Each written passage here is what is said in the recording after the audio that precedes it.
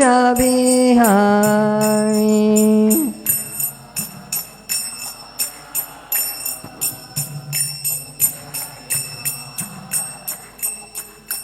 Gopi Jana Ballabha Giridharadari.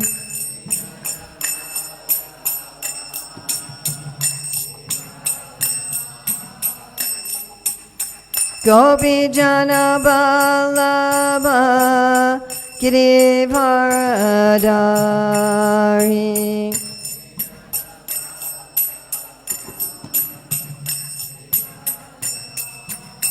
Yasodanandana Brajajana Ranjana Yasodanandana Brajajana Ranjana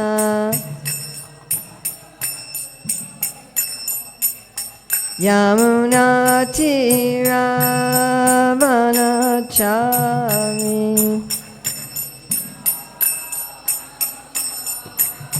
Yamuna Tiravanachari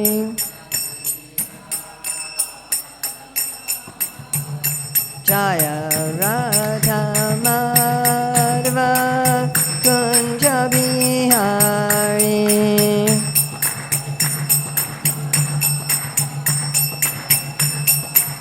Jaya Radha Madhava Kunja Bihari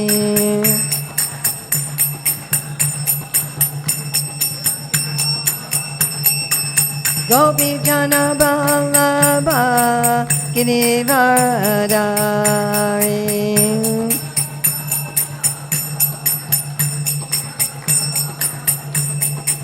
Gopi Jana Ballabha Giridharadari.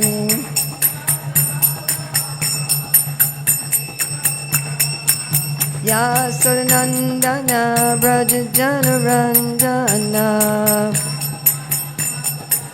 Yasodanandana Brajajana Ranjana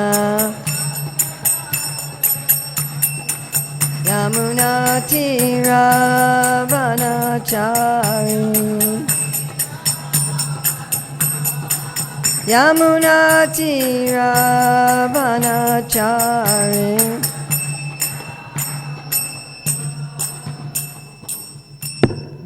Jayam Vishnupad Paramahamsa Parivrajikacharya Asatara Satashishi Mad His Divine Grace A.C. Bhaktivedanta Swami Maharaj Prabhupada Ki Jai ISKCON Founder Acharya Srila Prabhupada Ki Jai Anantakoti Vaishnav Vrinda Ki Jai Namacharya Srila Haridas Thakur Ki Jai Prem Shri Kaho Shri Krishna Chaitanya Prabhu Nityananda Shri Advaita Gadadhar Shri Vasadi Gaur Bhaktivinoda Ki Jai Shri Shri Radha Krishna Go Gopinath Shai Mukunda Radha Kunda Giri Govardhana Ki Jai Vrindavan Dhama Ki Jai Mathura Dhama Ki Jai Navadvip Mayapur Dhama Ki Jai Jagannath Puri Dhama Ki Jai Gangamaya Jamuna Devi Ki Jai Bhakti Devi Ki Jai Tulsi Maharani Ki Jai Samaveta Bhaktivinoda Ki Jai Gaur Premanande. All glories to the assembled devotees. All glories to the assembled devotees. All glories to the assembled devotees. All glories to Sri Guru and Gauranga. All glories to Srila Prabhupada. Nama Om Vishnupadaya Krishna Prasnaya Bhutale Srimate Bhaktivedanta Swami Niti Namane Namaste Sarasvati Deve Gauravani Pacharni Nirvase Sisannivadi Paskachate Satarni Vandeham Sri Guru Sri Yuta Padakamalam Sri Gurun Vaishnavamscha Shri Rupam Sagrajatam Sahagana Raghunatham Pitam Stam Sajivam Sadvaitam Sadvadutam Parijana Sahita Krishna Chaitanya Devam Shri Radha Krishna Padam Sahagana Lalita Shri Vishakam Vitamscha Vanchakalpachupascha Kripasindhavyevacha Patitanam Pavanevyo Vaishnavebhyo Namo Namah. So we are going to be having a 6-part study of the Splendid Instructions to the Mind by Raghunath Das Goswami. So we arranged to publish a translation of this book I don't have any copies of the book with me. They're a little heavy and I didn't bring them. You can get them from Golden Age Media in India as a 1-volume hardback. You can get it on Amazon as a 2-volume paperback. You can also get it on Amazon as a Kindle book. And somebody made an audiobook of it.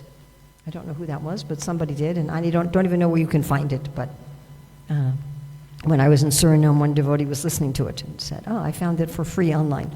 So it is also available there. Okay, is someone bringing a flip chart? Oh, it's on that side. Yes, I'm blocked on this side.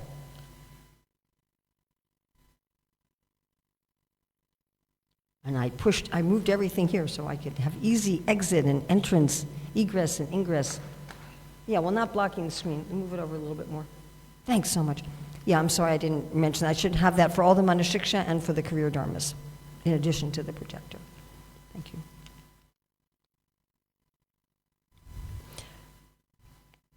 So this is what's on the cover of our book. This is Mahaprabhu giving Raghunath Das Goswami his Govardhan Shila. This is what the book looks like.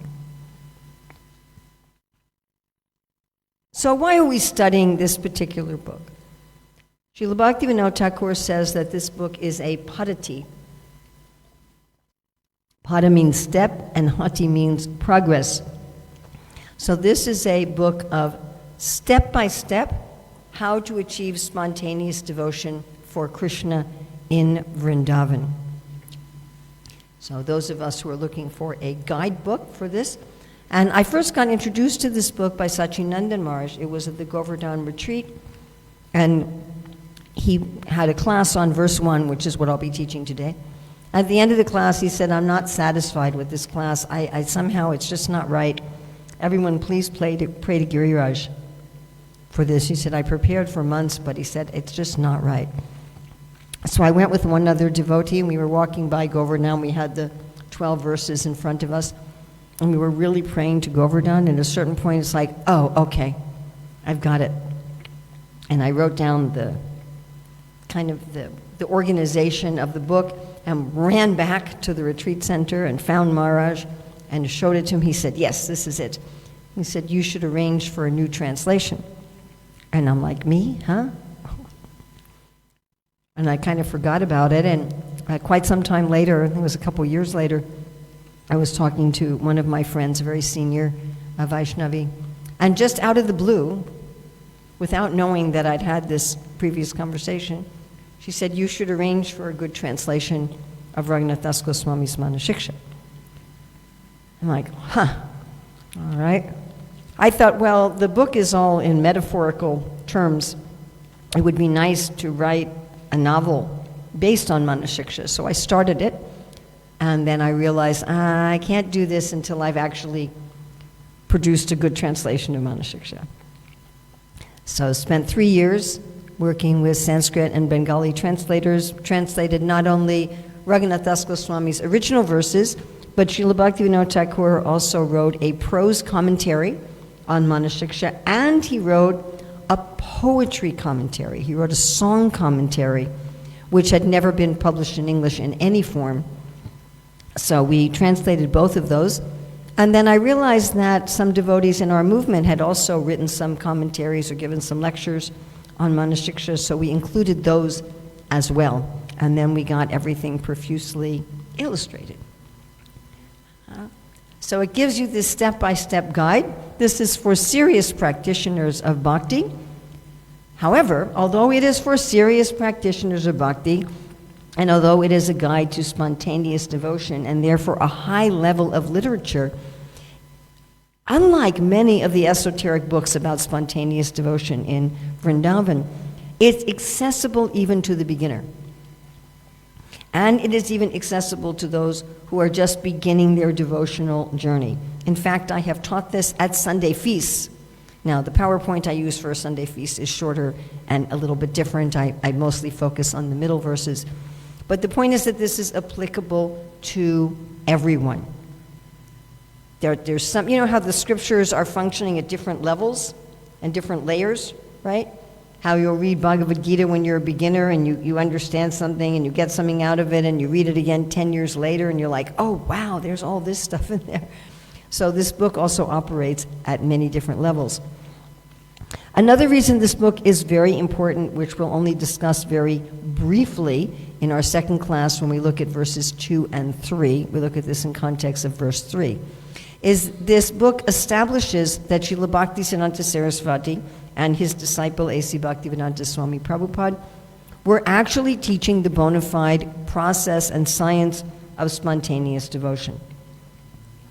So we'll talk about this more in our second class. There's a whole chapter in the book on this topic that I wrote called The Importance of Manah-siksa.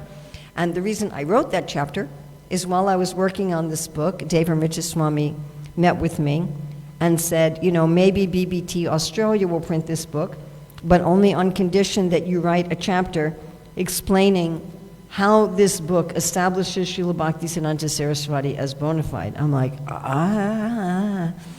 And finally, after about a year, I thought, okay, I'm going to do that.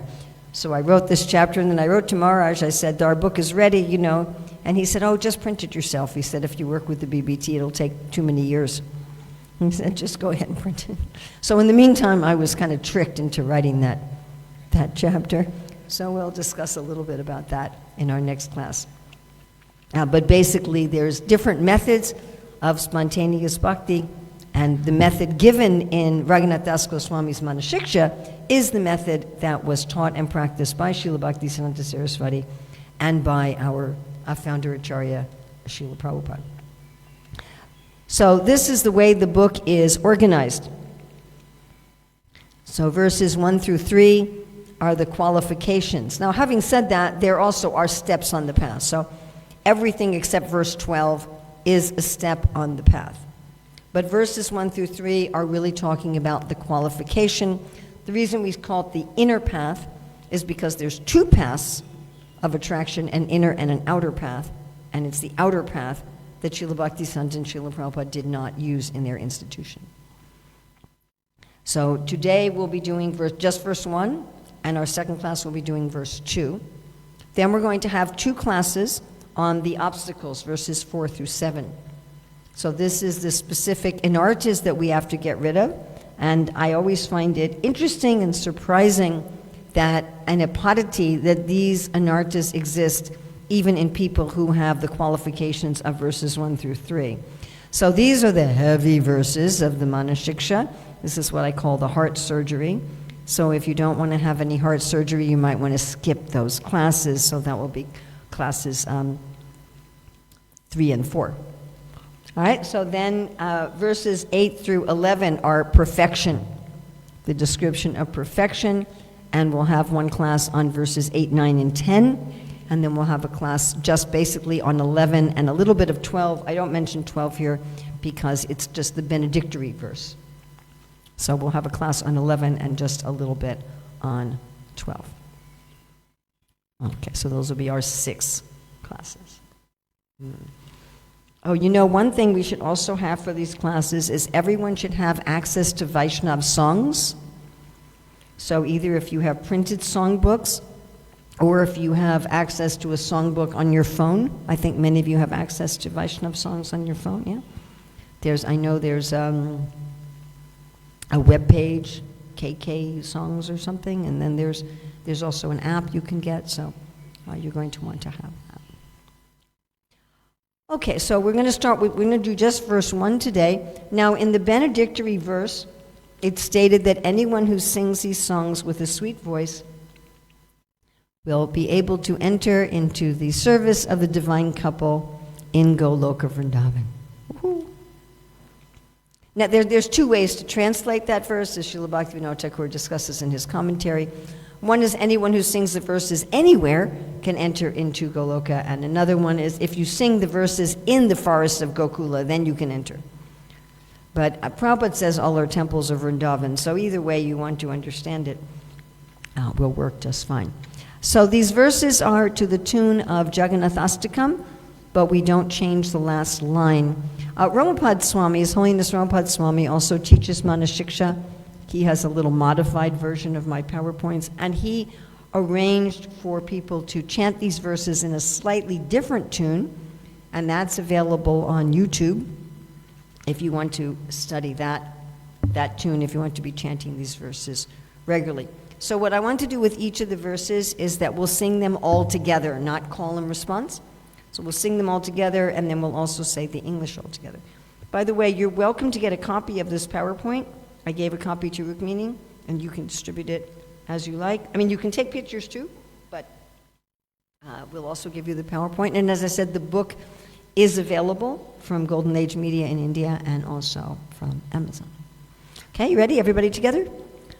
Guru goste gostala Yeshu sujane bhusuragane swamantra trinamni vrajana vayuva dvandva sarane sadadambam hitva kururatima purvam atitaram Aye swantar bratas chatubiya biya chedrita padaha. And if we can say the English all together also. O dear brother, O mind, having given up all pride, please develop unprecedented and excessive attachment to Sri Guru, to Sri Vrindavana, the abode of cows, to the devotee residents of Vrindavana, to all the devotees on this planet, to the confidential mantra given by Sri Guru, to the holy names of Sri Sri Radha Krishna, and to the process of surrendering to the fresh youthful couple of Raja, holding your feet, I beseech you with sweet words. Can you all see the screen clearly from there? So how nicely he's talking to his mind. Right? We know that Srila Bhaktisiddhanta Saraswati Thakur talks about beating our mind with sticks and shoes. But here he's saying, my dear mind, I'm holding your feet. You're my brother. I speak very sweetly to you. You know, sometimes when you deal with a difficult person, you have to be extremely polite. And if you're worried about the sticks and the shoes, we will get there. Okay? Especially in verse 6. And verse 6 and verse 7, Srila Raghunath Das Goswami really gets out his sticks and shoes. All right, we have this unprecedented and excessive attachment. And it's so interesting that Srila Raghunath Das Goswami starts his book with attachment. We generally think of yoga as involving detachment. So bhakti yoga is a little different from the other types of yoga. So in the other types of yoga, you want to become detached. You basically want to pour out all your attachments from your cup and have an empty cup. So bhakti yoga is a little different. So our material attachments, do you have in South Africa fake juice? Can you buy fake juice? Yeah, so you can buy a big jug of it, right? So it's water, sugar, artificial color, artificial flavor. Maybe they put a few drops of juice in it so they can say contains real juice, right? Like 0.1% or something. So we have our cup full of fake juice. All our material attachments are fake juice.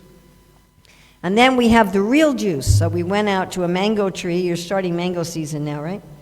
So we went out to a mango tree. We picked fresh, organic, tree-ripened mangoes, and we've got a bottle of mango juice, and we start pouring that into our cup with the fake juice. So what's going to happen if we keep pouring and pouring and pouring? Right, the fake juice the proportion will keep changing, right? We'll gradually have less and less fake juice and more real juice. And we never will have an empty cup. So this is our process. It's given by, explained very nicely by Srila Vishwanath Thakur in his Madhurya Kadambini, where he says we start out where our material attachment is absolute and our attachment to Krishna is just a tiny little trace. And at each step, Prabhupada uses the words gradually and proportionally. At each step, as we raise our attachment to Krishna, our attachment to Maya decreases. And Nishta is about halfway. And eventually, Our attachment to Krishna is absolute, and our material attachment is 0. So in the 12th chapter of the Bhagavad Gita, Arjuna asks, shouldn't I first get rid of all my material attachment? Shouldn't I first become purified and realize the self or Brahman and then do bhakti? And Krishna says, well, you can do that, but klesho dikartarashtesham, that will be a lot of klesha. It will be a lot of trouble. First of all, it will be a lot of trouble to try to empty your glass. Then once you have an empty glass, it will be some trouble to cultivate spiritual attachment. Now you notice the first word here is guru. That's why I say this book is designed for people who are already somewhat serious, because you can't be attached to a guru if you don't have any. Right? He also mentions about mantra, being attached to the mantra, which means the Diksha mantras. So Namni means the holy name, the Hare Krishna mantra, but Swam mantra means the mantras we receive at what we call second initiation. So this first verse is assuming that you already have those. It's hard to be attached to something you don't have. But as I say, even beginners can also benefit from this. I talk to beginners. I talk about in terms of being attached to the people who help us on our spiritual path. Okay. So can you give me the list, preferably without looking? See if you can give me the list, and you can look back to check. Where should we have this attachment? To whom? To Guru, to Vrindavan. Again, see if you can remember without looking at the screen, and then you can look at the screen to check. Devotees.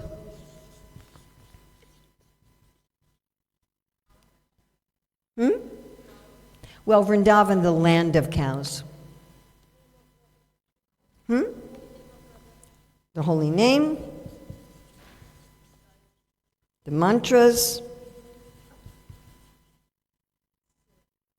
Yes, surrender.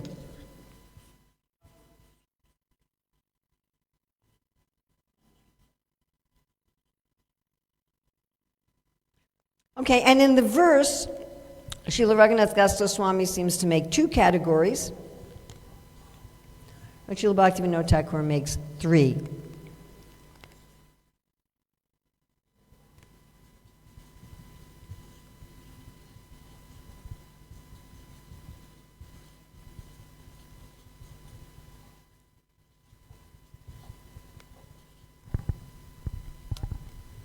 We'll get there.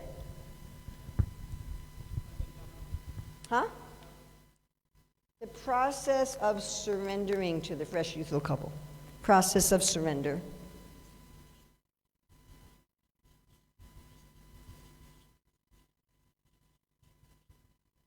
All right.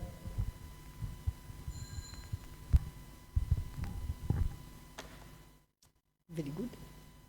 Okay, so we're going to go through these one by one.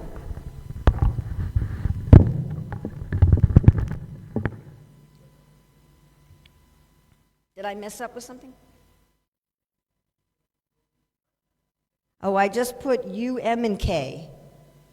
That's for Uttama, Madhyama, and Kanista. And yeah. And we'll go over that in a moment, so don't worry, we'll. By the way, when you teach, one teaching technique is to create a mystery that then you solve. No, seriously. We're all hardwired to like mysteries. Krishna must love them. Okay, so first is Guru. So Srila Bhaktivinoda Thakur explains that this is our Shiksha Guru and Diksha Guru, and anyone who helps us on the path of bhakti, really. It's not just like our official Diksha Guru, but anybody who acts as a teacher in the science of bhakti. And Srila Bhaktivinoda Thakur says, don't just see your guru as a sadhu, but see your guru as a well-wishing friend. So how did Srila Prabhupada sign his letters? Your ever well-wisher. Now, I was at a class in Ujjain where Bhakti Churu Swami said, your guru's not your friend. meaning your guru is not your buddy. You know, when Prabhupada first met Tamal Krishna Maharaj, before he was Tamal Krishna Maharaj, Prabhupada was at a hippie nudist camp, and Tamal Krishna, who was nude, came up to Prabhupada and slapped him on the back and said, "How you doing, Swami?" or something like that. So, not that we should see our guru like that as a casual, informal buddy, but we should see that they're actually our friend. There's someone who really cares about us. In other words, that there is a personal, caring relationship. It's not just this is some sadhu. And then, attachment to the process of surrender. And Bhaktivinoda Thakur comments, to have exclusive and one-pointed attachment to the youthful couple of Raja as dear as life. Now, being attached to the process of surrender is actually difficult, because the process of surrender involves letting go of our false ego. And our false ego is what we think is us. We have this deep-seated fear that if I let go of my false ego, I will cease to exist. So that our false ego is thinking, I am this body, you know, I'm a white American New York woman, you know, that like that, right? Or I'm whatever, I'm from Brazil, or I'm from South Africa, and my family were originally Gujaratis, and, you know, whatever is our particular bodily thing, and then our mental thing, you know, I'm a conservative, I'm a liberal, I vote for this party, I vote for that party, I like this kind of thing, I don't like that kind of thing, I'm reserved, I'm outgoing, I'm whatever it is, you know, all of our particular personality in this life, which, by the way, is not our eternal personality and probably wasn't our personality in our last life, and if we have another life, will probably not be our personality in our next life. And then I have all these, you know, family members. These are my parents, my brothers and sisters, maybe my spouse, my children, you know, these are all mine, and these are my possessions. This is my computer, and this is my backpack, and, you know, this is mine, and these are my, you know, my education. These are the degrees that I have. These are the places, and I got my degree from this university, and, you know, that like that. And this is my Jai Shishi Radharani. This, all of these things. This is all false ego. I have this kind of occupation and this, and they define us. And we think that if I let go of thinking that this is me, then I would have no existence. But surrendering means that I revive my original personality, my original body, my original relations, my original possessions even. Right? There's a nice verse in Brahma Samhita how we have our original home and possessions in the spiritual world, and that I let go of identifying with this world. I still work in this world according to that identity, but I don't identify with it. Like if you lend me your car and I'm using the car to drive, I'm using the car to drive, but I don't think it's my car. Clear? Yes? So to be attached to the process of surrender means to become attached to things which, materially speaking, appear extremely difficult and painful. They're not. They're actually blissful and liberating, but from our perspective, they look difficult and painful. An analogy you can think of is an addict. So if someone, thankfully, I've never been addicted to anything in this lifetime, but those who get addicted to any kind of drugs or alcohol, tobacco even, you know, I understand it's a very painful journey to give it up. And the people generally consider, even if they've been sober or smoke-free for 20 years, they still think, I'm an addict that has to be careful. And usually it's a very difficult process and extremely painful and stressful. Whereas as they come out of it, they say, wow, this is liberating. I feel so much healthier. I feel so much clearer. I'm so happy that I'm out of the process. So this process of surrender is very much like that. We're giving up something that we're attached to and we didn't need to be attached to. Then attachment for Vrindavan, the land of cows, the holy places. to cultivate this loving attachment. Now, of course, Bhagavad Das Goswami says this is unprecedented attachment. It's not like material attachment. Material attachment, I'm attached to someone because of what they can do for me. Spiritual attachment, I'm attached for how I can serve. So it's unprecedented in this world. And excessive, a great attachment. Not like, yeah, I'm attached to Vrindavan. Yeah, I'm attached to Guru. But this intense attachment. So what does it mean to be attached to the holy land of Vrindavan? First of all, this also includes a temple like this. This is also Vrindavan. It even includes our own little altar at home. If you have a shelf, a bookcase or something where you've set up a sacred space, and then if Krishna is there, his abode is there. So this means we have a mood of service for the Dham. Like I notice here in this temple, that the temple is kept very, very clean. It's a very well-maintained, clean property. Of course, part of the reason you do that is by having hired people. But the point is that there's a mood of having it very clean and well-maintained. And if I point out that something is broken, there's some effort made to get it fixed. That means attachment. I was just hearing a class where Prabhupada said that if you don't clean things and you don't fix things at the temple, it means you think the deity is a stone statue. So this is the evidence.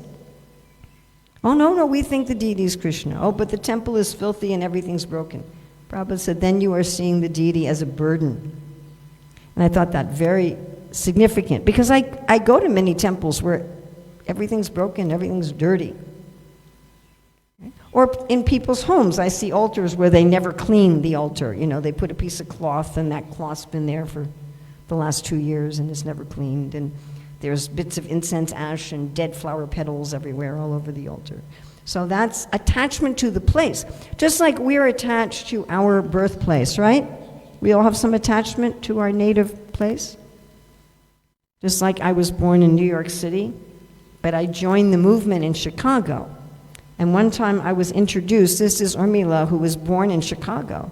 And immediately I felt really upset. Like, I wasn't born in Chicago.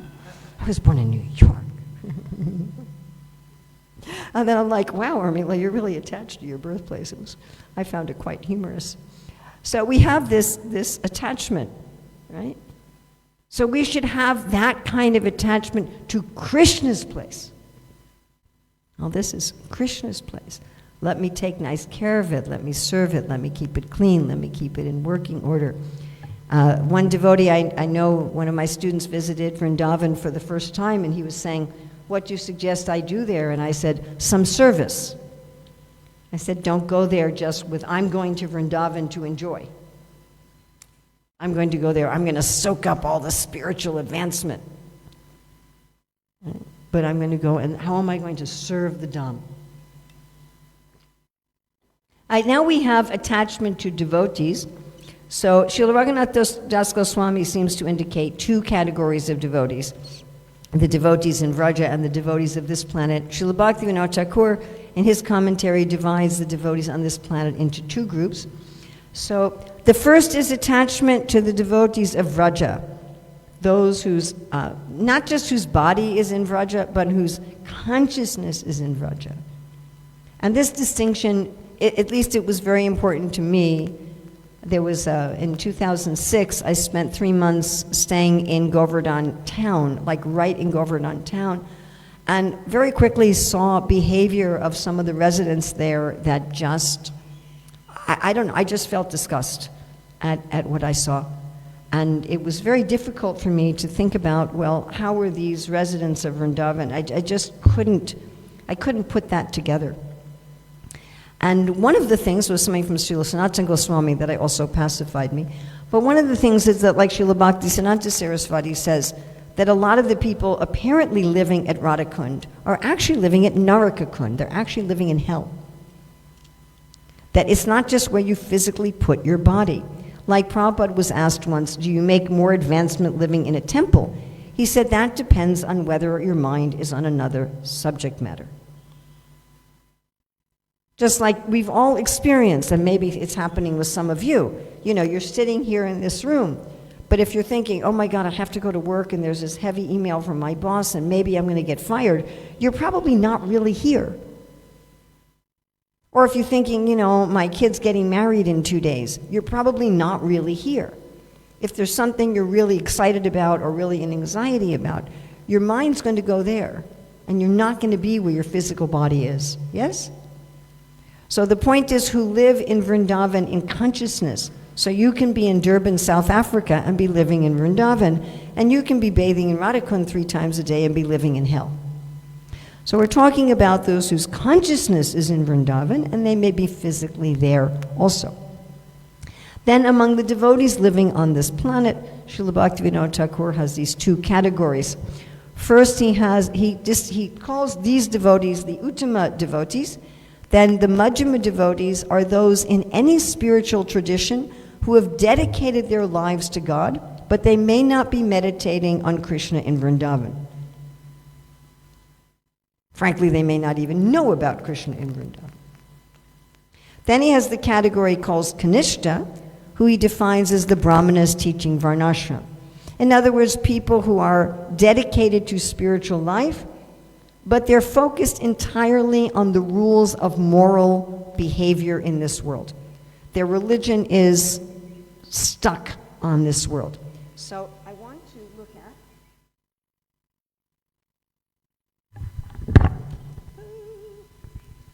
want to look at the fact that we should have great attachment, excessive attachment to all these types of devotees.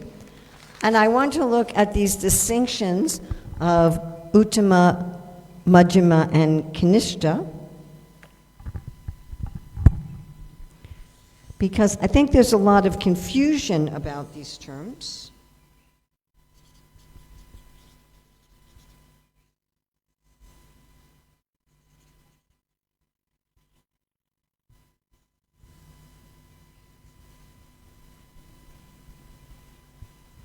Okay, so here we have in the Manah-siksa,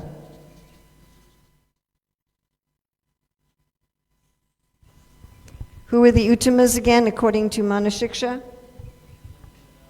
Those who live in Vrindavan.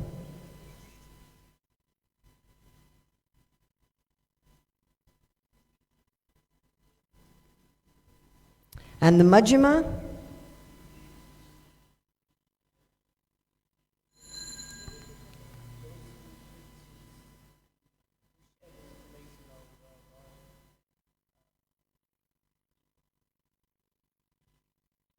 Anyone else want to try? Yes?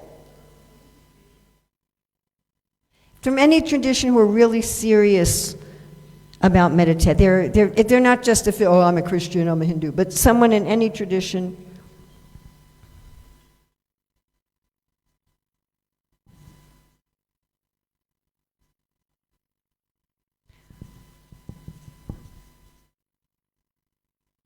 who seriously worships the Lord. Anybody want to try for the Kanishta?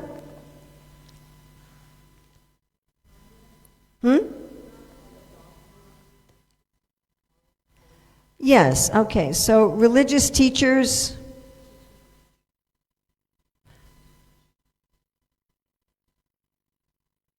they focus on moral codes and behavior. Okay? Now these words, Uttama, Madhyama, and Kanishta, are interesting. Kanishta just means not steady. So it means a beginner. Madhyama means middle, literally means like intermediate. And Uttama means above ignorance, and it just means higher. So this means, advanced, intermediate, and beginners. Okay, can somebody tell me the definition of Uttama, Madhyama, and Kanishta? We have the 11th canto definition. That's the one you're going to hear most often from Srila Prabhupada. So it's all over Prabhupada's books and lectures. When he talks about Uttama, Madhyama, and Kanishta, he's usually giving this one. So the one you're most familiar with will probably be that one. Then we have the Nectar of Devotion, which gives these categories in terms of qualification for taking up Vaidhi Bhakti. It's a little different perspective. And we have the nectar of instruction, text 5, which tells us how we can choose association. So anybody want to help me fill out these squares here?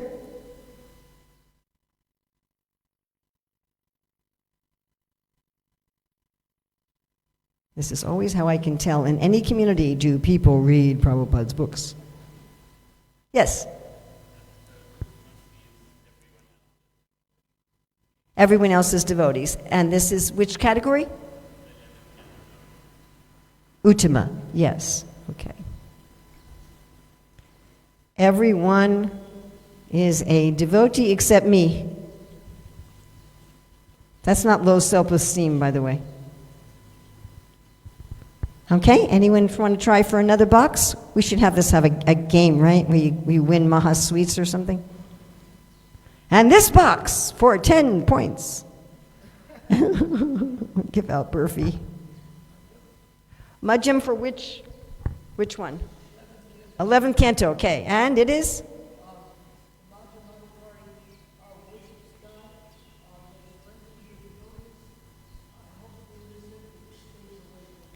Excellent. So actually it says love for God, prema. Love for God, friendship with devotees,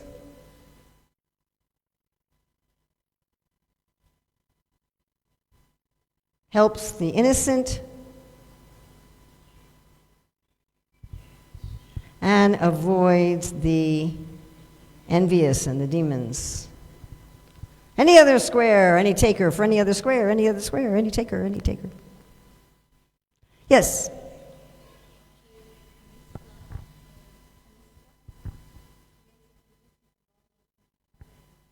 And nowhere else. Okay, so this is also 11th canto. God is only in the or my temple and cannot recognize devotees. So this is the most common religious person in the world.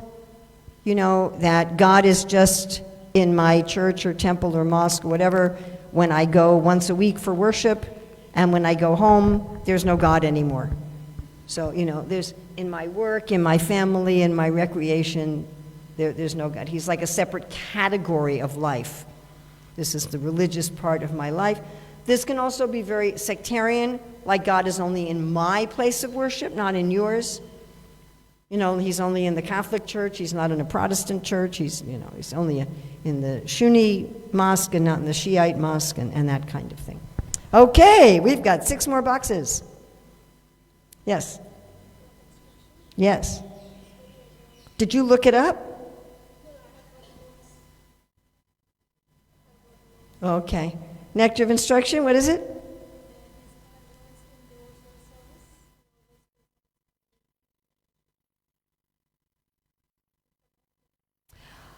Okay, just the verse. You're going to the purport. I'd like you to just look at the verse. Well, that's another one, and I'm not sure exactly where that's from, but here we have offensive, clearing, and pure chanting having to do with the holy name. I'm not exactly sure what the source of that is. Well, you're kind of close. The nectar of instruction, the kanista is one who chants the holy name. Okay?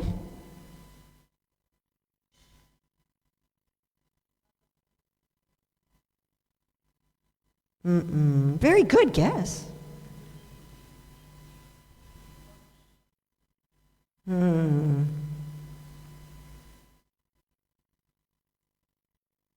This is actually important because in the previous verse, Srila Rupa Goswami talks about the 6 loving exchanges, and in this verse he tells us with whom to have these exchanges. Yeah?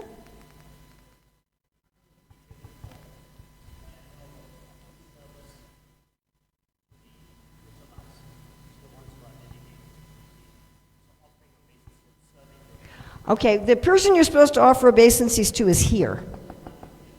Yeah, that's where it starts. So you don't have to start here, but you start here. Here you show respect, here you offer obeisances.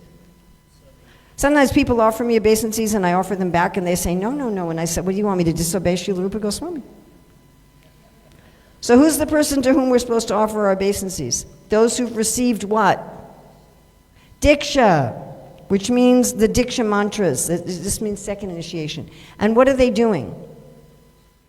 Worshipping the deity. They've received the mantras and they're actually worshipping the deity.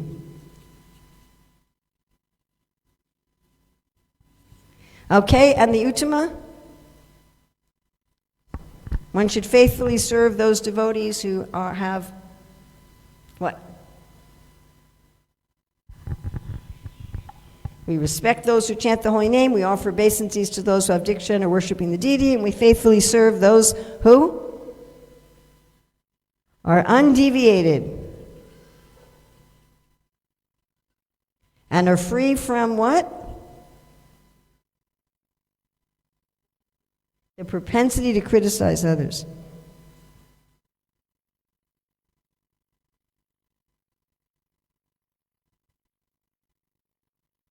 So that's not just like I think something critical of you and I'm like,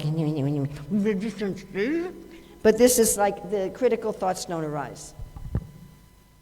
Okay, we're at Nectar Devotion. This is the qualification for taking up Vaidhi Bhakti. What might help you to remember it is Vaidhi Bhakti is based on Shastra, following the rules of the Shastra. So there's 3 levels of qualification for taking up a process of Bhakti that is based on following Shastra.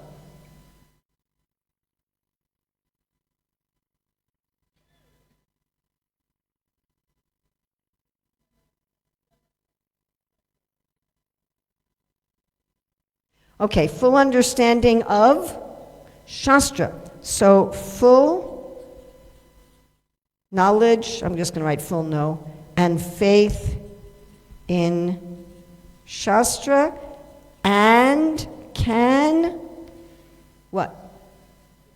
Convince others. I knew you guys knew this stuff. Okay, and the Majjhima has, can't always convince others, so full, wait, I have 3 L's. He really has full knowledge, there you go.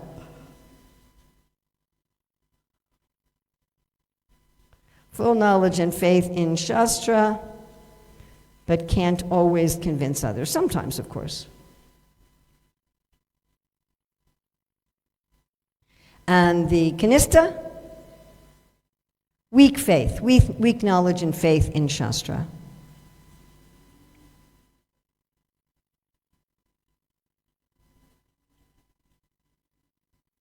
And these are, again, the qualifications for taking up Vaidhi Bhakti, where if it's hard to follow the Shastra if you don't know the Shastra, and it's hard to follow the Shastra if you don't have faith in the Shastra.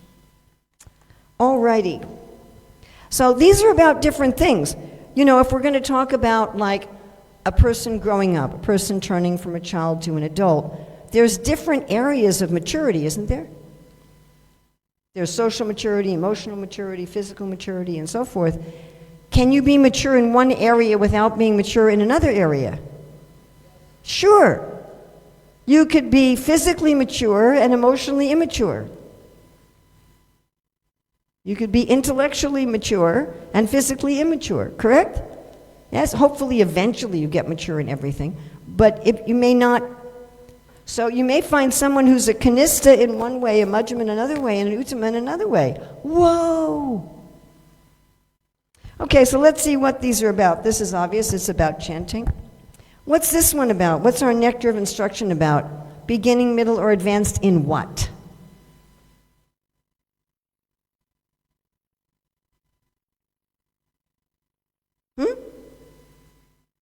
Engaging in the process. Is that what you said? Engaging? Is that what you said? Oh, and then the process, and how much they're dedicated to the process, how much they're following the process. They're just chanting, they're really taking initiation. Hello, birdie. You know, or they're full-on undeviated. Oh my. This is what we conditioned souls are like.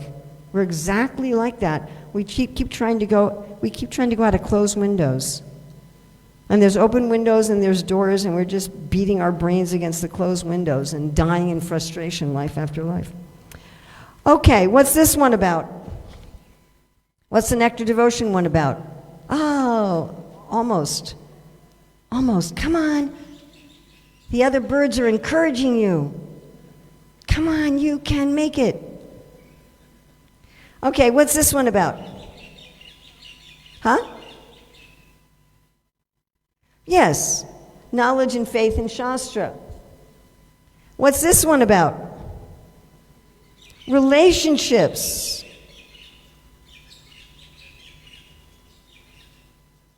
They actually are encouraging their friend. You can come out, you can come out, you can. The devotees are like that. You know, they're saying, come on, come on. We're like, I'm scared. I banged my head against the window last time. But this is an open window. I'm not sure I believe that. It looks just like the other ones. No, this one is actually, I don't know. Okay, now what's this Manah-siksa one about? Our object of worship. Do we see God as just related to the world? To being a good person in the world? Do we see God as transcendent but in a general way? Or do we see God as Krishna? So could you see God as Krishna but not yet have taken Diksha? Yeah? Could you have a lot of faith and knowledge in the scriptures and be able to convince others but be sectarian? Oh yeah, definitely.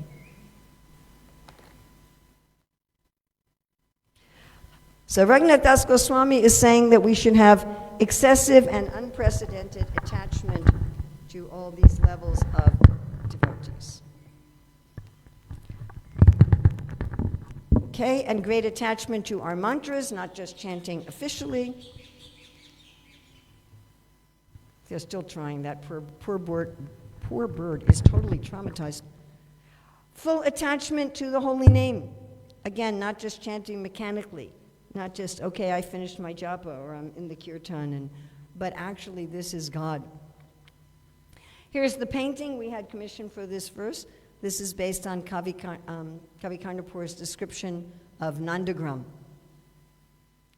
So in our book we have these 12 beautiful paintings that were done by Gananjana of Italy. Here's a close-up of some of it. So Bhaktivinoda Thakur says that we should not be depending on luck. He said we should actually be following the process, not just thinking, well, if I'm lucky, I'll attain Krishna. If I'm not lucky, I won't. And then, most important in this verse, Srila Raghunath Das Goswami says, Sada Damban Hitva, always give up pride. Pride and false ego are just like this. Always give up pride. And you might say, oh man, this is the first verse in the Padati. What am I going to, I guess I'm not coming to any other classes. Just going to quit right now.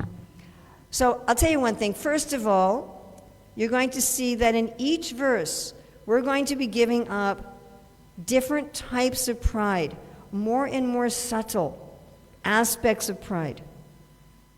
So Srila Raghunath Das Goswami can't possibly be asking us 100% to give up pride in step 1. Because we're not going to give up pride until verse 8, which is our penultimate class. When's our second to last class? Rukmini, when's our second to last class? Monday. So you don't have to give up pride for a week.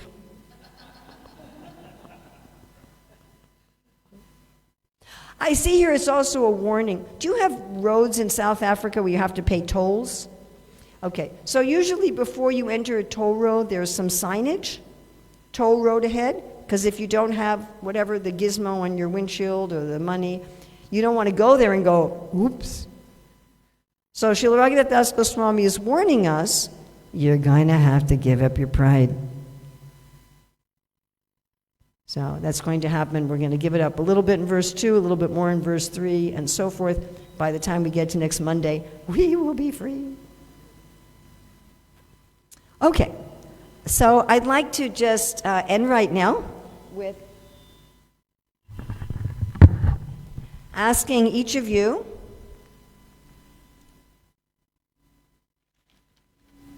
if you can make a little personal plan. Just pick one of these, please, just pick one. And think about how we have class again tomorrow, Manah-siksa again tomorrow. So between now and tomorrow morning, what's something you could do that would help increase your quantity or quality, or both, of attachment to any of these? Now, your plan should be something that you're actually going to do. Okay, please don't make a plan that I'm going to start chanting 150 rounds a day and only sleeping 2 hours at night. It should be something you're actually going to do, and it should be something that's not going to disrupt your life. It's not that, well, I'm going to do this plan and then my spouse will divorce me for it, Something that's going to work with your life, because if you haven't already done it, there may be some reason that you might want to look at. What's the obstacle for this? And it can be something relatively simple. I mean, sometimes we think about, well, if I'm going to have a big effect, I have to make a big change to get a big effect. That is not necessarily true. Just like two parallel lines, if one of them moves just a millimeter, it'll end up in a different place. So sometimes extremely small changes can have very big effects. Now, one thing, when I taught this many, many years ago, that I decided to do, that I'm still doing, and that has had a big effect on me, is really meditating on Prabhupada's pranam mantras whenever I offer obeisances. Now, sometimes I forget until I'm halfway through the first one. That does happen. All of a sudden at Vishnu Padaya, I'm like, oh yeah. But to really think about it, I try to say the mantras a little bit slowly, not but actually say it and think about what I'm saying. So how much time did that add to my day? I don't know, 5 minutes of time. How much effort? Very small effort, but it connected me much more in my quality of attachment to Srila Prabhupada. So it could be a very small thing, it doesn't have to be some huge thing. So I'd like you to please write it down. Now, if you feel comfortable, only if you feel comfortable, you can share your plan with your neighbor. You don't need to. If it's very personal, you don't need to. But if you're able to share your plan with your neighbor, telling someone else your plan is much more likely to result in it actually happening. So if there's someone that you're willing to tell your plan to, please go ahead and do that. So I'm going to give you 1 minute to please write down your plan and share it if you feel comfortable.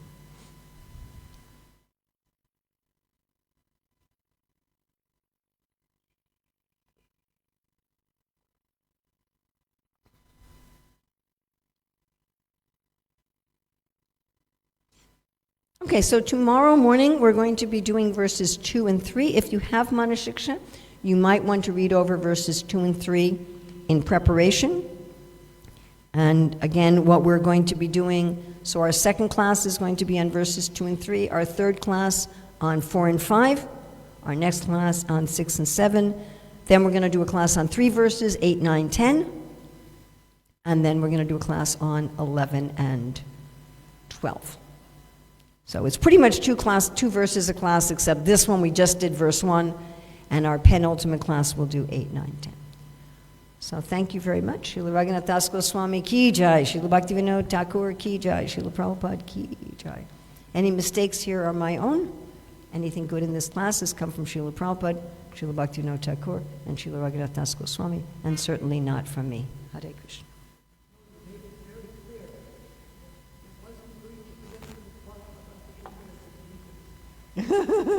Well, that we'll talk about tomorrow. All right.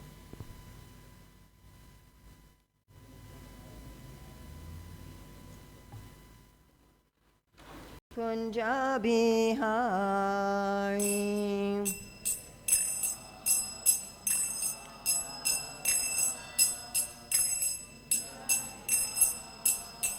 Jaya Radha Madhava Kunja Bihari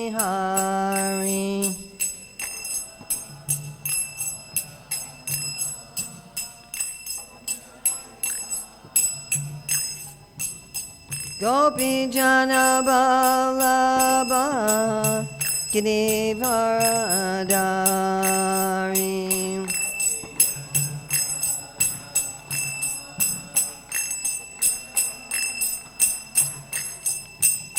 Gopi Jana Ballabha Girivaradari.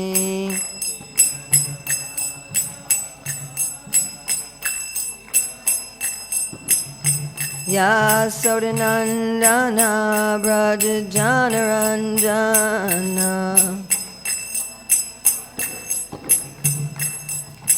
Jasodanandana Braja Janaranjana Yamuna Tiravanachari Yamuna Tiravanachari Jaya Radha Madhava Kunja Bihari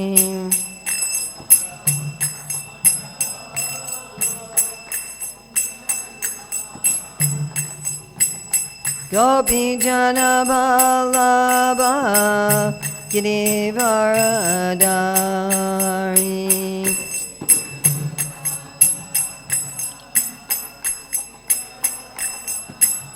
Yasodanandana Braja Janaranjana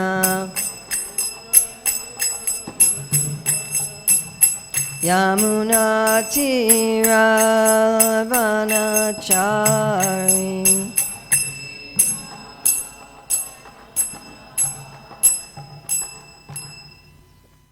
Jayam Vishnupad Paramahamsa Parivrajacharya Asatara Satyashri Srimad His Divine Grace Dasi Bhaktivedanta Swami Maharaj Prabhupada Ki Jai. ISKCON Founder Acharya Srila Prabhupada Ki Jai. Anantakoti Vaishnava Vrinda Ki Jai. Namacharya Srila Haridas Thakur Ki Jai. Prem Shri Kaho Shri Krishna Chaitanya Prabhu Nityananda Shri Advaita Gadadhar Shri Vasadi Gaura Bhaktivinoda Ki Jai. Shri Shri Radha Krishna Go Gopinath Shai Mukunda Radha Kunda Giri Govardhana Ki Jai. Vrindavan Dhamma Ki Jai, Mathura Dhamma Ki Jai, Navadvip Mayapur Dhamma Ki Jai, Jagannath Puri Dhamma Ki Jai, Ganga Maya Jamuna Devi Ki Jai, Bhakti Devi Ki Jai, Tulsi Maharani Ki Jai, Samavekta Bhaktivinda Ki Jai, Gaur Premanande. All glories to the assembled devotees, all glories to the assembled devotees, all glories to the assembled devotees, all glories to Sri Guru and Gauranga, all glories to Srila Prabhupada, Nama Om Vishnu Padaya, Krishna Prasnaya Bhutale, Srimati Bhaktivedanta Swami Niti Namane, Namaste Saraswati Deve, Gauravani Pacharane, Nirvasesa Sanyavadi Bhaskachyade Shatarane, Vandeham Sri Guru Sri Yuta Padakamalam Sri Gurun Vaishnavamscha, Shri Rupam Sagrajatam Sahagana Raganatam Vitam Stam Sajivam, Sadvaitam Sadvadutam Parijana Sahita Krishna Chaitanya Devam Shri Radha Krishna Padam Sahagana Lalita Shri Vishakam Vitamscha Vanshakapachubhischa Vipasindhavyevacha Patitanam Pavanevyo Vaishnavim. So how many of you were able to put into effect your plan yesterday for your attachment? How many of you were able to do that? Okay.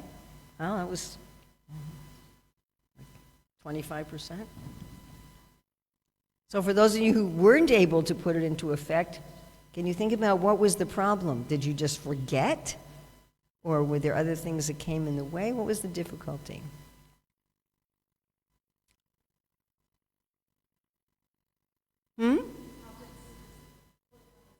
Old habits creeped in, okay. Any other thoughts about what was the difficulties? For those of you who didn't follow through with your plan?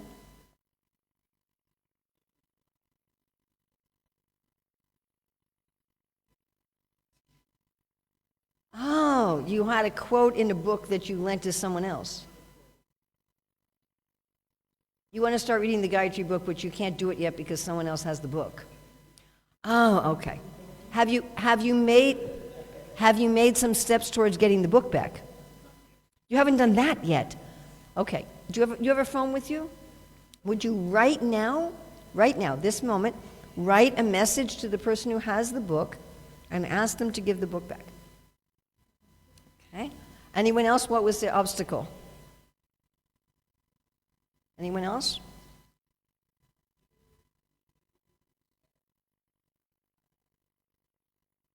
Oh, so you made a plan and then you immediately forgot your plan?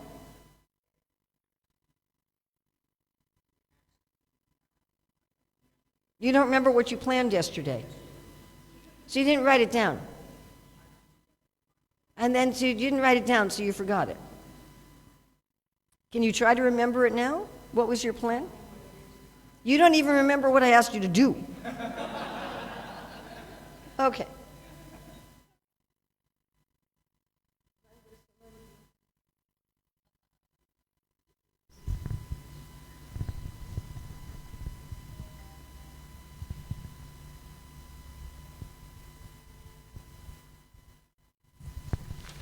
So before I put this down, what were the items, people, places, whatever, where Raghunath Das Goswami said we should develop unprecedented excessive attachment? Someone tell me, anybody? Guru. The holy places, what else? Someone else? Devotees, and with you must be the Gayatri Mantra. Okay, what else? Holy name. Process of surrender. All right, so I asked you all to make a plan. I asked you to make a plan by which you could actually do this, by which you could increase your attachment. I said to pick how many of them? How many? 1. Should I tell you how to make good plans that work? But first I want to ask some people who actually followed through on their plans. You don't need to tell me what your plan was. So some of you who followed through on it, why did it work? Yeah? If you like, that's up to you. You combine 2. Okay, well, you're efficient.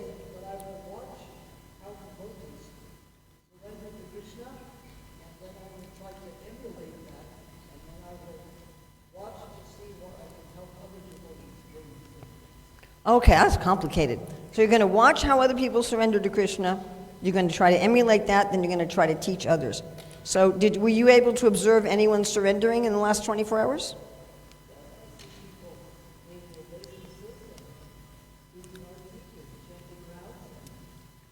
Okay, so you watch people offering obeisances. I'm repeating this for the internet folks.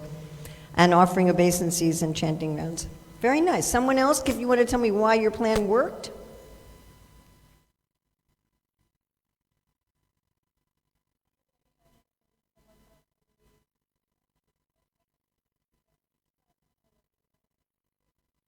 Okay, so yesterday you chanted a couple extra rounds, and in what? With more attention. Okay. And how were you able to get that to work? How were you able to actually do that?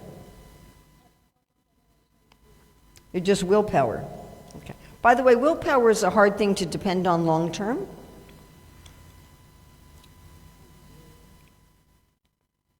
Anyone else whose plan worked?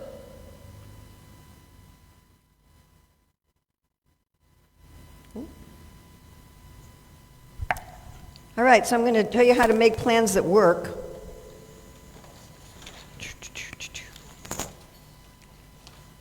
This is a basic formula, how to make plans that work. First of all, state them in the positive.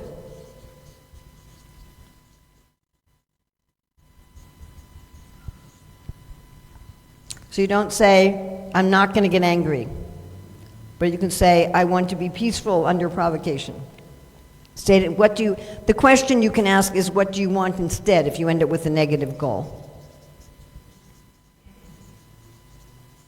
Or I, if it's for yourself.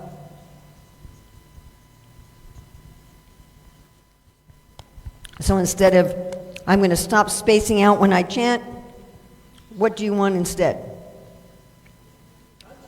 I'm going to concentrate when I chant, yes. So you ask, what do you want instead? This is useful with other people too. Like if you're saying to your kid, stop jumping on the furniture, It's more useful to say, would you please sit on the furniture instead of jumping on it? Or would you please get down from the couch instead of jumping on it?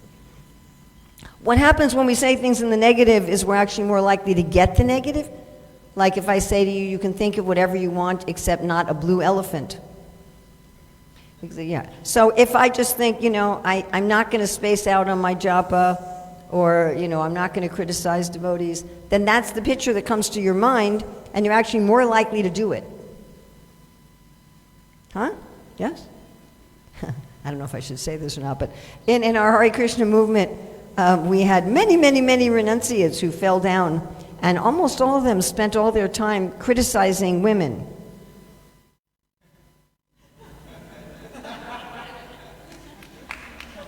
Women are bad, women are bad, women are bad. Families are bad, families are, and what were they meditating on all day long, So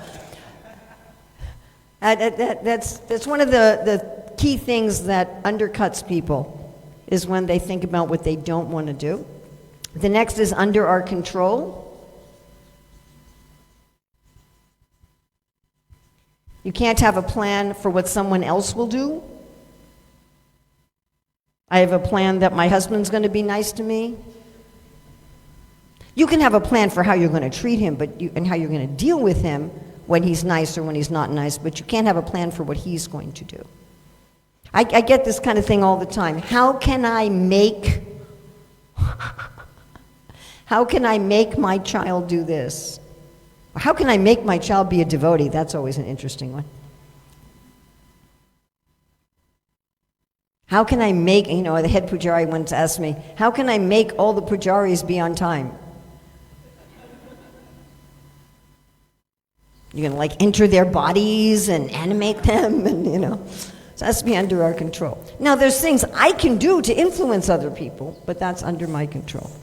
Okay, next thing is specific for thinking, feeling, and willing.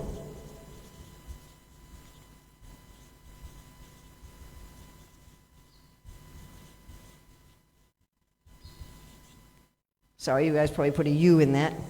So, if I want to chant some extra rounds every day, every day I'm going to chant more than 16, whatever, maybe 5 beads more or 1 round more. So that's behavior. What thoughts am I going to have about that? How am I going to feel about it? If I don't add those, it's not likely to be sustained. This is a whole system. How we think affects how we feel and what we do. How we feel affects what we think and what we do. What we do affects how we think and how we feel. Have your plan encompass all of them. And specific for time, place, and circumstance.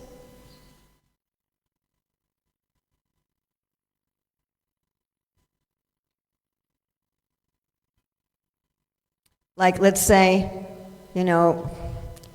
I want to increase my attachment to devotees by focusing on their good qualities. But is that appropriate 100% of the time? No. There may be sometimes we have to say, Prabhu,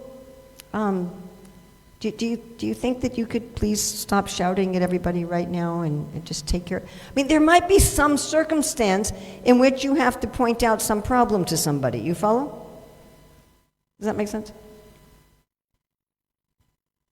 Or especially like your own children. If you just always only see the good in your children, they're going to turn out to be monsters when they grow up. You have to be able to correct them. So you might want to have some allowance here. And then, in harmony with your life, and you ask the questions, what is stopping me so far?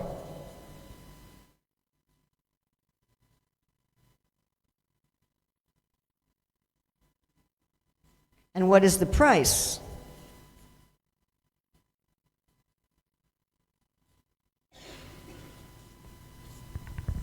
So why haven't I already read the Gayatri book that I own? Why hasn't that already happened? What price will I have to pay? Is that a price I'm willing to pay? And these are very important questions to ask. because there's some reason why we haven't already done it. Now, maybe we haven't already done it because we had never thought of it before, and the price is negligible or non-existent. Right? But it's a very important question to ask. Okay, so I'm going to go back now, and I'm going to ask you all, I'd like you to take a minute and make a plan. And write it down. I don't know why I don't have faith in that. I have no idea why I'm just not thinking, yes, that's actually what's going to happen, but somehow I'm just not. So maybe you can, like someone else has a piece of paper you can borrow and you can write it down. Please write down your plan, how you're going to increase the quantity or quality of your attachment to any one of these. Yes, take a piece of paper. This is called practical humility. Impractical humility is, I'm so low, I'm so fallen, when we don't believe it at all. But practical humility is, I'm not going to remember unless I write it down, so I have to borrow a piece of paper from somebody and a pen and write it down. That's practical. That's humility in action. So please make a plan. Something you're actually going to do. And then I'm going to ask you again tomorrow. So a lot of you won't even show up, right? Anyway. Pick one of these, how you're going to increase your attachment, either in quantity or quality.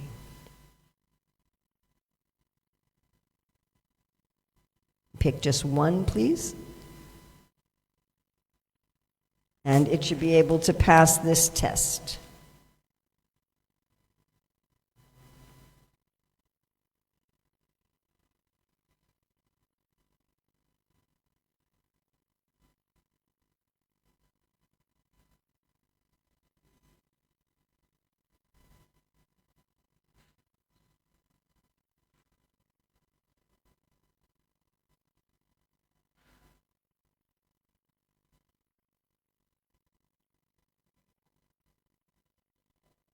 It can be a very small plan. It can be something small, simple. If it only takes you 2 minutes a day, it doesn't have to be big and complicated.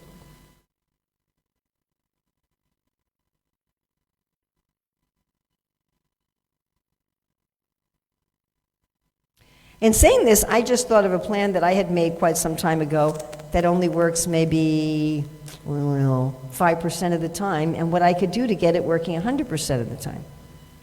So I had this plan that at the end of my Gayatri mantras, when I offer obeisances, to also say, thank you, Srila Prabhupada, for giving me these wonderful mantras. And I just realized that if I did that at the beginning of my Gayatri, before I chanted my Gayatri, that I'd be much more likely to really go deep into Gayatri, and I'd be much more likely to remember to do it.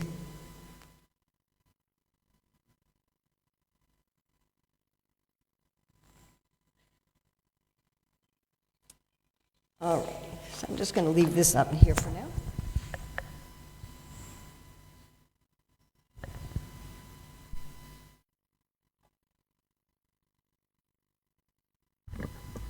So remember that Srila Raghunath Das Goswami says we should always give up what? Pride. Okay.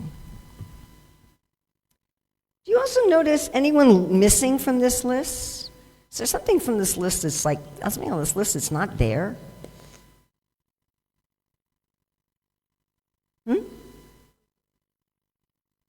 Verses? Shastra, yeah. Okay. Although really, being attached to Vrindavan devotees, mantras in the process of surrender implies that you're in touch with Shastra. Oh, no, on the screen there's just a number. No, the flip chart, sorry I wasn't more clear. Anything that surprises you? Knowing Raghunath Das Goswami and some of his history? Yeah? What's your thought?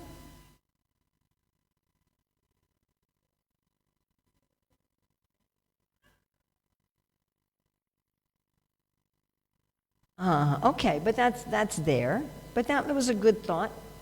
Lord Chaitanya. Lord Chaitanya is not on that list. Isn't that fascinating? All right. So let's see how we're going to take our first major step to giving up pride. And we're also going to find that about Lord Chaitanya. So if we can sing this all together again. Na dharmam, everyone together. Na dharmam, shruti gana niruktam kila kuru. Vraje Radha Krishna prachura paricharya mihatanu. Shati sunam nandishwara pati sutatve guruvaram. Mukunda prastatve smara paramajashram nanumanaha. English altogether. Indeed, do not perform any pious acts prescribed in the Vedas and supporting literature, or sinful acts forbidden in them. Staying here in Vraja, please perform profuse service to Sri Sri Radha Krishna. O mind, unceasingly remember the son of Sachi as the son of Nanda Maharaj, and Sri Guru as the dearest servant of Lord Mukunda. This is a verse that Srila Prabhupada quotes. Na dharmam, na dharmam. Don't do dharma, don't do adharma. What am I supposed to do? Like, that's all there is. Don't do anything good, don't do anything bad. I was just remembering when our youngest son was about 9 or 10. He one time said to me, Mata, don't tell me when I've done something good. Don't tell me when I've done something bad. Just don't tell me anything. I said, sorry, that's not going to happen. But if we just think, what am I going to do if I don't do anything good and I don't do anything bad? So one way to understand this is from Bhagavad Gita 6.3, where Krishna says that for beginners, they engage in work, and for those who are advanced in the yoga system, they give up work. So in the beginning, we may do pious acts, and as we advance, we don't do anything. But I don't know, could we not do anything? Krishna says we cannot not do anything. He says we have to always be doing something. Jai Shri Shri Radha Radhanath. Jai Shri Chaitanya Mahaprabhu. Jai Giriraj.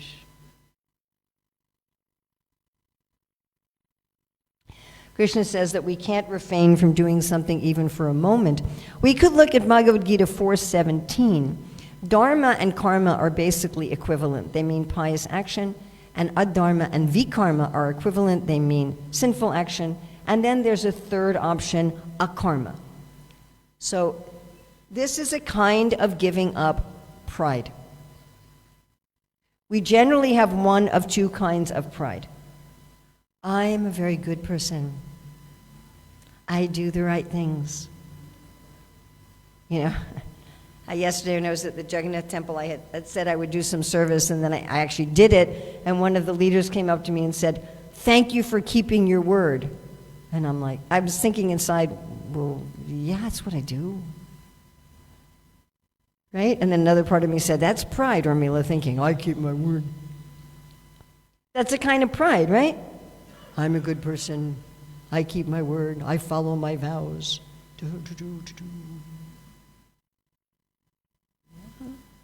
And in its most gross form, this is Rajagun. I am a good moral person in the world. I follow the rules. I build society. I'm a good person. And this can even come into our, get covered with devotional life, right? I'm a very good devotee. I'm a faithful disciple. I always keep my vows. I've always chanted my rounds. I've always followed the principles. I'm good. And then there's the pride of I'm a bad person. I'm a rebel. I do what I want. I'm outside the boundaries. And this can also creep into bhakti, can't it?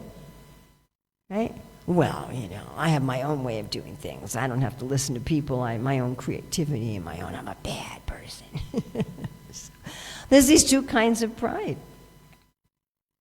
And whether we're doing just karma or vikarma, we're still entangled in karma. So there's another way of acting. We're going to be teaching on the weekend, Krishna willing, career dharma. Right?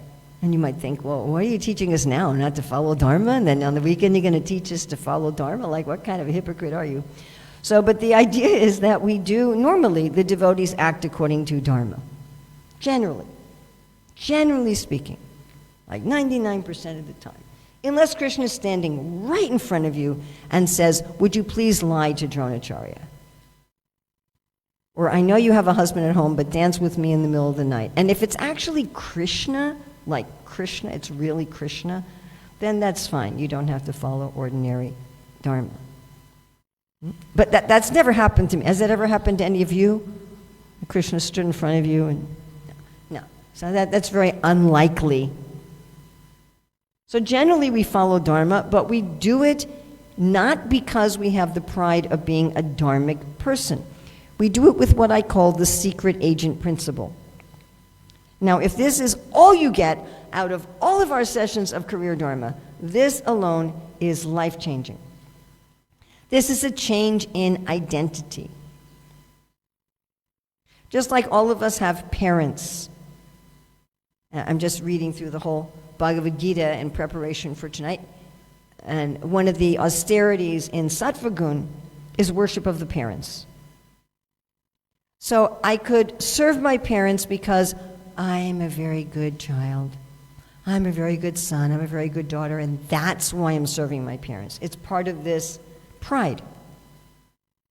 Now, what happens if I'm doing that? What happens if I'm taking care of my parents because I'm a very good son, I'm a very good daughter? Will my parents always, 100% of the time, agree that I'm a good child? Will they? No. Will I always agree that I'm a good child? No. If I have brothers and sisters, will they always agree?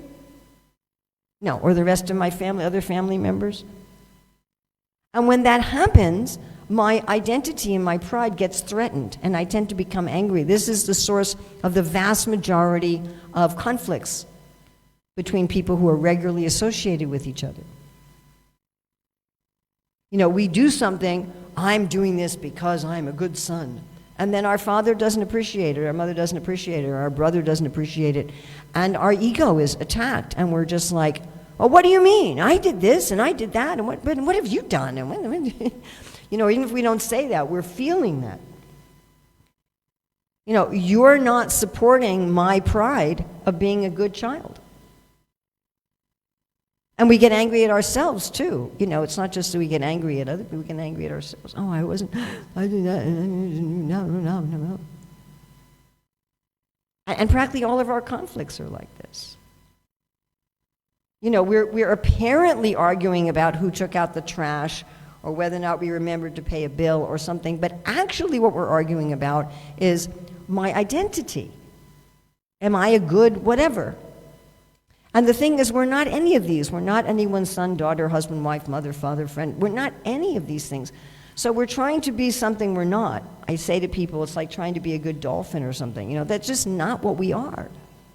So instead, we want to have our real identity. I am a soul. And the way I find it easy to think about is that I'm one of Krishna's employees, that I work for Krishna's company. And what does his company sell? What's the product? Love of God, right? Krishna Prema. Nice company product, right? And then everyone I interact with, they're in different categories. Some of them are colleagues in the Love of God company. Some of them are supervisors in the Love of God company. Some of them are customers. And some of them are potential customers. They're presently shopping at Illusion Mall, right? And then I see this is not really my mother. Maybe this is a colleague in the Love of God company. Maybe she's a customer. Maybe she's a potential customer. And superficially, I'm taking care of her because she's my mother. But that's just my cover story. You know, when you're a spy, you have to have a cover story, right? Like you can't just go to North Korea and say, you know, what are you doing here? Oh, I'm a spy for the South African government. You know, you have to have a cover story. You have to say, well, I'm an English teacher, or I'm selling computers or something, right? And then you have to actually do that cover story. When I was in China, there were devotees there working as English professors in a university. But they didn't go to China to be English professors. They went to China to preach. But they had to be good English professors in order to preach. So I should try to be a good son, good daughter, good wife, good husband, good mother, good father, good friend, good whatever.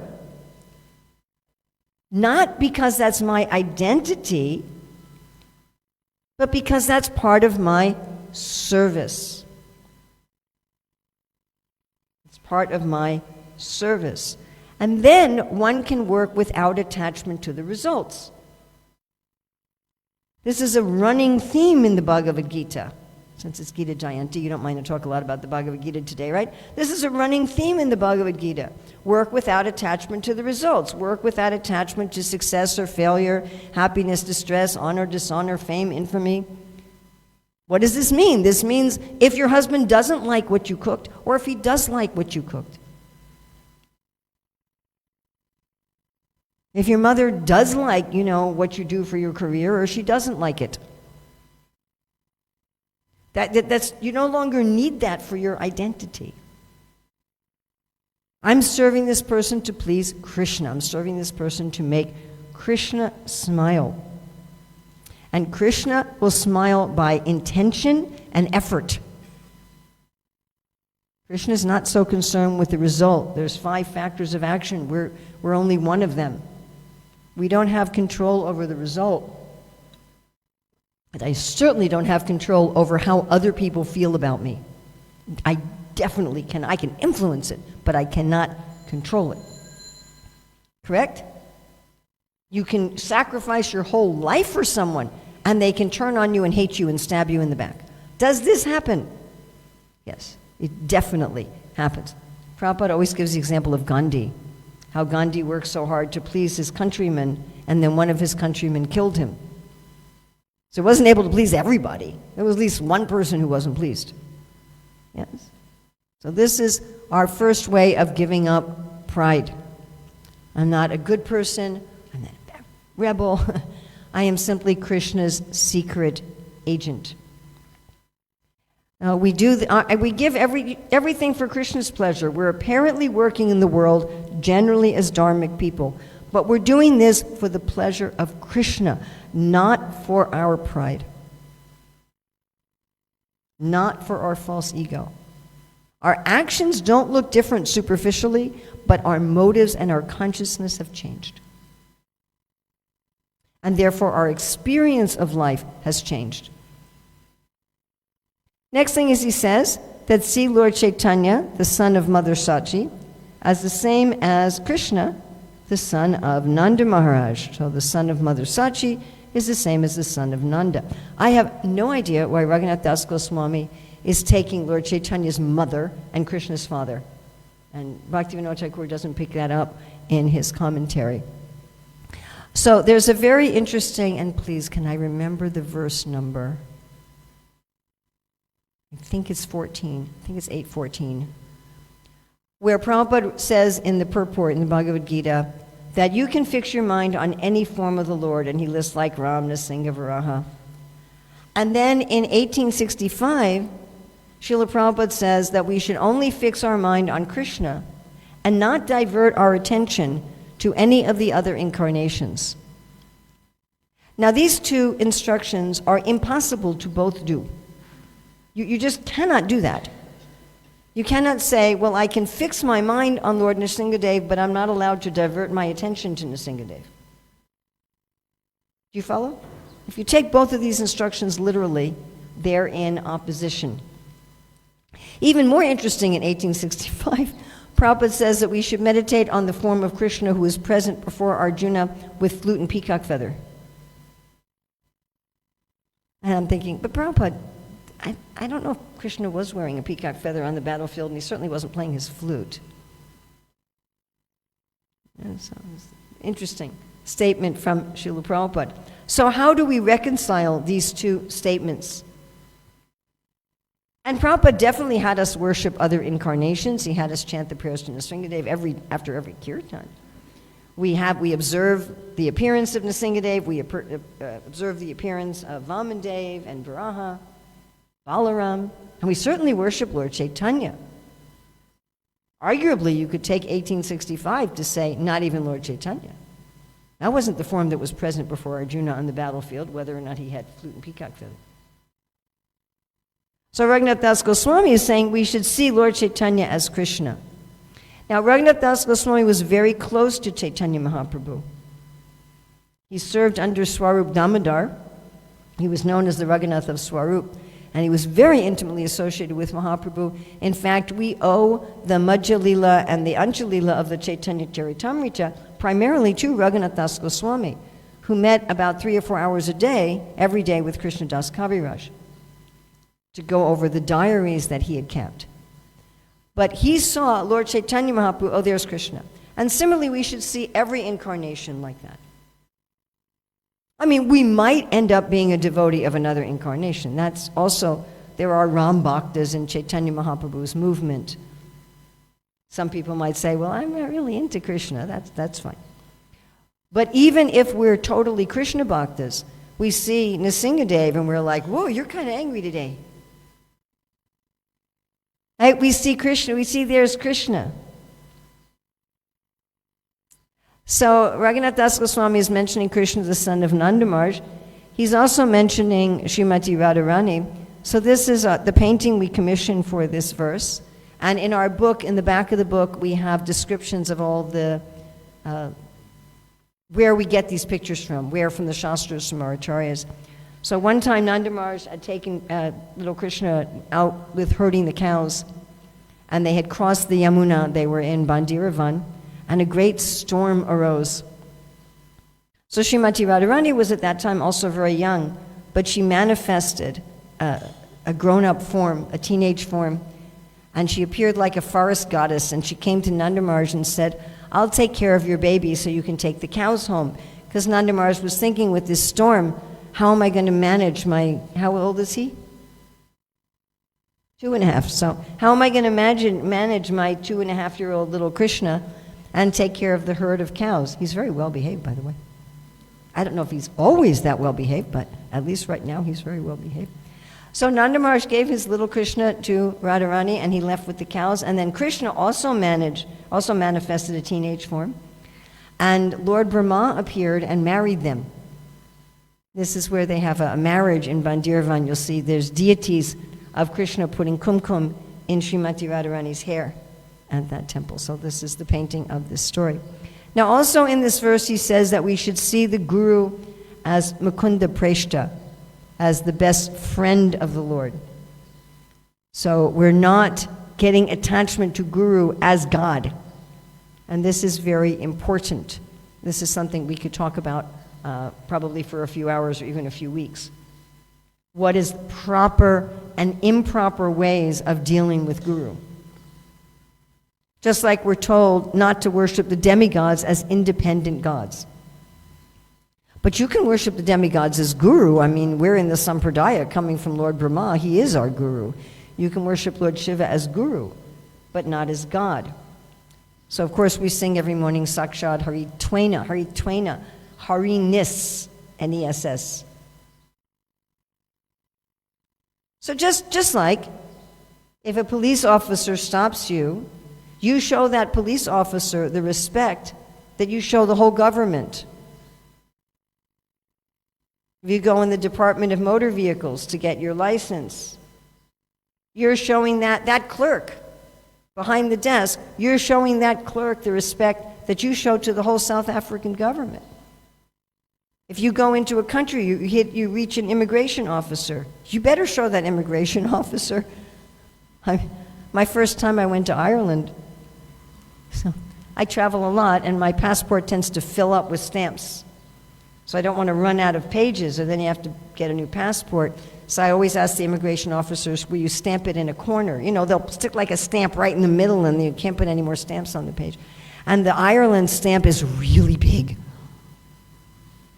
It's a small country, you know, so maybe they make up for it with a big stamp, I don't know.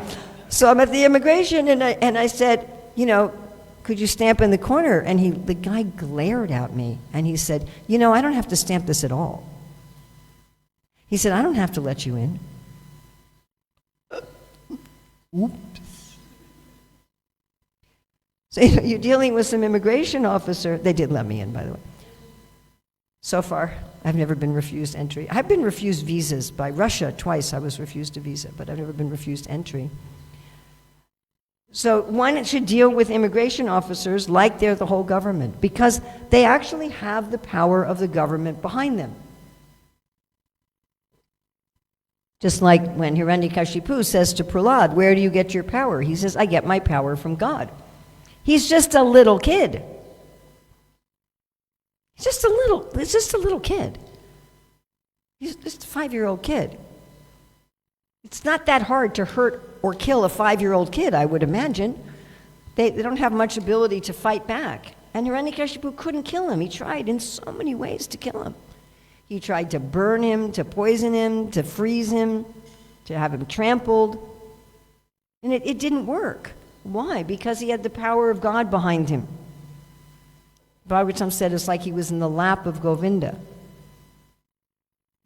So we respect the Guru because he has the power of God behind him. He represents God. Actually, some interesting quotes. Prabhupada says, Guru is not a particular man, but Guru is a principle.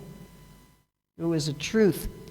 One time the devotees early in the movement made a poster about Prabhupada, and they used the word man. They said he's a man. Prabhupada said, this is not correct. He said, Guru is not a man. Guru is a truth, who is speaking through a particular person. Of course, we give respect to that person who has agreed to become a vehicle for the truth. You follow? Yes? So this is very important. We meditate on the Guru as being very dear to Krishna. We should not become attached to Guru independently from Krishna, or thinking that the Guru is Krishna. And sometimes you see this with disciples. They think, my Guru is going to satisfy all my emotional needs like Krishna can do. Like we say to Krishna, Prabhu Guru Patituhu Sarvamoy. And they think, well, Guru is going to be like this because he's representing Krishna. No, that doesn't work. Then people become disappointed and end up hating their Guru. I've seen this happen. I think Guru is God. So to respect as good as God, but not God. The clerk at the Department of Motor Vehicles, they're representing the government. They're as good as the government, but they're not the whole government. Okay, we're going to go now one step further, getting rid of pride. Ready? We can sing together. Yadiccharavasam vraja bhuvi saragam pratijanur yuvadvandvam tachet Paricharitum aradabilase Swarupam Srirupam Saganamihatasya Grajamya api Sputam Premna Nityam Smaranamatada Shrinumanaha. Together. Listen, O mind, if you desire in every birth to reside in the land of Raja with loving attachment and to serve the youthful couple Sri Sri Radha Krishna in close proximity, then clearly remember and offer obeisances to Sri Swarupa, to Sri Rupa and his associates in Vrindavan, and to Sri Rupa's elder brother, Sri Sanatan. So here we're going to look at this birth after birth, Pratijanur. And this word reminds us of Rukmini Devi. And Srila Prabhupada writes in Krishna book, Rukmini writes, if it were not possible in this lifetime to gain, Prabhupada's writing, if it were not possible in this lifetime to gain Krishna's favor by these austerities, she was prepared to die from such austerities and to undergo similar difficulties lifetime after lifetime. In the Bhagavad Gita, it is said that pure devotees of the Lord execute devotional service with great determination. Such determination, as exhibited by Rukmini Devi, is the only price for purchasing Krishna's favor. So this is another level of giving up pride. I might identify as Krishna's devotee, Krishna's employee. I'm not identifying as a banker or a software engineer or this person's relative. But I'm still thinking, well, I want my prema now. Like, I'm a devotee, where's my prema? So this attitude is prideful. It means we do not understand what is our situation as a conditioned soul. I am a conditioned soul because I want to be a conditioned soul. Prabhupada says we can get out of Maya just by desiring to do so. I want to be in rebellion to Krishna, and my basic mentality as a conditioned soul is offensive. So I could compare it to if someone's married and they're cheating on their spouse. They're trying to find love outside the marriage. So I'm trying to find enjoyment outside of my relationship with Krishna. Yes? So imagine in a marriage, if some guy, had affairs with 50 women, and then he decides that he's wrong, he's repentant, he wants to try to be a good husband again, and let's imagine that the wife actually loves him and wants to restore the marriage. That's kind of our situation. You follow? So if the husband comes back, knocks on the door, "My dear wife, here I am. I'm sorry. I blew it. I messed up." Is she going to immediately take him back? Most likely not. Now, she might open the door. She probably won't let him in the house, but she might open the door, and she might say, "I'm really glad you're back. I love you. I actually want to continue to be your wife. I'd like to restore our marriage. So I'm very happy that you had this change of heart." So when we first take up Krishna consciousness, we often find, and this is true for anyone who first takes up any genuine religion, by the way, we first find that, giving up bad habits is very easy. We get all this reciprocation from Krishna.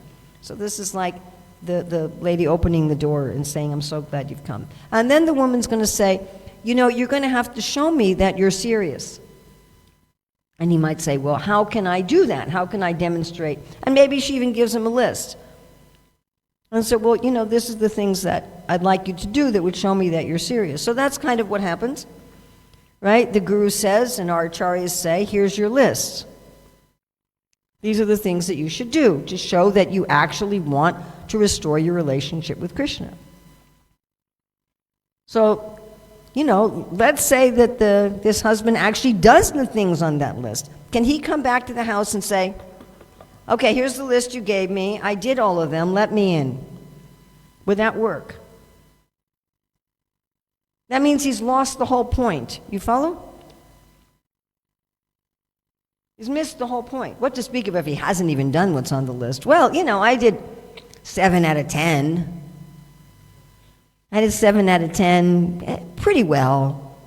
I did 3 really well, 4 kind of poorly, and the other 3 I didn't do at all. Will you let me in?" We'll just speak of that. But even I did all 10 perfectly. She's going to say, you missed the whole point.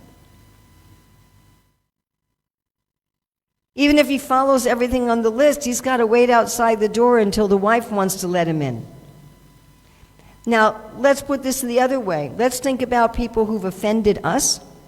Has everyone here have people who've offended you or insulted you or betrayed you in your life or disappointed you in some way, on some level?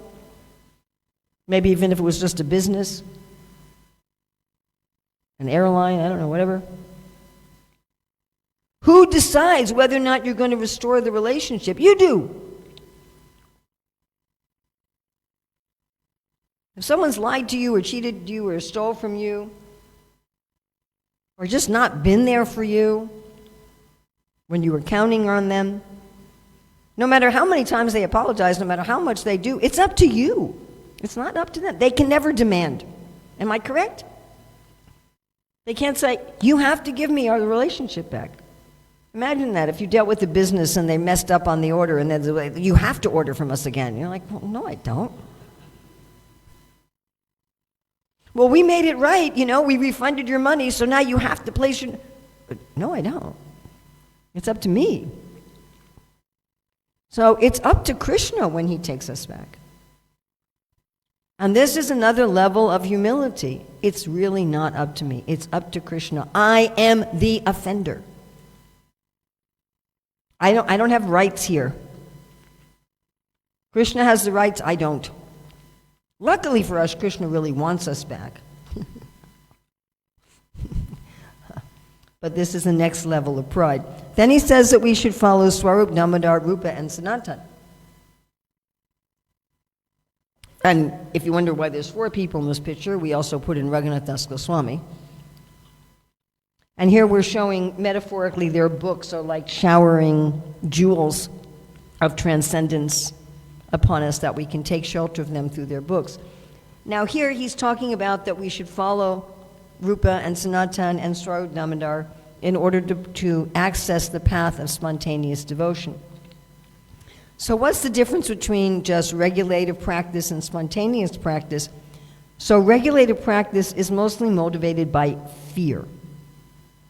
I don't want to take birth again. I don't want to be entangled. I don't want to be in Maya. There's some attachment and taste for Krishna, but the main motivation is fear, and the main motivation is faith in the Shastra, faith in Guru. And you can notice people operating on this platform, they'll often talk a lot about what's wrong with the material world, much more than they talk about Krishna. Well, their focus tends to be on getting out of Maya rather than going towards Krishna. In spontaneous devotion, there's an awakening of a specific relationship with Krishna. Oh, I want to love Krishna as my friend. I want to love Krishna as my son. And gradually, that changes the motivation. So it also changes the practice. Spontaneous devotion has a different motivation, although both are types of practice, and it changes a little bit of the process of bhakti. And Swarup Damodar was the one who taught the specifics of the practice of spontaneous devotion.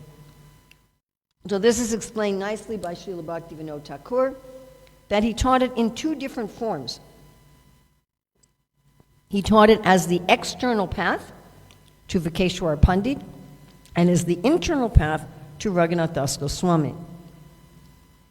Now, Vikeshwara Pandit himself didn't write about this. His grand disciple, Gopal Guru Goswami, wrote a manual on the external path of spontaneous devotion called the Gaur Govinda Smarana Archana Padati. And Raghunath Das Goswami wrote a manual on the inner path of spontaneous devotion called the Sri Manah-siksa. So we have a whole chapter on this in the book. Our time is running out, so I don't have time to go into this in depth. But the external path, both of them, both the internal and the external path, you have to have a guru. The description of the external path, there's no description of qualifications. The guru has to figure it out. On the internal path, Raghunath Das Goswami is giving us 3 verses of qualifications. On the external path, there's a lot of detail about what one should do. And if you followed all that detail, I would imagine it would take you 4 to 5 hours a day in addition to your regular sadhana. It would be kind of hard to be a preacher or to have a family and follow it. It's really for Babajis. On this internal path, externally you're behaving practically the same as anybody else, but your internal process has become different. The external path can be imitated, and you can cheat. On the internal path, you can't imitate it. You can't cheat. You could lie and say, I'm doing the internal path. But there's no imitation because it's all happening internally. So in Srila Bhaktisiddhanta Saraswati's time, there were a lot of people cheating on the external path.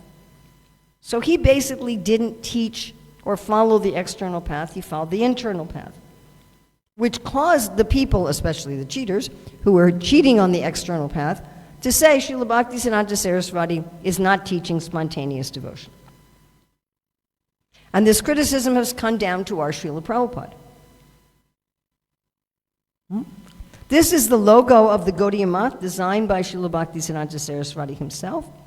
The only copies of it were kind of poor resolution, so we redrew it. We wrote the names in Sanskrit Roman instead of in Bangla, and we updated the picture of the printing press. Otherwise, it's identical.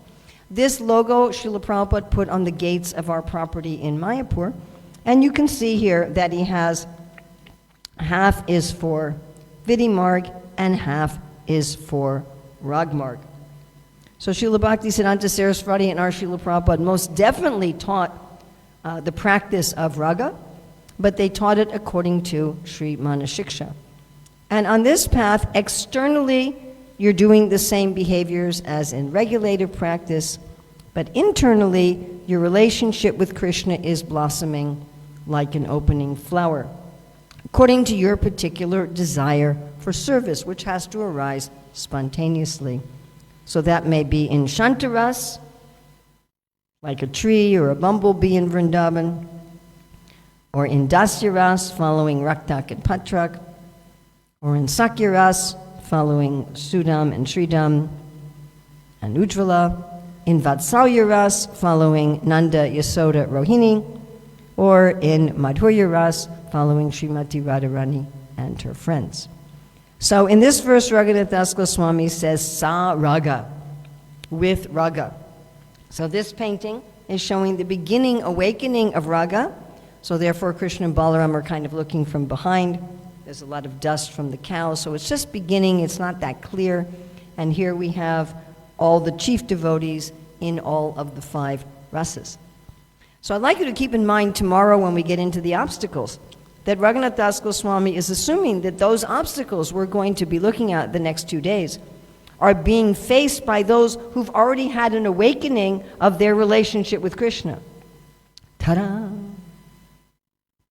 Now, some of you might be saying, well, I haven't actually had this woken up yet, and I have no idea if I'm a bumblebee or a cowherd boy. I mean, I just don't even have a clue. Can I go on and read this book? So the answer is yes, if you would like to have that awakening. How many of you would like to have your relationship with Krishna awaken? All right, then you can come tomorrow when we start our deep heart surgery. So tomorrow, we're going to be eliminating obstacles, going subtler and deeper to the root. So thank you very much. Any mistakes here are my own. You're welcome to correct them. Anything good here is coming from Srila Prabhupada, Raghunath Das Goswami, and Srila Bhaktivinoda Thakur, and definitely not from me. Srila Prabhupada ki jai. Thank you again for all the tech people, those nameless, anonymous, amorphous group of tech people who decided to give me another microphone. And, I did. No, I did. Yeah, I used it at the beginning, yeah.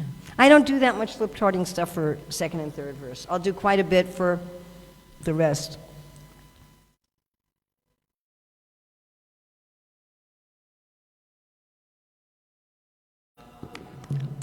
Jaya Radha Madhava Kunja Bihari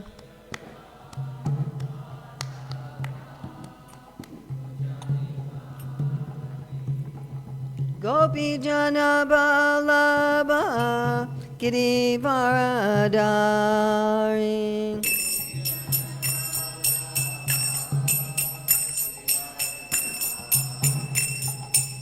Gopi Jana Balabha Girivaradari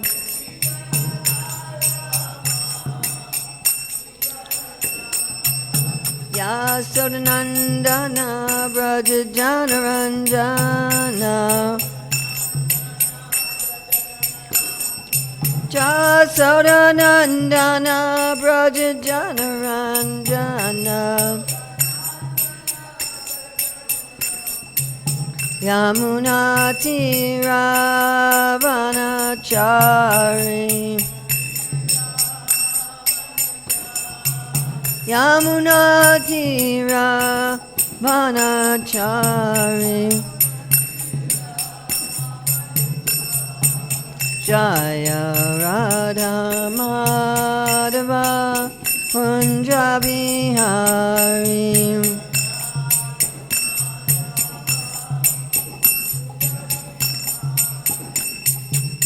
Gopi Jana Balabha Girivaradari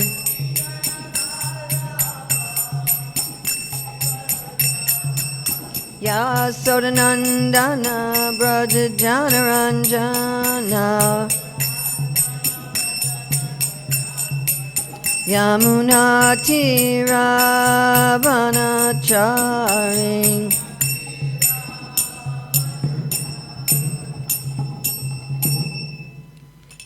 Jai Vishnupad Paramahamsa Parivrajagacharya Asatara Satashi Srimad. His Divine Grace A.C. Bhaktivedanta Swami Maharaj Prabhupada Ki Jai. ISKCON Founder Acharya Srila Prabhupada Ki Jai. Ananta Koti Vaishnava Vrinda Ki Jai. Namacharya Srila Haridas Thakur Ki Jai. Prem Shri Kaho Shri Krishna Chaitanya Prabhu Nityananda Shri Advaita Gadadhar Shri Vasadi Gaura Bhaktivinoda Ki Jai. Shri Shri Radha Krishna Gopinath Shai Mukunda Radha Kunda Giri Govardhana Ki Jai. Vrindavan Dhama Ki Jai. Mathura Dhama Ki Jai. Navadvip Mayapur Dhama Ki Jai. Jagannath Puri Dhama Ki Jai. Gangamaya Jamuna Devi Ki Jai. Bhakti Devi Ki Jai. Tulsi Maharani Ki Jai. Samaveta Bhaktivinoda Ki Jai. Gaura Premanande. All glories to the assembled devotees. All glories to the assembled devotees. All glories to the assembled devotees. All glories to Sri Guru and Gauranga. All glories to Srila Prabhupada. Nama Om Vishnupadaya Krishna Prasthaya Bhutale Srimate Bhaktivedanta Swami Niti Namane Namaste Sarasvati Deve Gauravani Pacharane Nirvasesa Sunyavadi Paskacha Deshatarane Vande Ham Shri Guru Shri Yuta Padakamalam Shri Gurun Vaishnavamscha Shri Rupam Sagrajatam Sahagana Raghunatham Vitam Stam Sajivam Sadvaitam Sadvadutam Badijana Sahita Krishna Chaitanya Devam Shri Radha Krishna Padam Sahagana Lalita Shri Vishakam Vitamscha Panchakalpatubhishcha Kipasindhavya Bachapati Tanam Pavanevya Vaishnavya Namo Namaha. So we're on our journey here with Raghunath Das Goswami's Padati, and we are looking at people who have unprecedented, excessive attachment for Guru, Vrindavan, devotees, holy name, process of surrender, and one more, Gayatri mantras. And they don't think that they're very what kind of people? Nadharmam, nadharmam. They don't think they're very good people or bad people. They think they're Krishna's secret agent. Well, Srila Rupa Goswami gives a metaphor of an unfaithful wife. I like the secret agent one a little better. It's the same idea. Yes. And see Lord Chaitanya as Krishna, and Guru as Krishna's friend. And be patient for how long? Life after life. And follow who? Rupa, Sanatan, and Swarup Damodar, who taught spontaneous devotion in two ways, an external and an internal path. And again, if you really want to go deep into that, we have a chapter in the book. It's called The Importance of Manah-siksa, and then you can go deep into what is the meaning of the external and internal path, and how does this practice and understanding affect our Vaishnava history. This is actually quite significant in terms of our Krishna consciousness today, and people who sometimes don't join ISKCON or leave ISKCON for other branches of the Gaudiya Sampradaya because they feel that we're not following the external path. All right, so we are people who've done all of that. And saragam, which means they either have a beginning awakening of their relationship with Krishna, or at least they want to. And still there are some obstacles. This is not the end. Sometimes people think that when your relationship with Krishna awakens, you're done. But no, that it started to awaken. It's just like when you're 12, you're not an adult. You might think you're an adult, but you're not. Right? You still have some development to go through. All right, so we're going to go deeper and deeper, more and more subtle elements of pride, right? We gave up the pride of being a good or a bad person. We gave up the pride of impatience and entitlement. And now we're going to go through 4 levels of pride: speech, body, mind, and heart.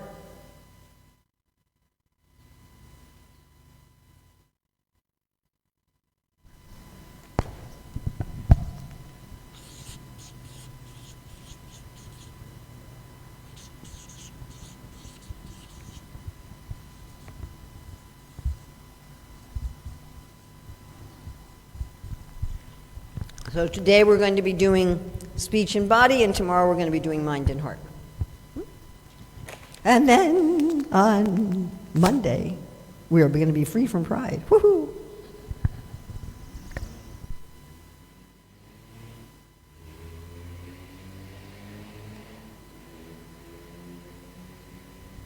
Okay.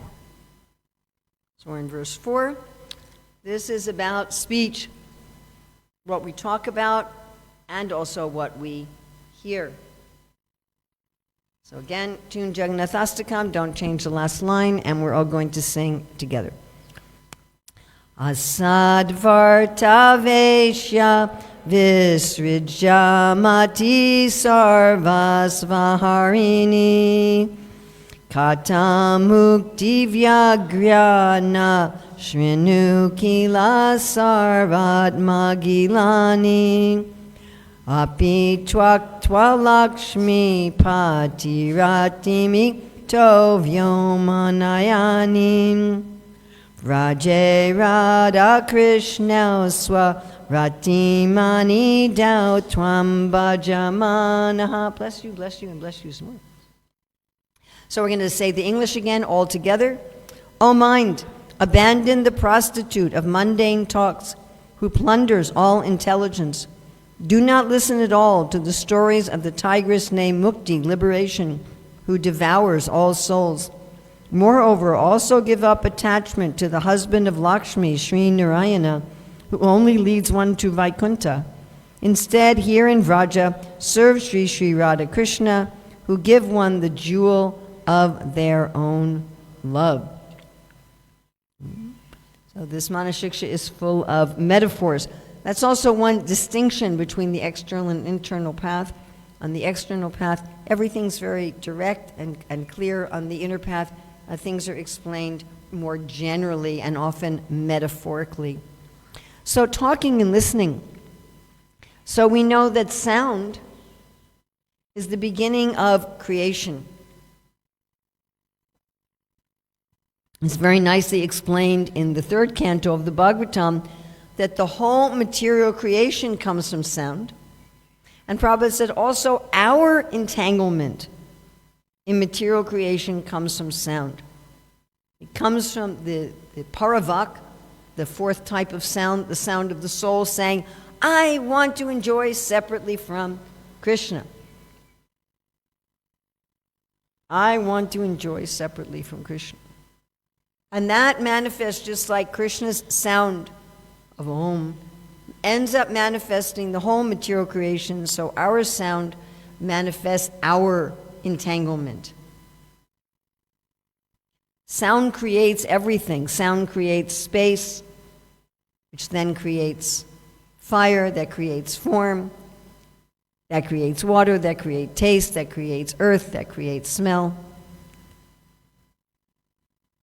So everything we're doing starts from sound. Sometimes Prabhupada would say, how did this building get built? Pointed to a building. And he said, first people talked about it. So the inner voice or the outer voice? First, there's sound. They say, well, you are what you eat. Well, much more you are what you say and what you hear and what you think. At least equally to what you eat. At least equally. And even you're going to eat based on what you talk about and what you think and what you hear, correct? Yes? So he compares mundane sound to a prostitute.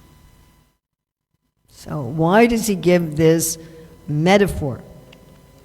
So a prostitute appears attractive and appears that she's offering love and connection, but she's not. All she's interested in is money. Right? Of course, the word prostitute in Raghunath Das Goswami's day wasn't just about women hanging out on street corners. You know, it wasn't just about like meth addicts hanging out on street corners. But it referred also to like a kept mistress. But they're only interested in money, and as soon as you don't have any money, they're gone. And someone who gets involved with a prostitute, often they lose their health, They lose their reputation. They may lose their family. Of course, they lose their money. And after they've lost all of that, they lose the prostitute as well.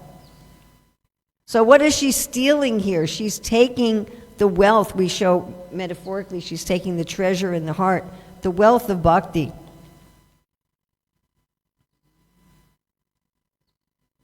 Again, the people hearing this verse, they've already accomplished the first three. And she steals away this wealth. Then he says, there's also a tigress. This tigress is talks of liberation. And he says, this tigress will eat you. It will eat yourself.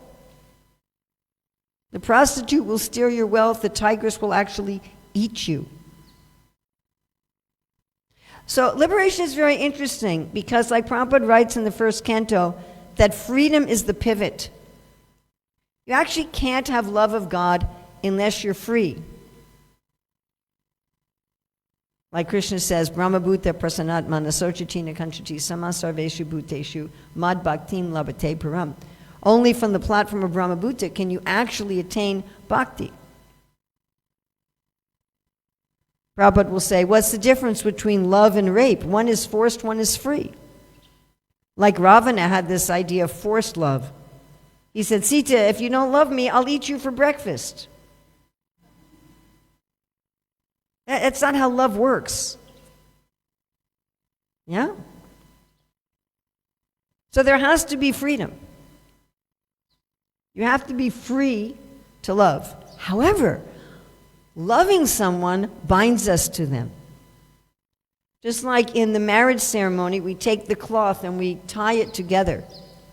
And even in Western countries where they don't do that as part of the marriage, they call it tying the knot. So they must have had it originally. Must have been originally part of the ritual, and they dropped the ritual, but they kept the language. In Srila Jiva Goswami's Madhava Mahotsava, when Srimati Radharani is crowned as Queen of Vrindavana, she says, may all those who are bound be liberated, and all her friends start to cry. They say, we're bound to you in love and service. We don't want to be liberated. So any of you who are in a happy marriage, if you go home and you say to your spouse, okay, you're free to go. That's not going to be a happy thing. Just like when Krishna said to Rukmini, okay, now you're free, go marry somebody else. You made a mistake marrying me, but now you're free to go. And she fainted. She's like, well, you're rejecting me. So a focus on freedom entirely is the antithesis of bhakti. Just like those of us who've taken initiation, we've bound ourselves to our guru.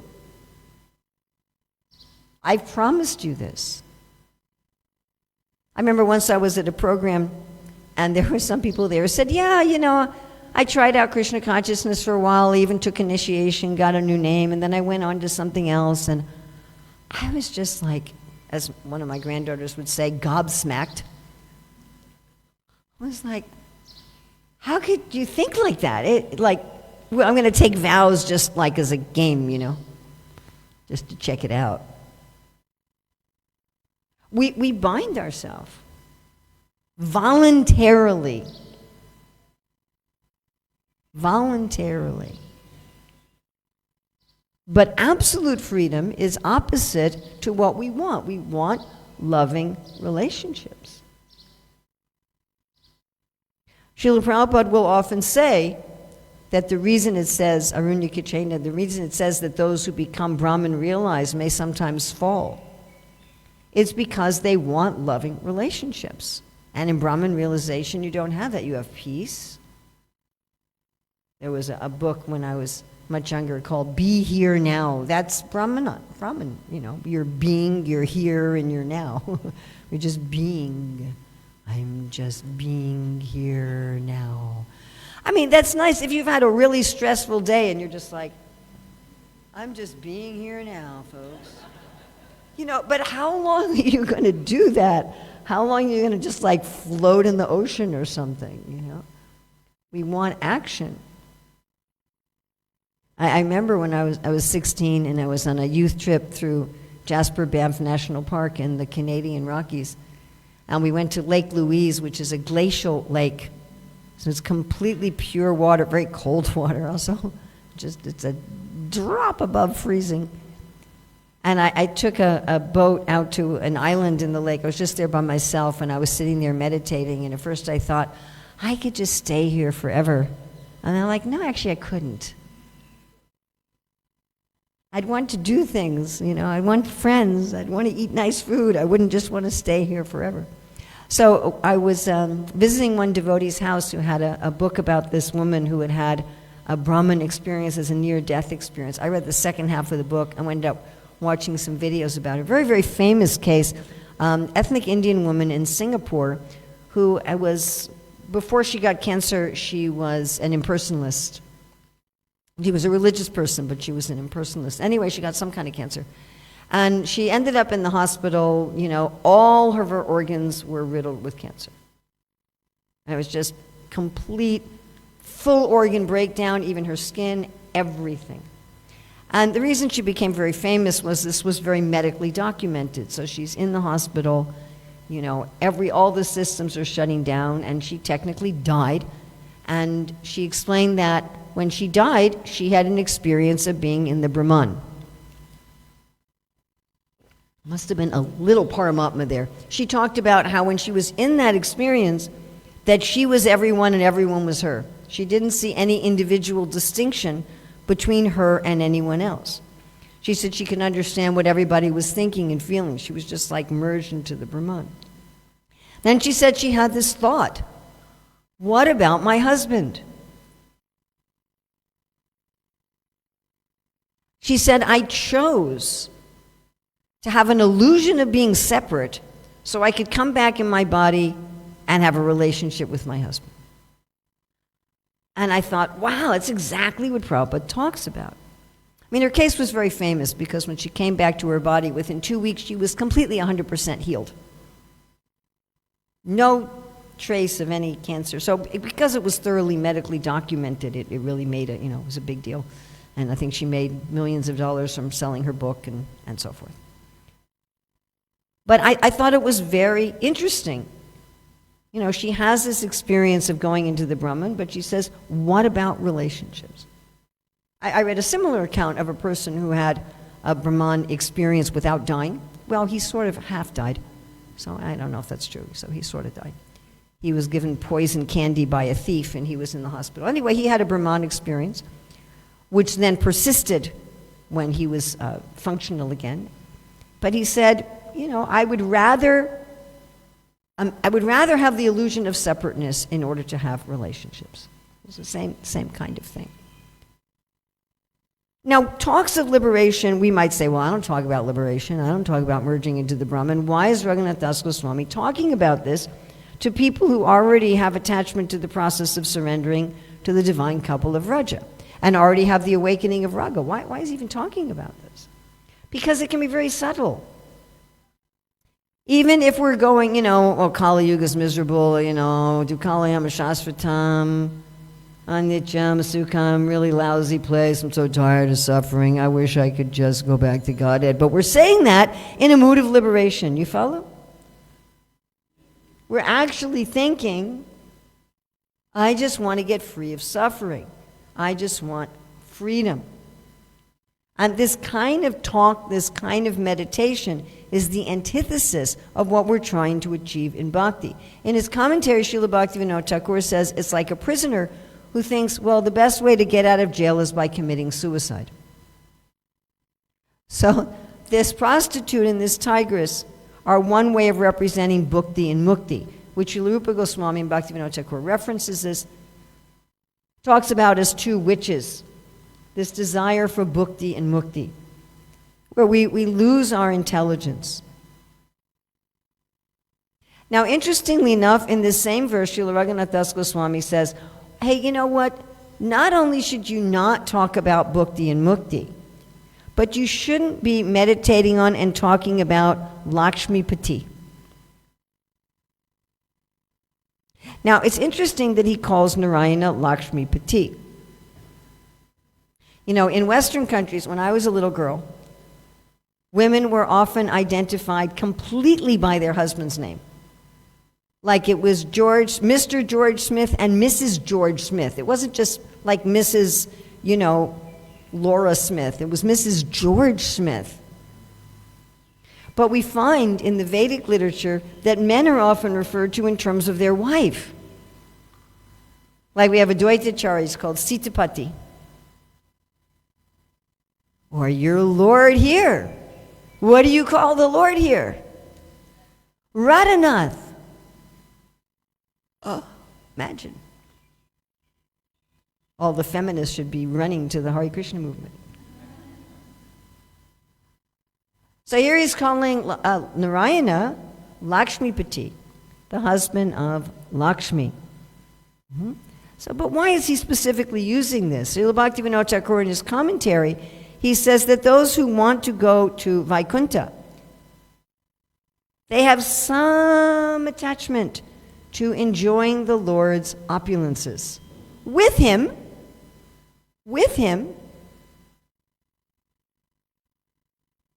just like I one time visited a temple, I will not say where, but anyway, I one time visited a temple where they had just built a VIP guest house. And so, wow, did I have a nice place. This place is almost as nice. We're probably like 85%. It was so nice. I had my own first-class desk and chair, which I have here too, and my own ensuite bathroom, which I have that here too. And then I was a 2-minute walk from the temple, so I have that here too. And right outside my door, I had tulsi and flowers, I have that here too. And really good Wi-Fi, and I have that here too. Anyway, it was just amazing. I mean, it was the kind of facility I rarely get. That level of facility. A lot of times I get just like dining room chairs to work on, and then you have to put pillows all over the place to reach your computer like this,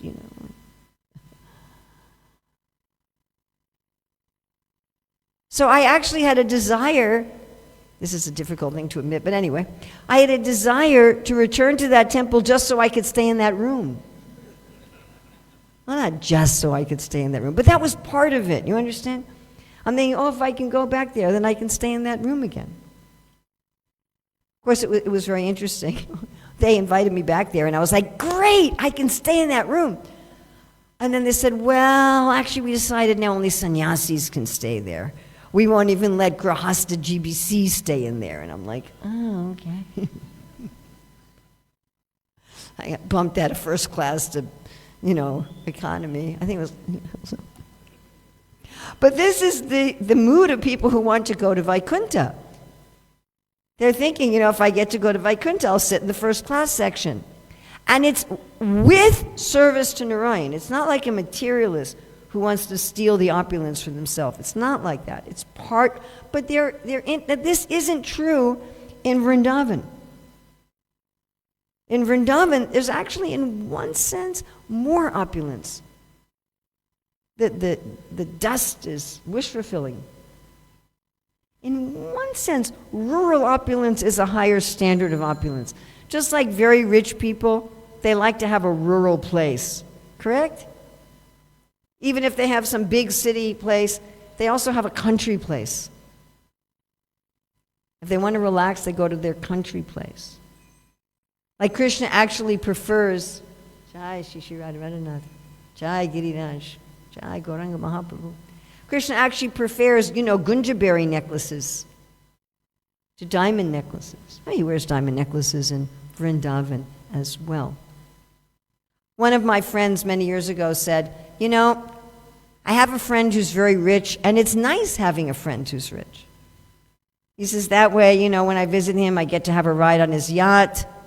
And when his kids have birthday parties, my kids get to go, and there's magicians and bouncy castles, and, there's like perks. But this is not the Vrindavan mood. And in fact, when the Lord manifests in Vrindavan as Narayana, the gopis, what do they say? Where's Krishna? Even when they see Krishna at Kurukshetra during the solar eclipse, they're like, this isn't really, can we go back to Vrindavan? We were talking about this in Cape Town because they're preparing for Rath Yatra. This is the whole mood of Rath Yatra. Can we go to Vrindavan? Can we go to Vrindavan? So if we want spontaneous attraction for Krishna, this kind of speech, this kind of talking, this kind of hearing will also not take us where we really want to go. The residents of Vrindavan, they just love Krishna for Krishna. They're not even usually consciously aware that he's God. They know he's God. It's not like they don't know. Mother Yasoda sees the universal form. She knows he's God. The gopis, when they're looking for Krishna, they say, you're not really the son of just Mother Yasoda. You're really the indwelling witness in everyone's heart. So it's not like they don't know. But I can imagine that if you're the spouse of the president of a country, like we have right now in America, Joe Biden's our president, so he has a wife, Jill Biden. And I would imagine that when they're alone together, she may forget that he's the president. She may even say, hey, I asked you to do this yesterday. You still haven't done it? Right? She knows. Not like she doesn't know, but it leaves her awareness. She doesn't treat him like that. So the residents of Vrindavan, they lose their awareness that Krishna is God. And the cowherd boys will say, I'm stronger than you. I can beat you up. And they say, Krishna, close your eyes and open your mouth and we'll give you something nice. And they stick a flower in his mouth. So if we want to go to that mood, we have to also give up Lakshmi Pati. So we have Raghunath Das Goswami giving us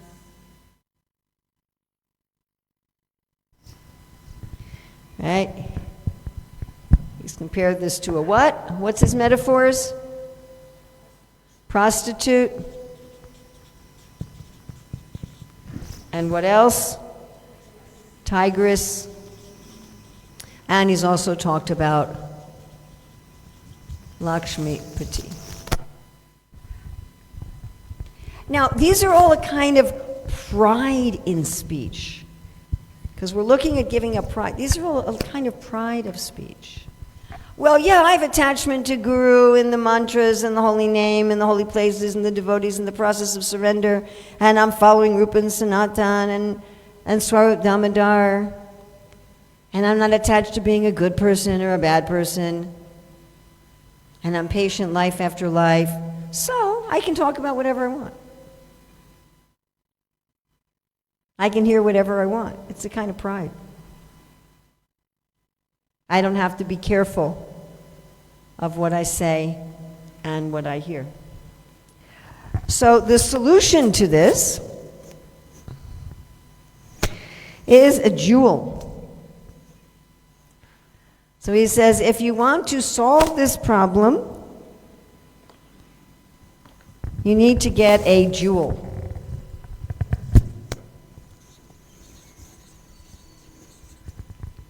Now, we're going to notice here that he says you have to have the jewel of Radha Krishna's love.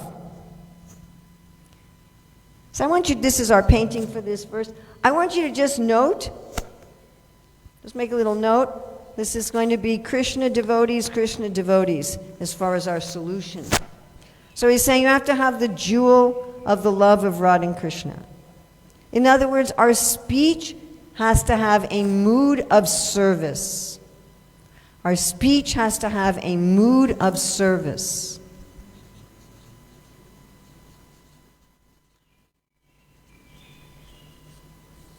Okay, then we're going to have a quiz here. What are the 5 austerities of speech given in the Bhagavad Gita? Pleasing. Truthful. Beneficial. Not agitating. And one last one. Scripture. This is how we use speech in service. This is how we get the jewel of speech.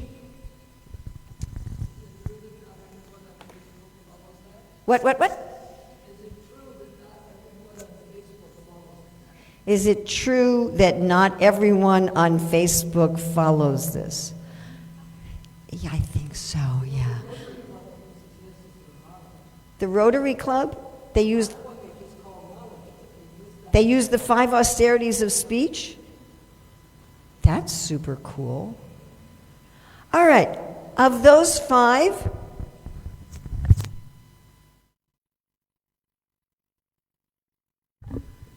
what's the most important? This is a very difficult question. What's the most important? What's the one you always have to have no matter what? Beneficial. What's the least important?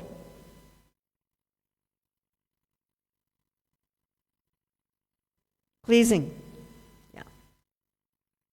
So, should we always, in all situations, speak truth? No. Oh, what an ugly baby.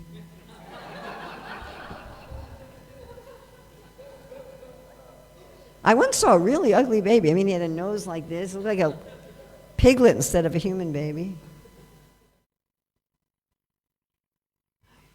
So, sometimes we don't speak truth. Is it possible to only speak pleasing truth? Oh, sometimes the doctor has to tell you, hey, you have to stop smoking. You have to exercise more. Stop eating so many donuts. You know, sometimes you have to give a message that's not pleasing. Can the language always be not agitating to others? Sometimes you have to say, you fool.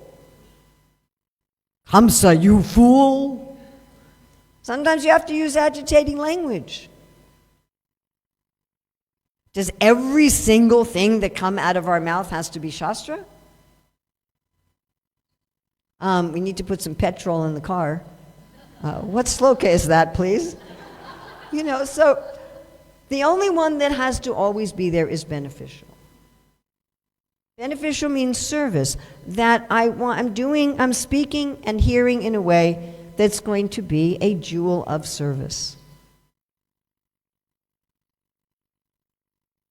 Taking up the mood, how Krishna is serving his devotee, how the devotee is serving Krishna.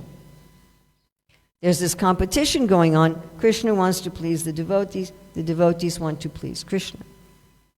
So everything we say, everything we hear should have some benefit. Of course, we can't absolutely control everything that we hear. But at least we can control what we say.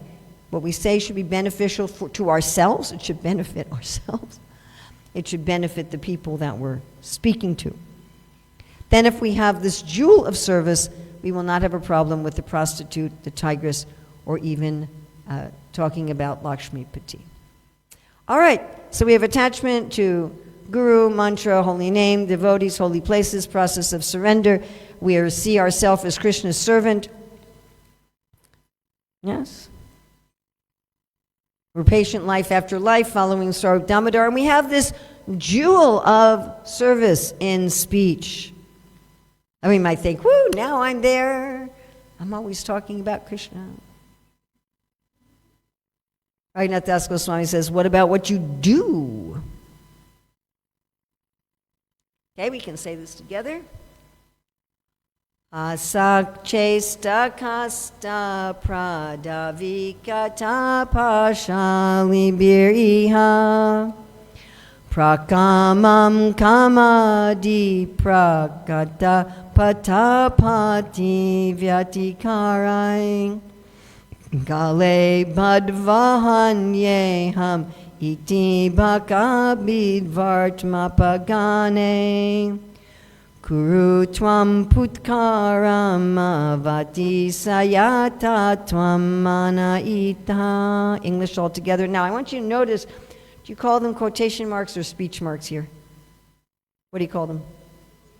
Quotation, like the Americans. Okay. So you notice that there's quotation marks here. Someone's talking, and we want to have a little emotion here, all right? A little drama. Altogether, while here on the revealed path of devotion, I have been attacked by the gang of my own lust, etc., who have bound my neck with the troublesome, dreadful ropes of wicked deeds. I am being killed. Cry out piteously like this to the devotees of Sri Krishna, the destroyer of Baka. O mind, they will save you from these enemies. So this is hypocrisy. We're talking about Krishna. Our speech has a jewel, but we don't do what we say. Who is there in the Bhagavatam that spoke some very nice philosophy, but was a demon? Hiranyakashipu and one more. Kamsa. So they spoke some very nice, correct philosophy, but they didn't practice it. We could also say Sukracharya. Bali Maharaj says to him, you tell me to worship Vishnu, and then when he actually shows up, you tell me to lie to him. So Raghunath Das Goswami here gives a metaphor of thieves. He says we're on the shining path of bhakti. Pretty advanced devotee by this point in the Padati said we're on the shining path of bhakti, but there's thieves. My dear friends here in South Africa, I always use your country whenever I teach this anywhere in the world about highway robbers, because most countries don't have highway robbers anymore. Get with the program already, And wherever I go, I say, I said, here you don't have highway robbers. I said, but in South Africa, they tell you, be careful at the robots. And I ask people, do you have any idea what the robots are? And people are like, the robots? What? I mean, they envision this kind of thing, I mean, the other night we were driving back from a program, and the driver ran 2 red lights. I'm like, you just ran 2 red lights. She said, well, this isn't the kind of neighborhood where you want to stop at the robots.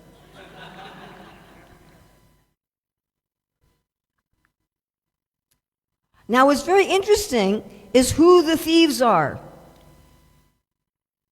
They're our own people. We've hired them.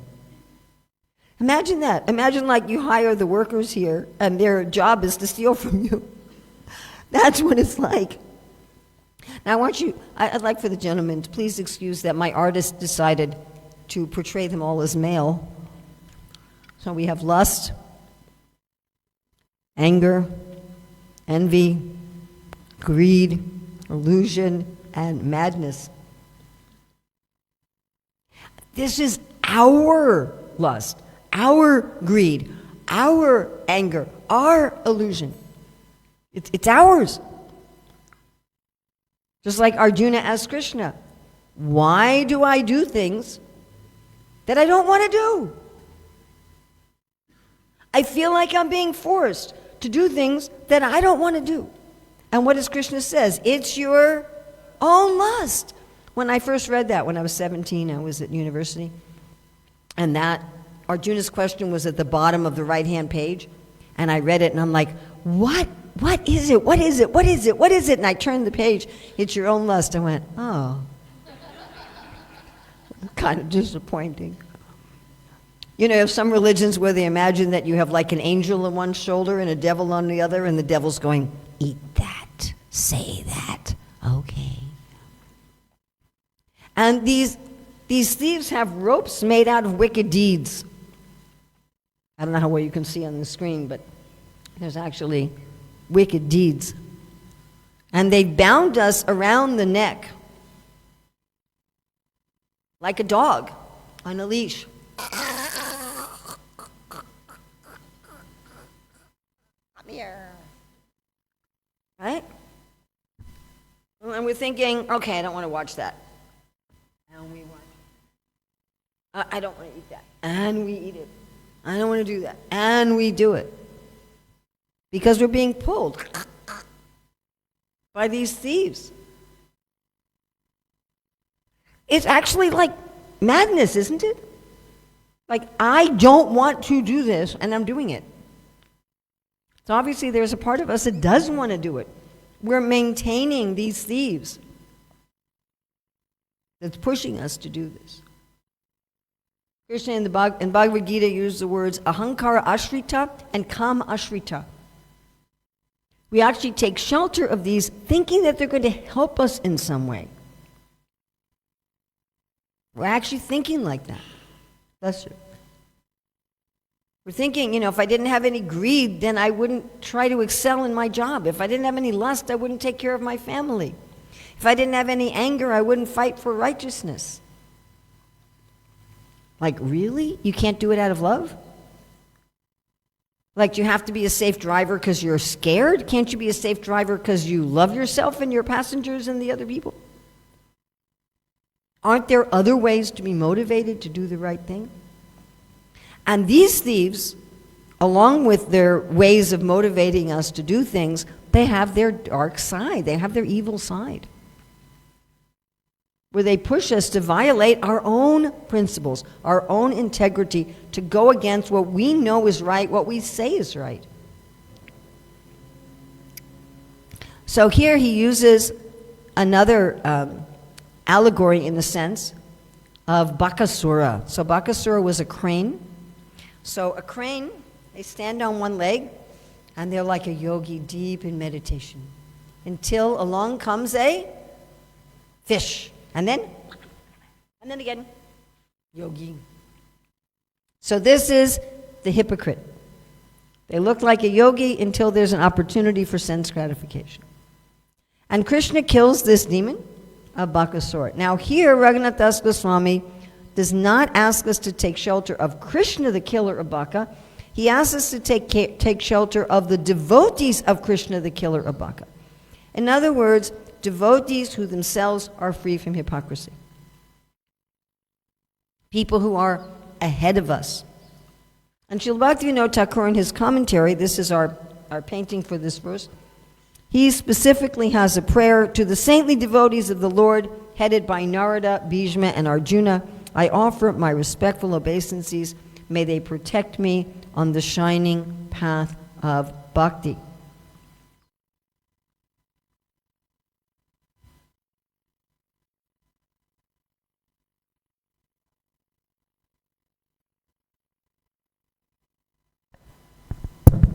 Okay, so what are our metaphors here? We have, what's our metaphor? The thieves.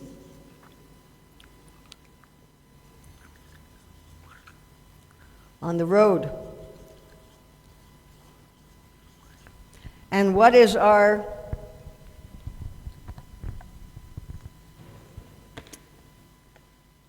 counteraction?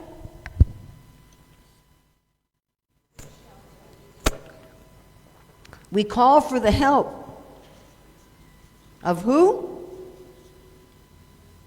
Who do we call for the help of? The devotees. Of whom?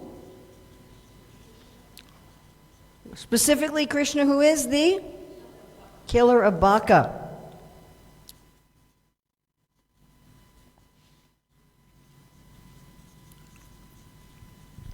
Again, here we had Krishna, the loving jewel of service between Radha and Krishna, and here we have the devotees. And we'll see tomorrow, here we have Krishna, and here we have the devotees.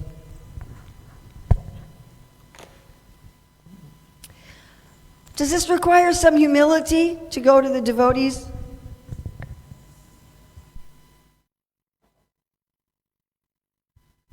And say, help! My anger is killing me. Help! My envy is killing me.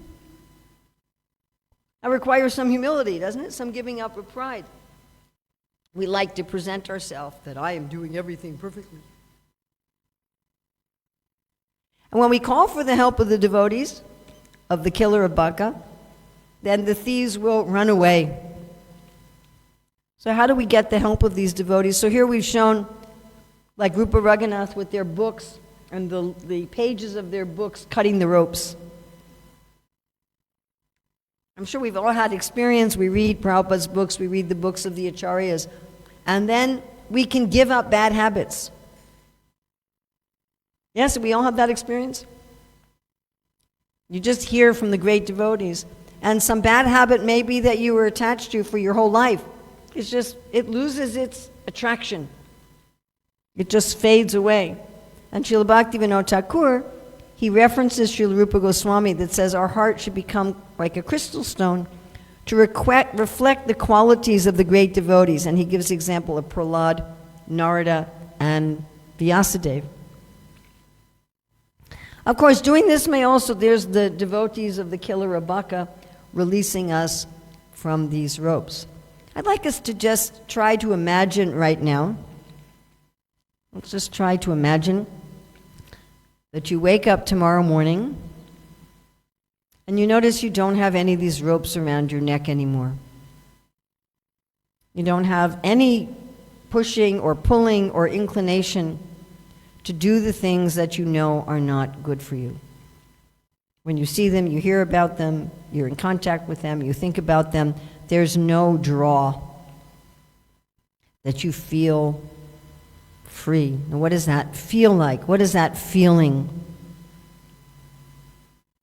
And I don't need to do this anymore. I don't want to do this anymore. So that's what we want to attain in giving up the pride of action. Okay, any questions about anything up until now? We have about 5 minutes. Yes?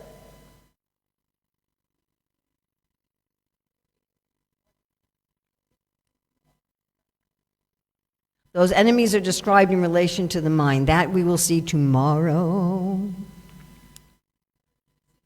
But here we're looking just in terms of action.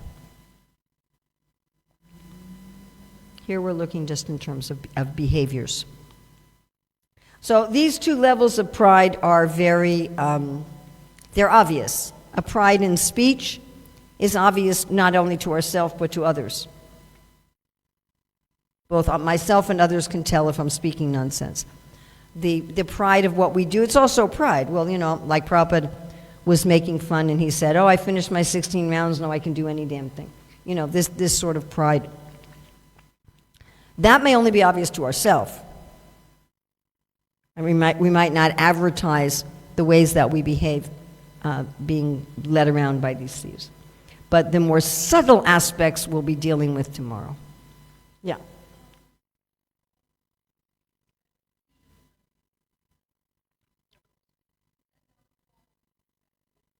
Excellent question. I was wondering, is anybody going to pick up on that? She said, wanting freedom from these ropes, is that not a form of liberation? That's the kind of freedom that we need in order to engage in bhakti. Like I said, we have to have freedom in order to engage in bhakti. You can't really engage in bhakti if you're tied up by the ropes of your lust, anger, envy, and greed. It doesn't work. We can't even have really good human relationships, isn't it? Even to have relationships with other humans, if I'm being led around by these thieves, that's going to pollute my relationships. We have to have a platform of freedom in order to engage in bhakti. So it's wanting this absolute freedom that's the problem that eats ourselves. Excellent. Yes? Is the word freedom or transformation? Prabhupada uses the word freedom, not just transformation. Uses the word freedom. There's a very nice purport in the first canto where Prabhupada says the whole pivot of bhakti is freedom.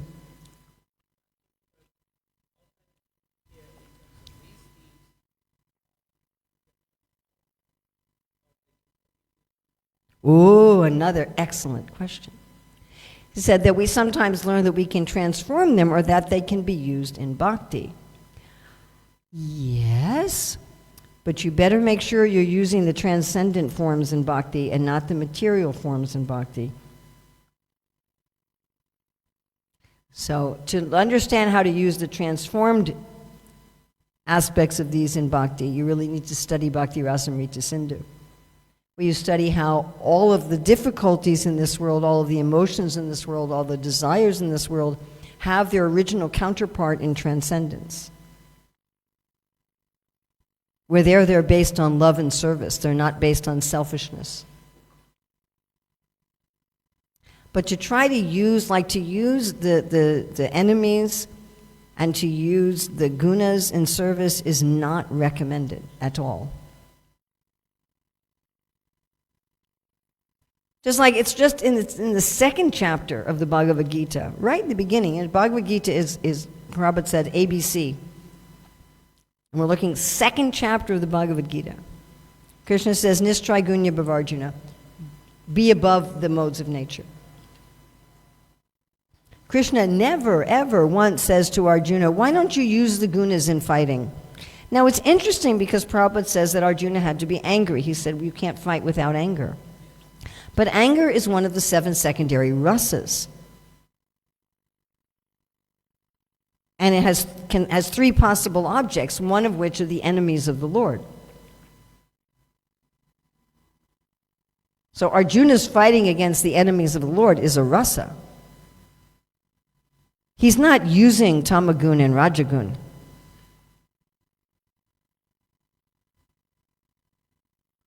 You're not sure.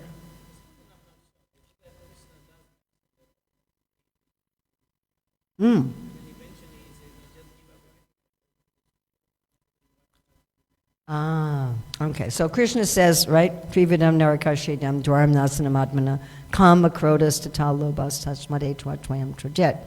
Lust, anger, and greed lead to hell. And then you're saying at the end when he says sarva dharman prachaja may come. But what dharma is he asking Arjuna to give up? He's asking Arjuna to give up the same dharma we talked about yesterday in verse 2. And Krishna does mention that. Again, in the beginning of the Bhagavad Gita, he's like, for one who's been honored, dishonor is worse than death. And if you leave the battlefield, people will call you a coward. What could be more painful for you? So Krishna does speak about ordinary dharma, and he does speak about dharma that's not bhakti. He does speak about karma yoga. He does speak about dhyan yoga. He does speak about gyan yoga. Mam ekam sharanam vraja, just surrender to me, that's in bhakti yoga. That's the ultimate dharma.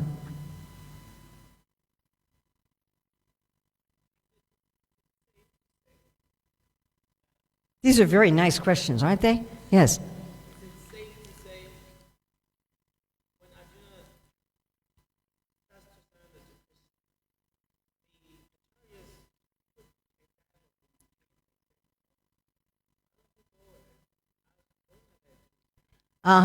So I'm repeating this for the internet folks who write me messages and say, thank you for repeating it.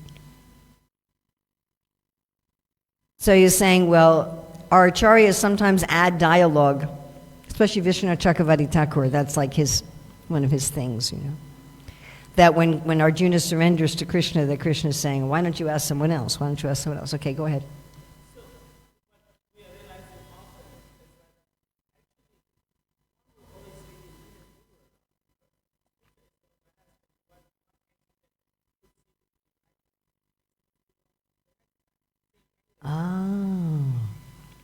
So he's saying that we really need a guru because something that may be right in one situation is wrong in another. The same anger.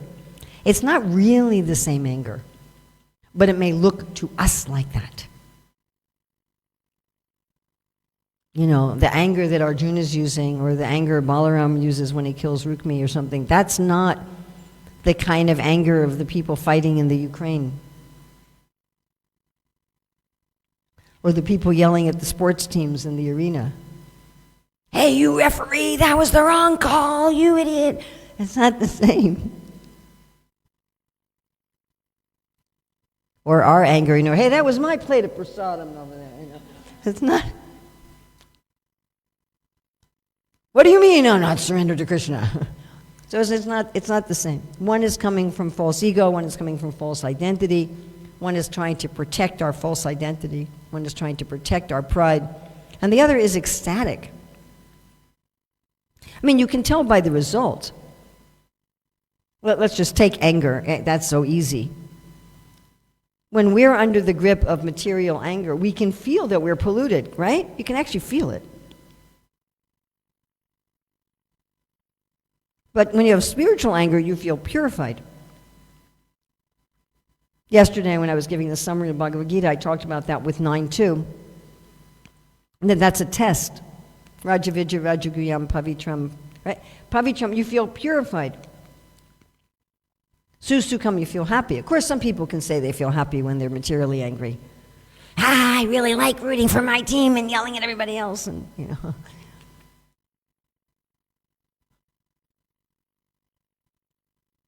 Which actually feel joyful. You feel purified. You feel joyful. You actually feel lighter. I haven't experienced that much, but I have experienced it. I don't know how much I should say recording and online, but anyway, there was this one person who was rejected by his guru publicly and who wrote a book criticizing mostly Srila Bhaktivinoda Thakur and also mentioning Bhaktivinoda's followers like Srila Bhaktisanta and Srila Prabhupada. And just criticizing Bhaktivinoda Thakur, saying that Srila Bhaktivinoda Thakur wasn't properly presenting the Siddhanta by saying that we all have inherent love for Krishna. And he retranslated, he gave his own translation of Madhya 22.107, that Krishna Bhakti is inherent in the living beings. And he said, no, it's just given by someone else. Which I thought was ironic, because since his guru rejected him and he's rejecting his line, who's going to give it to him? So I thought that was kind of an interesting thing. But anyway, this person asked to speak to me, so I spoke to him for like 3 hours. And I kept saying to him, how are we a person? How are we a person? How are we a person? How are we a person? How are we a person? How are we a person? And finally he said, well, we have the potential to become a person. Anyway, then he gave me his book. He said, take my book and look at it. And then when I saw this heading, how we can try to get Siddhanta from Apasiddhanta. Apasiddhanta means what's opposed to Siddhanta. I saw that in reference to Srila Bhaktivinoda Thakur. And I have never felt an anger like that before. It was a very different kind of anger. It was a really interesting sort of anger. It was a full raging anger, but it was like this happy, purifying anger. It was a really cool experience.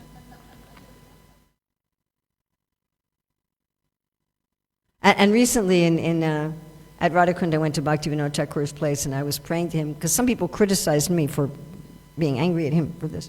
And I said, Bhaktivinoda Thakur, is it all right that I'm angry to defend you? And it's like, that's a different kind of anger. Now, having said that, it's very, very, very, very, very, very, very, very easy, and I have definitely been guilty of this, of saying that our mundane, egotistical anger is actually spiritual. It's extremely easy. And that we'll sort of look at more tomorrow. The subtle ways in which we think something is bhakti and it's not. So what we're looking at today is things that we know very well are not bhakti. Like, we know. We know we shouldn't, do that, look at that, eat that. We know it isn't service. There's no question about it. It's crystal clear. But we do it anyway because we're impelled by our own lust, anger, greed, envy, illusion, and so forth. What we're going to look at tomorrow is things that we do and we're convinced it's service. Or we're like, this is bhakti.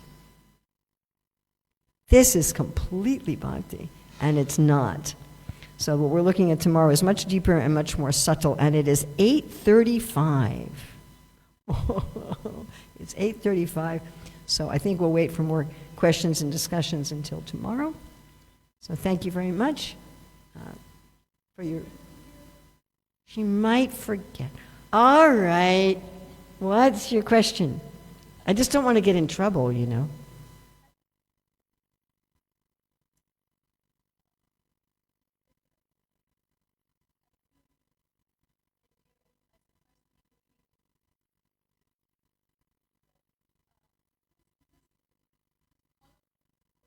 The solutions feel too simplistic.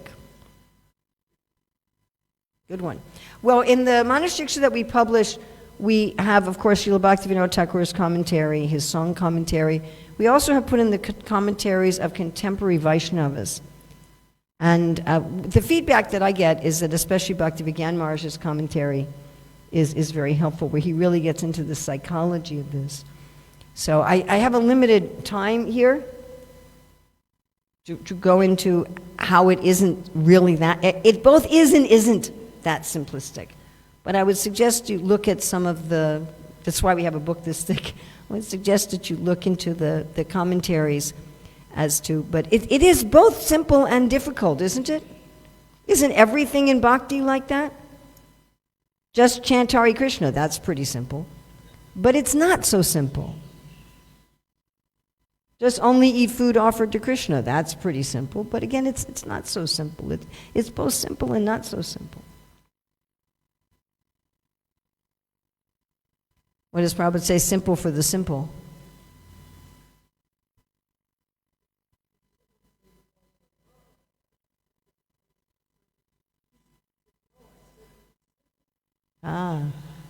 Prabhupada would often say, what is the difficulty?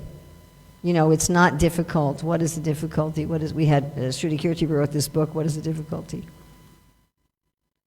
The concept is very simple. The execution is not always so simple. But the concept of it's not a complicated, bhakti doesn't really have complicated concepts. Well, it has some, I suppose. But generally, the essential, fundamental aspects of bhakti, all the concepts are extremely simple. I mean, they can definitely be understood by a 4 or 5-year-old child. The evidence of this is Prahlad being able to explain it to his classmates. Even if you want to say Prahlad was extraordinary, you couldn't say all of his classmates were extraordinary. So the concepts are simple, but the execution. Why is the execution difficult, folks? What's the essential obstacle? Pride. Attachment to my false ego and pride.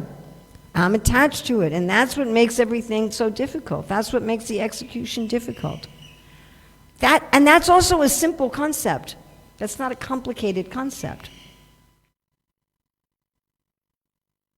Right? Again, I think I gave the example of addiction. If you've never become addicted to something, then not doing the thing to which you've never had an addiction is extremely easy. I would guess that most of us here don't find it difficult to not drink alcohol or not smoke cigarettes. But if any of you here had been addicted to that, or to drugs like heroin or meth or something, then it's very difficult. You've wrapped your identity up in the thing. You've wrapped your whole life and your habits up in the thing. You've wrapped your sense of security and safety and happiness up with this thing. And then it's difficult. And people try and fail and try and fail and try and fail and try and fail and try and fail. And they have to spend a lot of money going to professional rehab centers and working with professionals, and even then they may fail. But the basic concept isn't that simple, isn't that difficult. Just stop. You follow? Or we could add, hang around with people who don't smoke. Don't buy cigarettes. Those are not difficult. Does that make sense? I'm addicted to smoking. Well, ask for help from your non-smoking friends.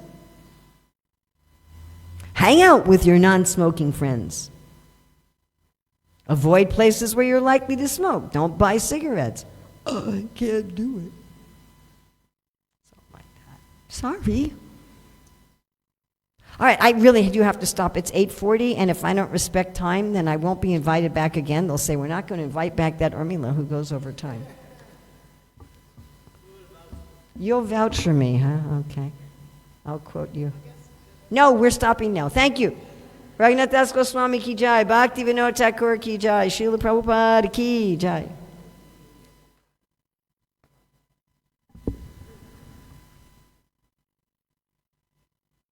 Radha Madhava Kunja Bihari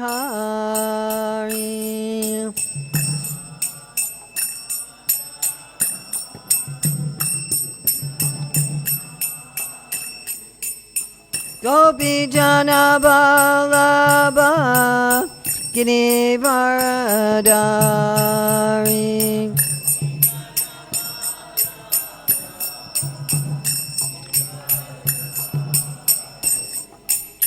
Gopi Jana Vallabha Girivaradari.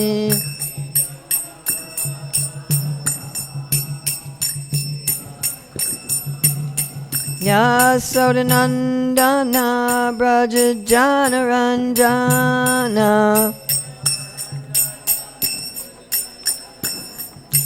Yasodanandana Braja Jana Ranjana.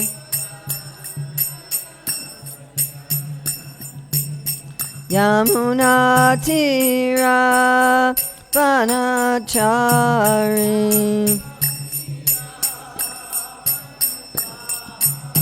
Yamuna Tira Vanachari.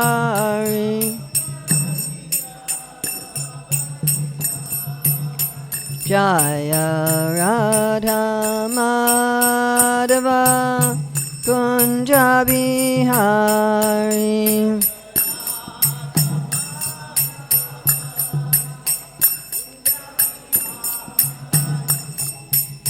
Gopi Jana Vallabha Girivaradari.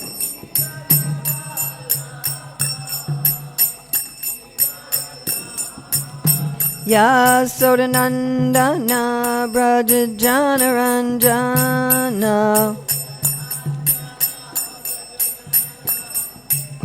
Yamuna Tira Vanachari.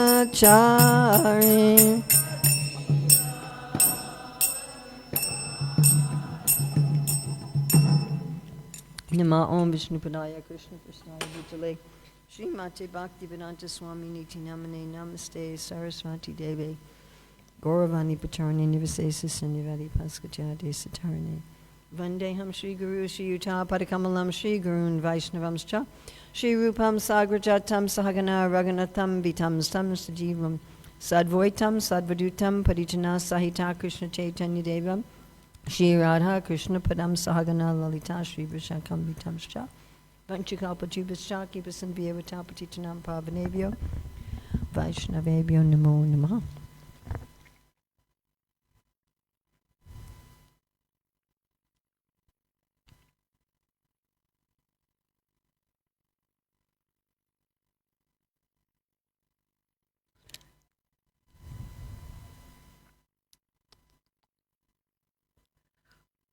All right.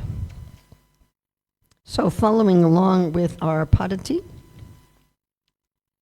we have persons who have great unprecedented attachment to Guru, devotees, Vrindavan, process of surrender,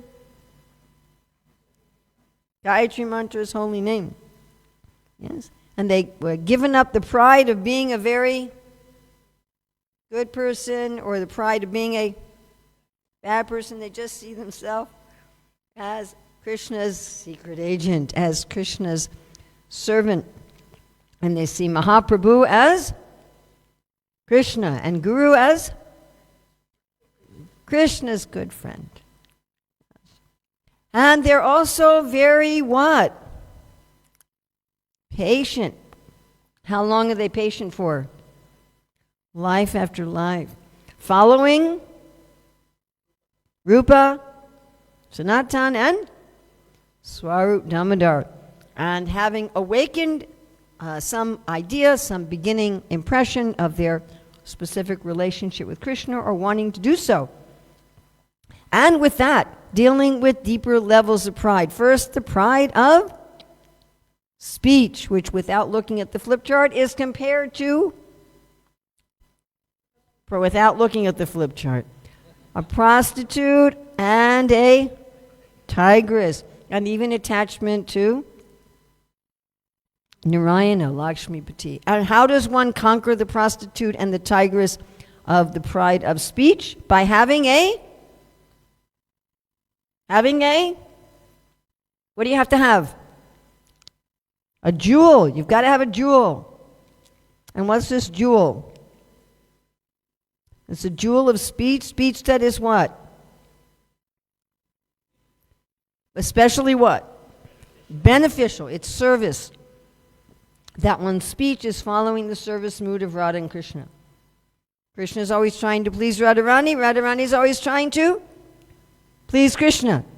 So our speech should be in this mood of being beneficial. And we have this jewel of speech following the service attitude of the divine couple.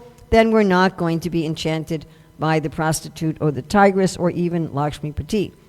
All right, so now we're speaking properly. But now we have to worry about what we're doing. We have the pride of action, hypocrisy. And that's compared to what? Without looking at the flip chart, that's compared to thieves, highway robbers on the shining path of bhakti. All right? And who are these thieves? Lust and greed, yes. And whose lust and greed and anger? Our own. How amazing. Imagine that. Hey, would you please steal my car from me at the robot? You know, I guess for an insurance scam or something. So, we're hiring the thieves. And what do they have us? How are they controlling us? Ropes. Where are the ropes? Around our neck like a dog, right? Inducing us to do things that we don't even want to do. And how do we get rid of these thieves? Huh? Hang around devotees. Not just hang around them, but what do we do when we're hanging around them? Help! Help me, I'm being killed. And what kind of devotees? Those who are free of hypocrisy, which he explains as devotees of the killer of Baka. All right, so at this point, we're pretty pucka, right? Like, we're definitely now a devotee in good standing in the Hare Krishna movement. Like, for sure. Our speech is pucka, our actions are pucka. Now, I have had quite a number of people argue with me that we really don't need to go past this point. This is it. Hare Krishna. But it's not. So Raghunath Das Goswami is now going to go to two deeper levels of pride. My own personal conviction is that this line right here is one of the main reasons why religious people in the world are often criticized. Any of these lines. They speak nonsense, they privately do nonsense, or they haven't done the purification of the mind and the heart. They're just superficial. So here is the pride of what we want. And the only thing I feel sorry about is that we're going to have a 2-day break, because these 2 verses are the heaviest verses in the Manah-siksa. And the real sweet stuff is not going to be until Monday. So you're going to have to kind of be sitting with this over the weekend. So I feel a little sad about that. But anyway, what to do? So this is when apparently we're doing the right thing. Apparently what we're doing is service. But it's not really. Now you remember in the first verse of the Manah-siksa, how did Raghunath Das Goswami talk to his mind? Do you remember? My dear brother, sweet words, holding your feet. All right, well, as we say, he's taking the gloves off now. He's getting out the stick and the shoes. All right, so if we can sing this all together. Are cheta prodyat kapata Kutinati bharakara ksharan mutresnat vadahasi katam atmanamabhimam sada tvam gandharva giridhara pada prema vilasat sudambodhausnatva tvam api nitaramam cha sukhaya. O ruffian mind, why do you burn yourself and me, the soul, by bathing in the trickling urine of the great donkey of full-blown hypocrisy and duplicity? Instead, you should always bathe in the ocean of love emanating from the lotus feet of Sri Sri Gandharvika Giridhari, thereby delighting yourself and me. Woo! So this is about when we're deceiving ourselves. If we're secretly doing things we shouldn't, we may be deceiving others. But here, the person we're deceiving is ourselves. Bhaktivinoda Thakur says, on the gross platform, the thieves are all dead. Here they are lying dead by the shining path. And we're thinking, woohoo! I have attachment to Guru in the holy name and the holy places, and I see myself as Krishna's servant, and I'm patient life after life, and I'm following Swarup Damodar, and I have this jewel of speech and service, and I'm being protected by the devotees of the killer of Baka, and everything I do is Paka, and I'm getting clean. And Raghunath Das Goswami says, you better look up and see what your shower head is. Maybe it's the rear end of a very big donkey. Now, how do we know that we're bathing in donkey urine? It burns. Arjuna was in this situation at the beginning of the Bhagavad Gita. He said, I'm doing the right thing. I'm caring about my elders, like Dronacharya and Bhishma. I'm even caring about the avaricious members of my family, like Dhritarashtra and Duryodhana. They may be greedy, but I'm not. I'm detached even from heavenly opulence. I care about the women whose menfolk are going to be killed in the battle and thereby going to become polluted. I care about the family. I care about all these things. I'm full of compassion. Why am I burning? Yes, Arjuna says, my skin is burning. Why am I feeling a burning sensation? Why am I drying up? If I'm doing the right thing, why don't I feel happy? Why don't I feel peaceful? Why don't I feel content? What's wrong with me inside? I seem to be doing the right thing. So this is the symptom. Now, even then, we can fail to see it because we can characterize this burning sensation as some sort of dedication. I have heard more devotees than I care to count think that you need Rajagun in order to be fired up in bhakti. And I'm like, are we reading the same books? First of all, they think the greatest determination is in Rajagun, which is really interesting because Krishna says the greatest determination is in Sattvagun. And second of all, they think they need Rajas in order to go out and whatever, distribute books or build temples or... And so they may identify this burning sensation as some sort of impetus, as some sort of dedication. So not only can one misidentify what one's doing, one can even misidentify the symptoms that one is basically diseased. Does this make sense? By the way, I don't know if you all know this, but oftentimes, if someone's been chronically ill for a very long time, right before they die, they may appear to rally. They may appear to get some extra energy. And those who are accustomed to working with people who are dying, hospice workers, then they know, oh, this person's about to die. But the relatives, the family, even the person may think, oh, they're getting better. And so we may even misidentify the symptoms. Amazing, huh? So Srila Bhaktivinoda Thakur identifies three categories of devotees, and he talks about how I think each of these categories can be bathing in donkey urine.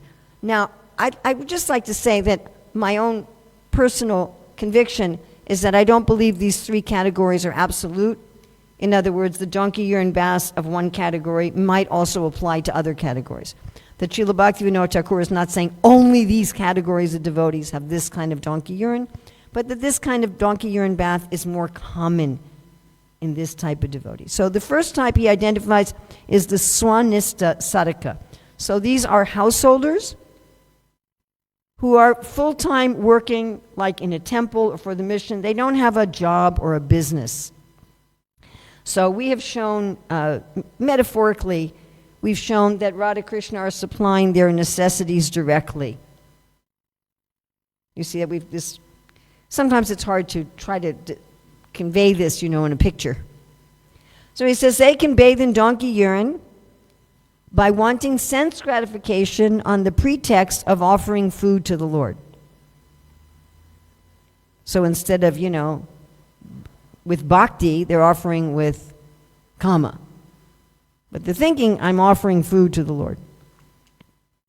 Serving rich materialists instead of humble Vaishnavas. So this particular donkey urine bath can be institutionalized. So at one point I got some money from my mother and I decided that I was going to make a donation to the Goshala in Mayapur. And I actually asked them, it's really funny, I said, please have this be anonymous. What they did was they put my name on the plaque, they just left the amount blank. I wanted the amount up with my name blank, but anyway, whatever. So the first time I went to visit there after giving that, they had this big greeting party for me. Garlands and Mahaprasadam and Kirtan from the Goshal group. And I said, look, that was a one-time thing. I don't have any more. The next time I came again, garlands and Mahaprasadam and Kirtan. And again I said, look, that's over. That was just a one-off thing. And the next time I came, I was a nobody.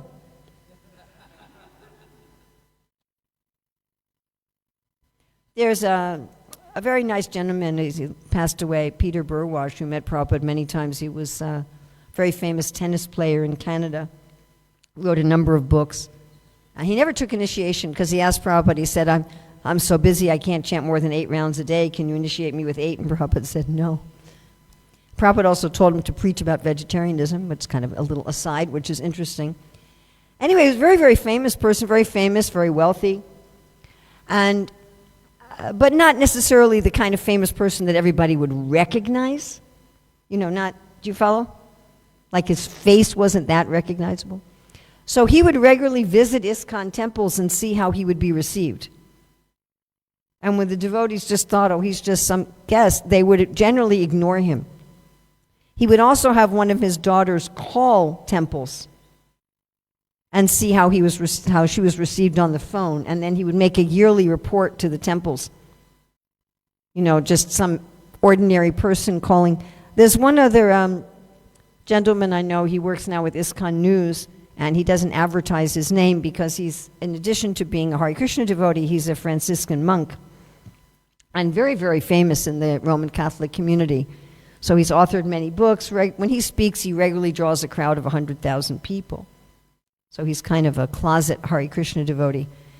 But he said that when he first started visiting temples, that nobody ever said hello to him. He was completely ignored.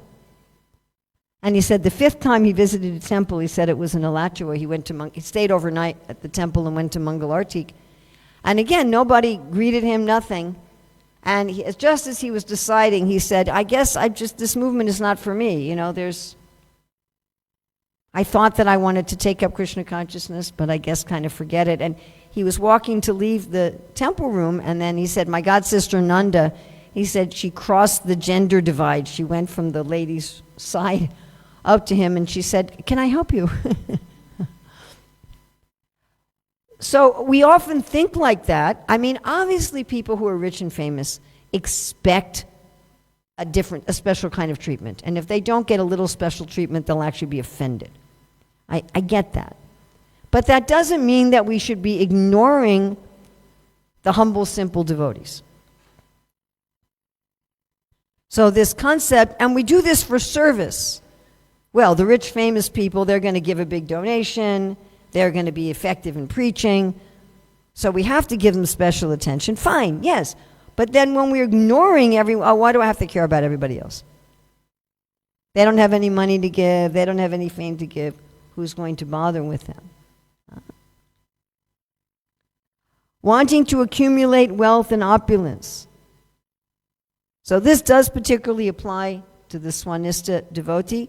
So if some householder is just working for the mission, obviously they have to be maintained, but they shouldn't be developing wealth and opulence. They're situated wrongly. And if that's their mentality, then it's a kind of donkey urine. And we do see this. Yes, do we see this? People who are dependent on the society, who end up accumulating a huge amount of wealth and opulence. Engaging in twisted logic instead of spiritual knowledge. We definitely run into this. Let me just say whatever I want to win the argument. Just the other day, one devotee sent me a link to an article criticizing the Hare Krishna movement, and written by a devotee. And I'd say 99.9% of the stuff in that article was just complete, utter rubbish. I told my friend this. He said, "Is it accurate?" And I said, "No." And then he didn't believe me. I don't know why he asked me. And so I actually had a scholar look at it. And I said, if the scholar says it's bona fide, then the scholar said, "This is all nonsense." He said, "But this sounds like somebody who's trying to sound very educated and sound very reasonable and sound authoritative. But what they're saying is rubbish." And there were no citations anywhere in the article. It was basically an article criticizing Christianity and then saying that these things about Christianity that weren't even true had been brought into the movement in ways that weren't even true. And therefore we should reject the Hare Krishna movement. But nothing was true. The premises were not true, the conclusions, it was full of logical fallacies. But if you weren't familiar with the history of Christianity, if you weren't familiar with the early history of ISKCON, and if you didn't study logic, you would read this and go, "Oh, wow, he really knows what he's talking about." This kind of thing is extremely common, especially in the age of the internet, when anybody can publish anything. Now, this we don't see as much in our Hare Krishna movement today. It used to be quite common in the 70s and the 80s. It's still rather popular in some parts of the world. So dressing as a renunciate for prestige. So we definitely had a time starting in the 70s when, everybody has to be a renunciate, and then you're going to get more prestige. And people artificially took up the dress of a brahmachari or a sannyasi in order to get more respect in the society. We still find places where people are encouraged, just stay in the brahmachari ashram as long as possible, whatever you do, just don't get married. And the person is actually suited for marriage. And so when they hit like 45, 50 years old, they have some kind of scandalous entrance into the grihastha ashram, right? You've all seen this? And then he talks about the parinista sadhaka. So these are householders who have jobs and businesses in the world. So we've shown this symbolically that Radha and Krishna are maintaining through the man's briefcase. Again, please, whatever, we're just trying to have some pictorial representation. So these people can bathe in donkey urine when they pretend to be very strict and they're privately attached to all kinds of mundane things. This one is very interesting. Preferring the company of non-devotees. So we've shown this symbolically. Right, here we have our devotee who's just being ignored. Right? And here's our donkey urine couple. A couple that's bathing in donkey urine. And here's a jnani, and here's a yogi, and here are karmis. So here we have our parinista sadhakas, and they're preferring the association of jnanis, yogis, and karmis to that of the devotees. And this is, again, something that I run into. You know, it's not that we can't get an education or we can't read books that are practical in leadership or education or psychology. Jai Shishi Radharanath, Jai Gauranga Mahaprabhu, Jai Giri Govardhan. But if we prefer that, if we're like, you know, well, I'd rather watch mundane movies than read the Bhagavatam. I'd rather hang out with non-devotees than devotees.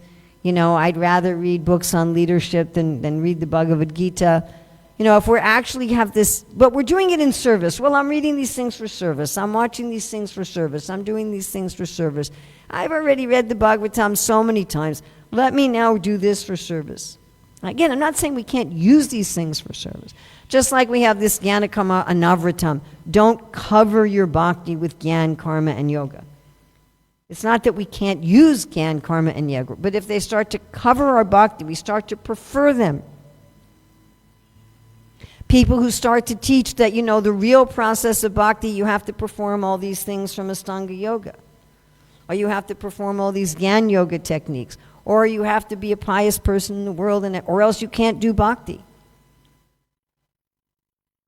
Now we have the Nirapeksha Sadhaka. These are the brahmacharis, vanaprasthas, and sannyasis. Thinking, because I am a renunciate, therefore I am an advanced devotee. And again, this ends up being institutionalized into the renunciates or the more advanced devotees, which is just not true. You can be an advanced devotee in any ashram, in any varna, whatever. Advancement in bhakti is not dependent upon externals. Just like who is more advanced, Ramananda Roy or, what's his name?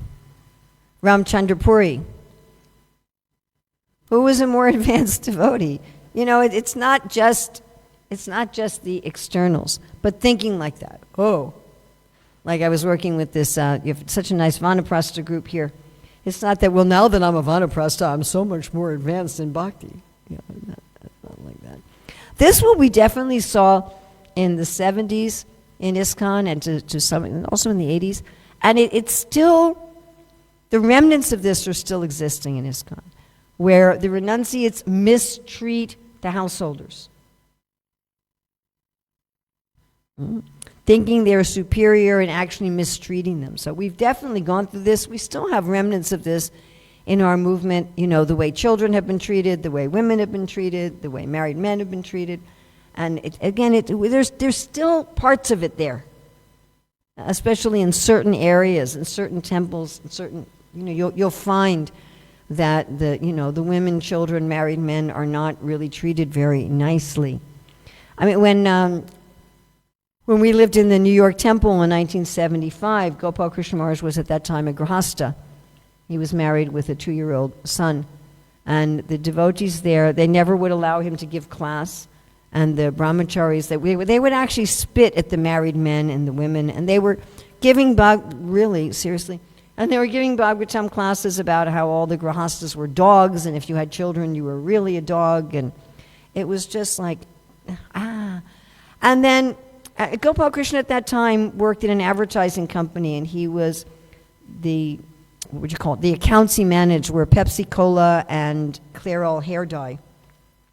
So, you know, the brahmacharis really thought he was in Maya. And then the head of Spiritual Sky, Karandar, left the movement.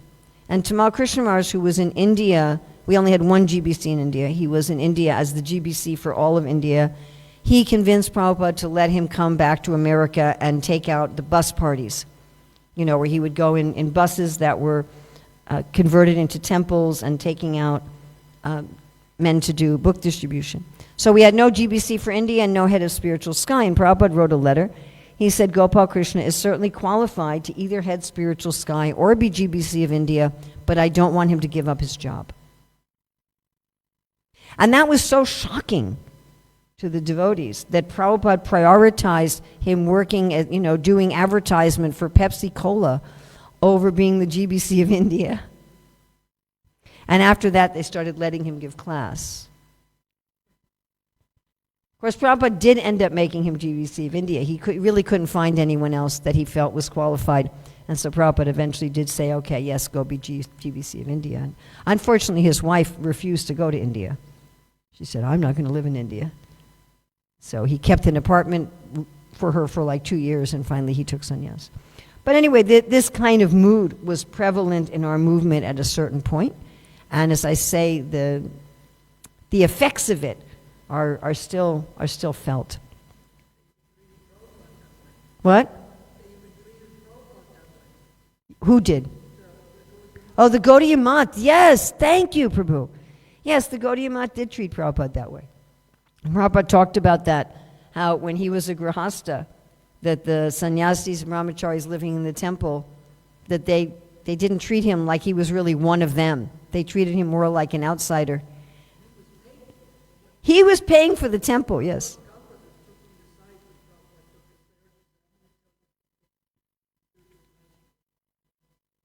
Can we get the mic? So otherwise I have to repeat everything, so it's easier if we just have you talking to the mic. So Prabhupada's godbrother said, I'm going to tell you something that your spiritual master will probably never tell you. He said, as a householder, he almost single-handedly supported this temple.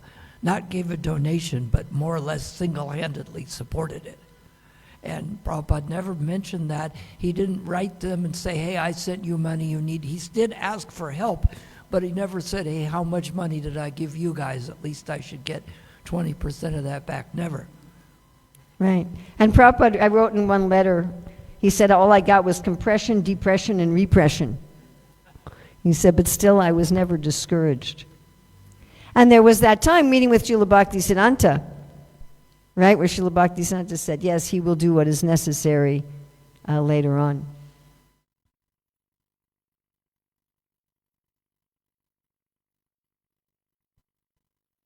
Actually, I'm just thinking about King Rahugana, when King Rahugana was disrespectful to Jadabharata, because he was thinking, I mean, Jadabharata was acting like he was deaf, dumb, and blind, and he had a dirty Brahmin's thread on, he wasn't well kept. I mean, he was a homeless person, and he really looked like a homeless person. And he looked like he wasn't quite there, And so Maharaj Rahugana had him engaged in carrying the palanquin. And then, when Jadabharata wasn't stepping on the ants, so he was carrying it shakily because he was more concerned about the ants than the king. He really didn't care so much, And then Rahugana started insulting him very sarcastically. Oh, I see you're just some old weakling. And then I don't know why, but somehow or other Jadabharata decided to speak for the first time in his life. And he started instructing the king. And then the king got very frightened. And he said, the great saintly persons may be in disguise. They may be in disguise like small children. Nobody thought Prahlad was a great devotee. They may be in so many disguises we may not recognize them. So this is a kind of donkey. You're proud of your position, and you mistreat others that you don't think are as elevated as you in status. Collecting more food and money than required. So this is a problem for anybody, but particularly for renunciates. So again, this may be done in the name of service. I have to have all this for my service. This happens in every religion. Preaching with the idea just of attracting the opposite sex. What's your favorite one? Yeah. I remember being in a kirtan where this one sannyasi was playing mridanga, and he kept looking over at the lady's side, and I'm like, are you trying to check out whether or not we're checking you out as a great mridanga player? And anyway, he later on ended up having a fall down. So this is quite common, that in the name of preaching, right, well, who's going to take care of all these beautiful young girls? I've got to help them in Krishna consciousness. Hare Krishna. This we've tried to show kind of symbolically. So this is, instead of caring for one's sadhana, one befriends materialistic persons hoping for wealth. So again, we've shown this kind of symbolically, like the curtain on the altar is broken and the shastra and the beads are on the floor, and this renunciate is trying to get wealth from materialistic persons. This can also be institutionalized. Okay, everybody, we need you to collect money to build the new temple. So, if you can't go to Bhagavatam class and you don't have time to chant your rounds, that's okay, because it's more important to go and collect the funds. Yeah? Have we run into this kind of thing? Right? You can neglect your spiritual life for the sake of collecting money. And that's a higher service, Prabhu. I don't have any time to read. That's all right. You're collecting money. Meditating on materialistic things while apparently engaged in service. Hare Krishna, Hare Krishna, Hare Krishna. How much money is in my bank account? Hare Krishna, Hare Krishna. That's a very pretty girl. This we also see, again, we've shown it symbolically that, the altar's not maintained and the beads and the books are on the floor. That's not literally what it's talking about here. And this renunciate is more concerned with dress. In other words, more concerned with externals. This is what Srila Rupa Goswami talks about with one of the kinds of niyamagraha. Do I look good? Am I following everything externally? But they're actually neglecting their inner development. They're neglecting their inner sadhana. They're just following superficially and thinking, okay, I'm really pukka. Now this one, I've gotten people argue with me about this one. So first I'd like to ask you all, what do you think is in this box? We have a locked box there. Anyone have any idea what's in that box? One of the downsides of having a little TV screen instead of a big screen. But I'm very happy for the little TV screen, so we have a clear picture. Love, yes, it's their hearts. I've had some people think they're cookies. Because they just sort of look like cookies. And here we have these renunciates, and this could apply again to anybody. They're really enthusiastic in their service, but they've locked up their hearts. These are people who are so terrified of being a sahajiya that they don't do devotional service. They're just doing service. It was actually here in South Africa. Wasn't this temple? Wasn't this temple? Devotee isn't in South Africa anymore, but he's a South African devotee. I saw him not too long ago. I discussed this, that when I was teaching this in 2016 in South Africa, he came up to me and he said, but aren't we supposed to just be philosophical and not be emotional? And I said, I don't know, Prabhu, what about the devotion in devotional service? We have to be involving our emotions. I just gave a class in Cape Town. They're doing the Snanyatra, they're preparing for Rath Yatra. And I found a class from Srila Prabhupada. Sachinanda Maharaj had talked about this. I actually found the class. Where Prabhupada said twice that Rath Yatra is a feeling festival. He used that word twice, that it's a feeling festival. We want to actually develop attachment for Krishna. We want to have feelings in relation to Krishna. We want to have devotion for Krishna. But someone can think, I'm a sober person. I'm not going to have any feelings. All right, now what are we going to do about this? This is very difficult to deal with because all of these are disguised to ourselves as bhakti. Our mind is deceiving us. And therefore, if we ask our mind, and I've had people say this to me, well, I'm just going to be really introspective. And I'm going to just introspect as to where am I bathing in donkey urine. Guess what? You won't find it. Your mind is disguising it. And we'll notice that Raghunath Das Goswami doesn't say here to go to other devotees. Again, my practical experience is that rarely, sometimes, but it rarely works. Because these are deep-seated deceits. If someone else tells us them, sometimes other people can see them. I may be able to see sometimes, this person's motives are off. Like with that article I read, that was actually quite obvious. But I would be very surprised if I wrote to that devotee directly and said that, if that person would be receptive. Years ago, I had one devotee say to me, Urmila, what's my biggest problem? And I said, I don't think you have any problems. And she kept pushing and pushing and pushing. And then, because I'm, at least a good portion of the time, very foolish, I said, well, I don't think you have any big problems, but you have a little problem. If this is a little problem. It actually was a problem that was so glaring that anybody who had anything to do with this person could see it.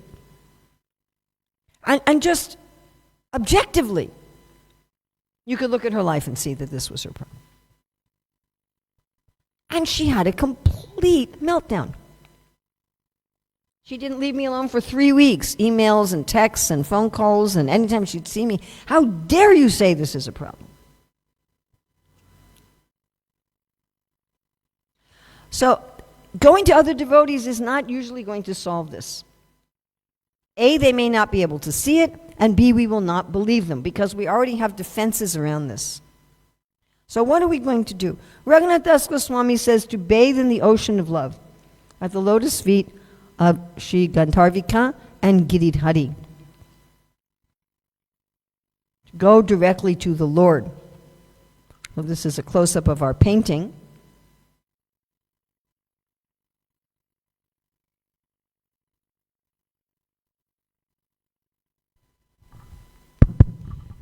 All right, so what's our metaphor here? What's the metaphor here? Donkey urine, a bath in burning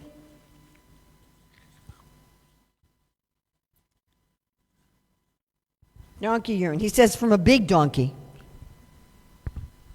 That's a very big donkey. Copious. We don't have any kids here today. This is usually the favorite one for the kids, especially little boys.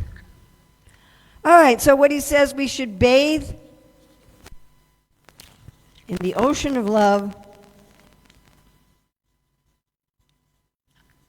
at the feet of the divine couple.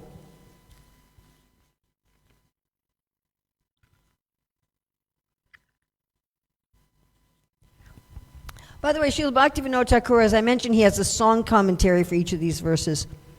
And I don't have the book with me, but in the song commentary, he says that we're charmed.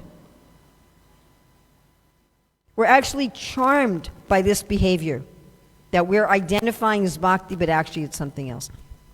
So how are we going to do this? What's going to be our methodology for bathing in this ocean of love?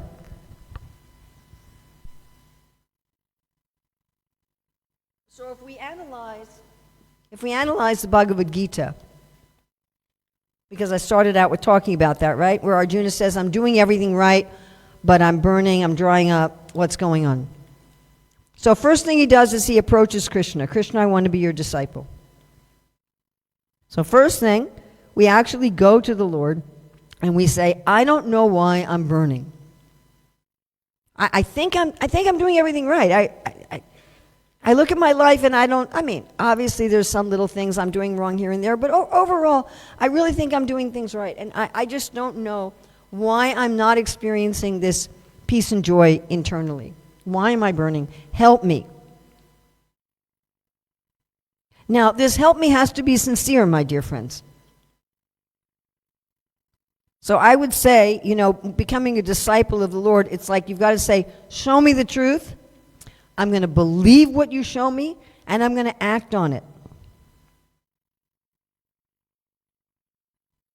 Show me the truth, I'm going to believe what you show me, and I'm going to act on it. Like this friend of mine who showed me the article, what do you think of it? I said, I think it's rubbish. And he said, well, I don't believe you. And then I asked him, why did you ask me? He said, you must have asked me because you thought I was qualified to give an opinion. So if we're going to ask the Lord to show us where's our donkey urine that we think is nectar, that we're charmed by it. Show me, I'm going to believe you, I'm going to act on it. I have found this is one of the most scary things to do, and when I have asked people, go to Krishna and say, show me the truth about myself, most people go, no, do I have to do that? Then the second thing is that Krishna will show you.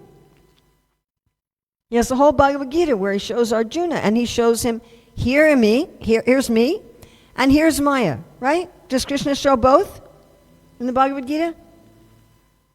Here's me, and here's the gunas, here's Maya, here's illusion, here's the divine nature, here's the demoniac nature, here's bhakti, here's the modes of nature. So Krishna is going to show us, here's real devotion, and here's the thing you're doing that you think is devotion. And then Krishna, after doing all that, he says to Arjuna, now you, what?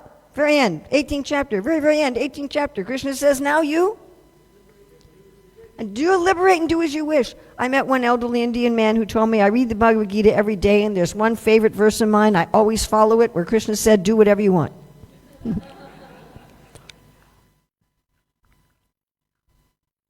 So third thing is we have to choose. We have to choose. When Krishna shows us, we are not forced to give up illusion. We are not forced. We have to choose. Now, Krishna can make it very obvious and very compelling.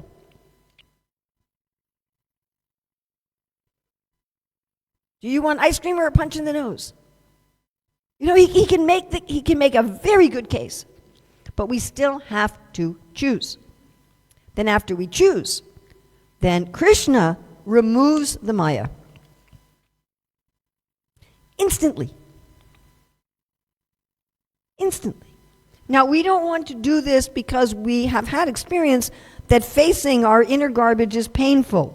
It's painful because we have pride. And I want to think, well, I'm not bathing in donkey urine in the name of bhakti.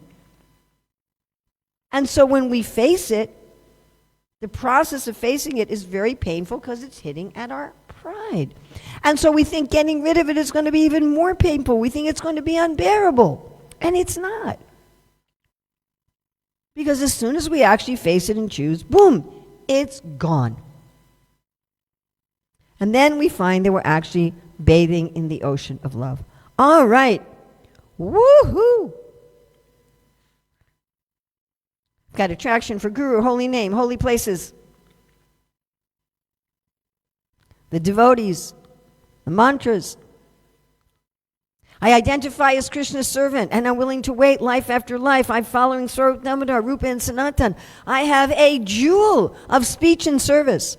I'm protected on the shining path, and the thieves can't carry me away. All my behavior is pakka, and my mind is bathing in an ocean of love. Woo! I must be a devotee. And so here we go to the last level of pride. The pride of the heart. All together?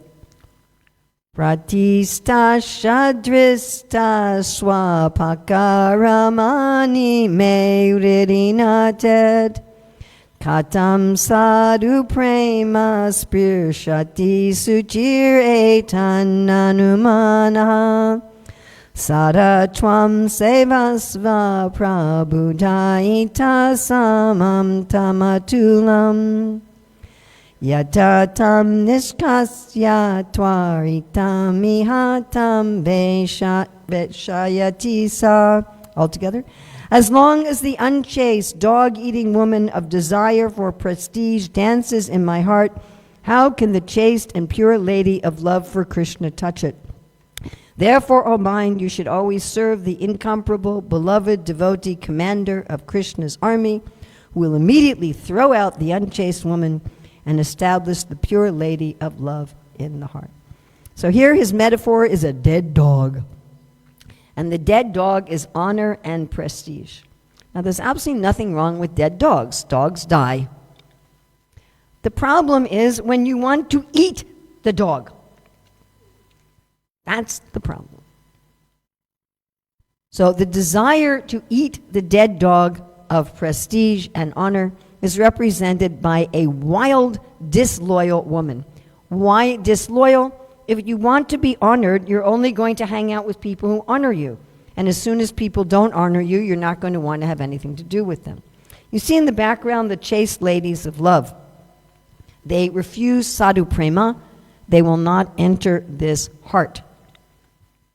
Just like I know sometimes I've gone shopping like in a mall, and I'll see in a shop something I could really use, and as I start to enter, they're playing really obnoxious music, and so I just won't go into the store.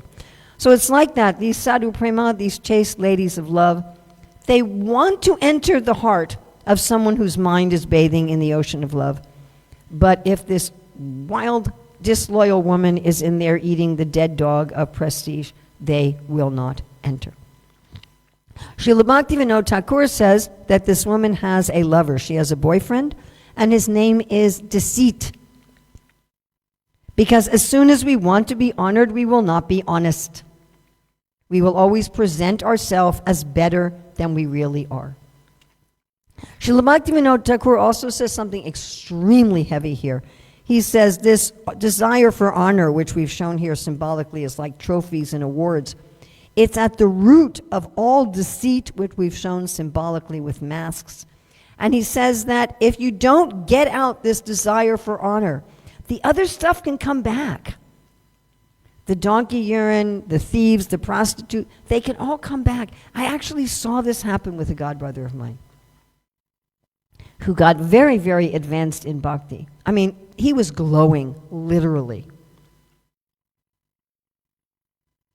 Yeah, I'll just go right ahead and say it. He put himself just 7 centimeters below Srila Prabhupada, and if you don't know what I'm talking about, it's right here.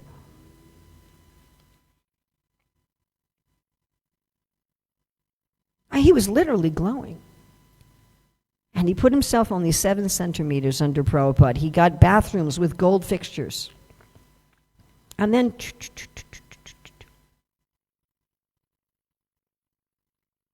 at this point in the process, what does a person want to be honored for? For being a good devotee. Bhaktivinoda says the householders want to be honored as being kind, religious, sinless, a devotee of the Lord, knowing spiritual subjects, and very detached. Like I like to brag, oh, when I was a householder, we didn't even have any furniture.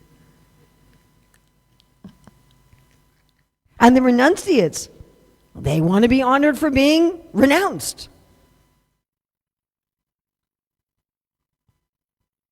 Right?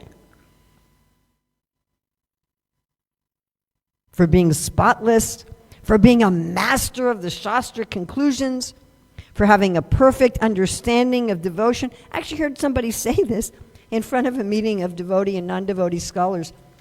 Well, I'm really the only one who knows the science of rasa. And even the non-devotee scholars, I mean, one of them said, maybe other people. And I was sitting there in the audience thinking, oh my God, that's a dead dog. There's this very nice verse that means even to this day, the girl named Stuti, or praise, has never gotten married. The reason is that the sadhus don't want to marry her, and she doesn't want to marry the asadhus.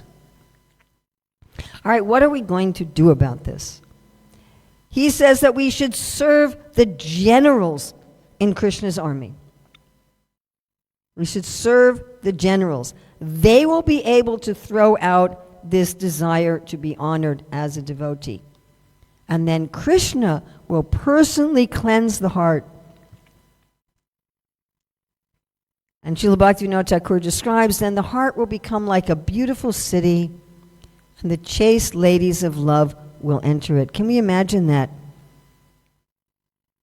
Imagine if our heart was completely cleansed of any desire to be honored and was filled with the ladies of love. How happy would we be? So why does this work? It works because we start having the mentality of serving rather than being served. And then we find something really astonishing, that it's far more pleasurable to give honor to others than to receive it. And my dear friends, when we're honored by others for being a great devotee, don't we know that that's not really genuine? Like, we know. We know ourselves. And when someone comes and says, oh, you're this, you're this, you're this, inside we're thinking, nah, really. It's phony. And anything phony, anything inauthentic is not satisfying. But taking pleasure in serving and honoring other devotees, that's authentic. And I keep thinking maybe I should put a slide here of Akura. This is when Gopakumara goes back to home, back to Godhead, and Krishna is accepting him. There's a wonderful statement. Yes, I know, I'm almost done. There's a wonderful statement in Krishna book when Akura is going to Vrindavan. We were just meditating on this at Govardhan with Bhaktivigyan Maharaj. And as he's going there, he's thinking, when I get to Vrindavan, Krishna and Balaram will receive me and they'll say, oh, Uncle Akura. He said, at that time, my whole life will be glorious. And Prabhupada says there that if we're not working to be recognized by Krishna, our whole life is condemned. My conclusion is that the desire to be honored, to be recognized, is not wrong. But I should be looking for that from Krishna, because that's authentic. And what is Krishna honoring me for? Is he going to be honoring for me, oh, thank you for waving so many sticks of incense? He's honoring me just because he loves me. I don't have to do anything. Do you follow? It's like any of you who are parents. We love and respect our children just because they're our children. That's all. It's just that simple. I mean, if they, win great awards and cure cancer or something, we'll be proud of them, but that's not necessary for us. So that honor and recognition from Krishna, it's natural. Actually, Prabhupada says to desire what's natural is not a desire. He says, like if you say, I want to eat, no one will say, what's wrong with you? You want to eat? He said to desire to be what is natural. So for Krishna to say, oh, my dear friend, my dear father, my dear mother, my dear beloved, whatever it is we are to Krishna, for Krishna to recognize that, or my dear uncle Akura, that desire is natural. And when we have that from Krishna, then we're not going to be interested in the false honor of the world. And we get this by pleasing Krishna, by serving the devotees. So Srila Bhaktivinoda Thakur talks about how to serve the great devotees. He said, through their purifying embrace, through their foot dust, through the remnants of their prasadam. This is child Narada eating the remnants of the devotees. Through taking the water from washing their feet. And he said, then the spiritual potency will flow from their heart into our heart, and this dog-eating woman and her boyfriend will go far away. So here's our painting.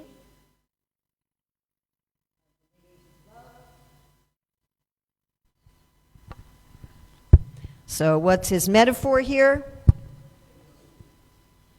Right, an unchaste woman, wild woman, eating a dead dog.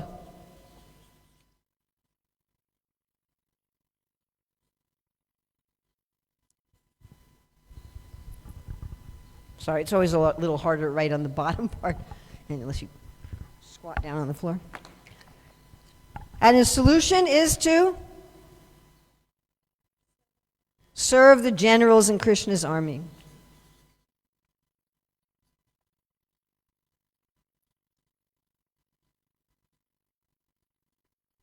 Do the generals always have a title and a position?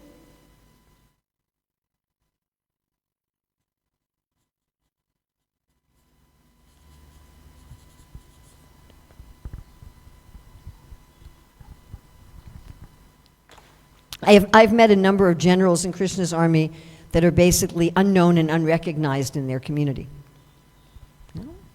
Okay, so we have here, we've now gone through all of the levels of pride: pride of speech, pride of body, pride of mind, and the pride of the heart, with the intense, heavy metaphors given by Raghunath Das Goswami. And I took these and I made this into a novel, by the way. I made this into the novel Essence Seekers. So part 4 of Essence Seekers is all about how our hero is encountering actually these different obstacles and how he overcomes each of these with this advice from Raghunath Das Goswami. And here we have the jewel of service and speech, using speech in a way that's beneficial, calling for the help of devotees who are free from hypocrisy, bathing our mind in the ocean of love at the feet of the divine couple, and serving the generals in Krishna's army. When we do this, then we'll find, although it sounds simplistic, but we will find that we can become free of these levels of pride. So, on Monday, now free of pride, Raghunath Das Goswami is going to take us through the final steps. So on Monday, we're going to go through the steps of meditation, what one does internally. You know, Srila Rupa Goswami, when he talks about Shilanam, says that's both internal and external. So on Monday, we're going to talk about the internal, and then Tuesday, the external. And that will wrap up our session on Manah-siksa. Any mistakes here are my own. Please excuse those and reject them. Anything good here is coming from Srila Prabhupada, Srila Raghunath Das Goswami, Srila Bhaktivinoda Thakur, and certainly not from me. Thank you very much. Hare Krishna.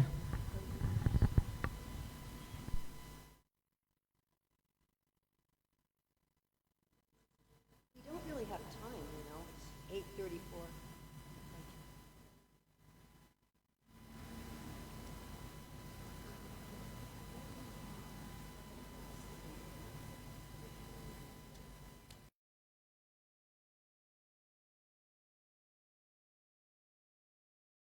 Punjabi Hari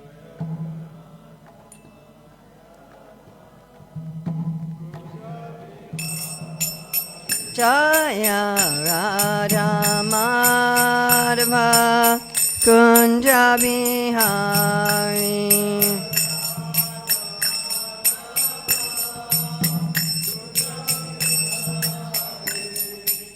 Gopi Jana Vallabha Girivardhari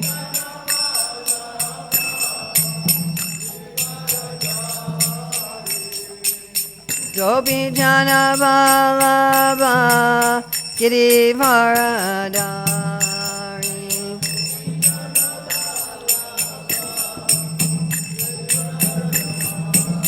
Yasodanandana Braja Janaranjana Yasodanandana Braja Janaranjana Yamuna Tiravanachari Yamuna Tiravanachari Jaya Radha Madhava Punjabi Hari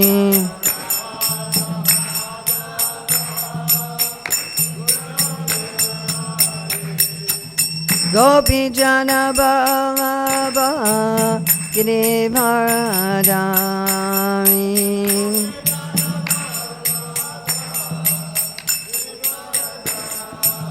Yasodanandana Braja Janaranjana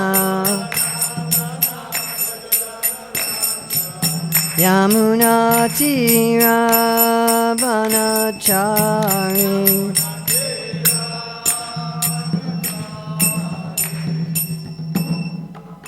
Jai Vishnupad Paramahamsa Bhagavadgacharya Asatara Satya Sri Srimad His Divine Grace A.C. Bhaktivedanta Swami Maharaj Prabhupada Ki Jai. ISKCON Founder Acharya Srila Prabhupada Ki Jai. Anantakoti Vaishnava Vrinda Ki Jai. Namacharya Srila Haridas Thakur Ki Jai. Prem Shikaho Shri Krishna Chaitanya Prabhu Nityananda Shri Advaita Gadadhar Shri Vasadi Gaur Bhakta Vrinda Ki Jai. Shri Shri Radha Krishna Gopinath Shai Mukunda Radha Kunda Giri Govardhana Ki Jai. Vrindavan Dhama Ki Jai. Mathura Dhama Ki Jai. Navadvip Mayapur Dhama Ki Jai. Jagannath Puri Dhama Ki Jai. Gangamaya Jamuna Devi Ki Jai. Bhakti Devi Ki Jai.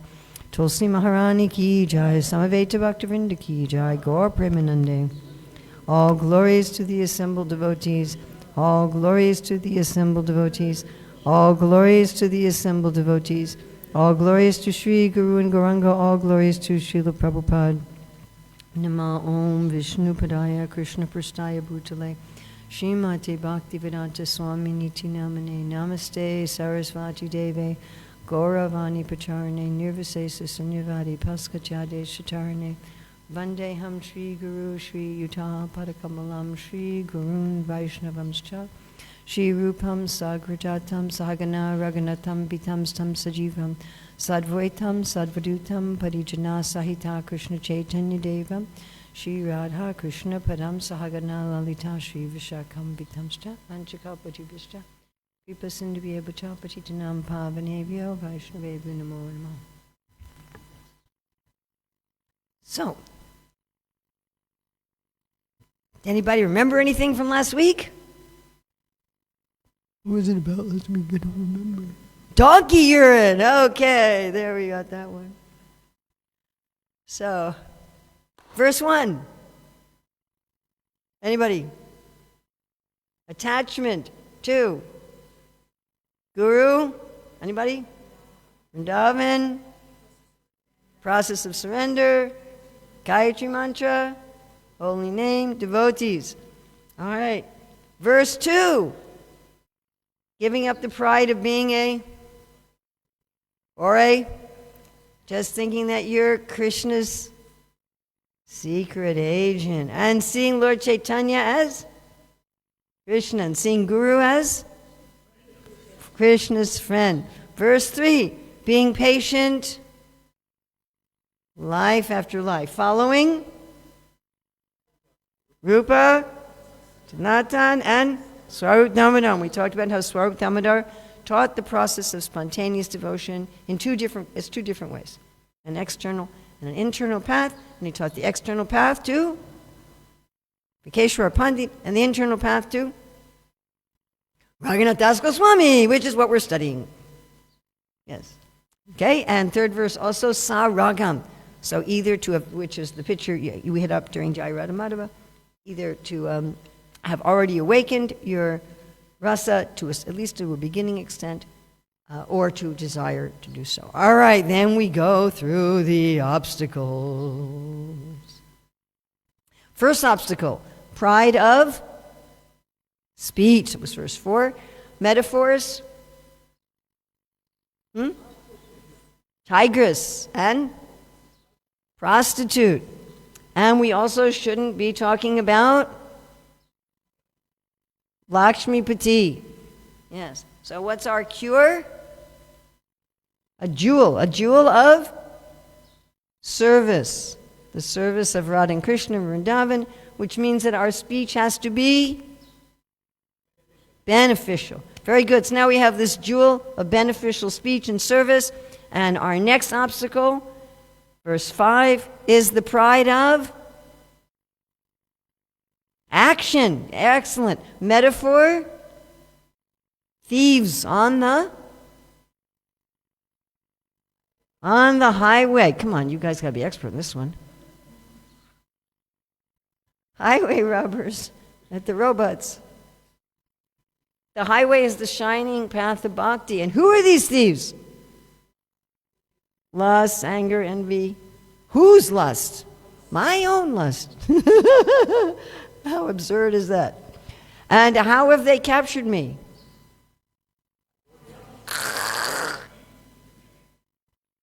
And so what's the, like a dog.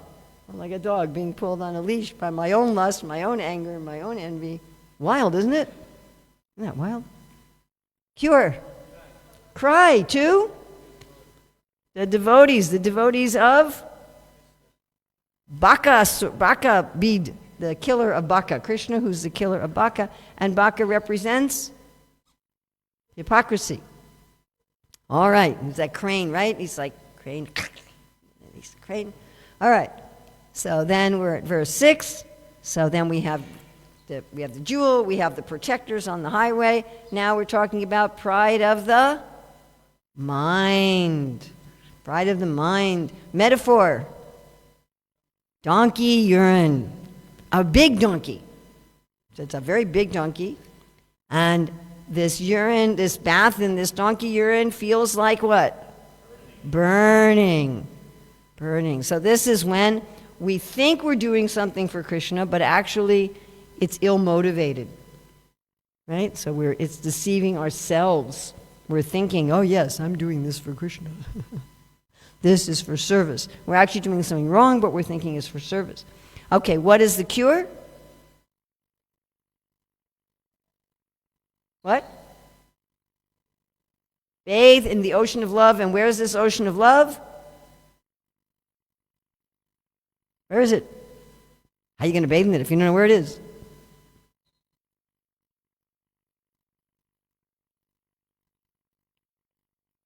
Well, that's honesty is a good starting point. It's at the feet of Gandharvika Giridhari.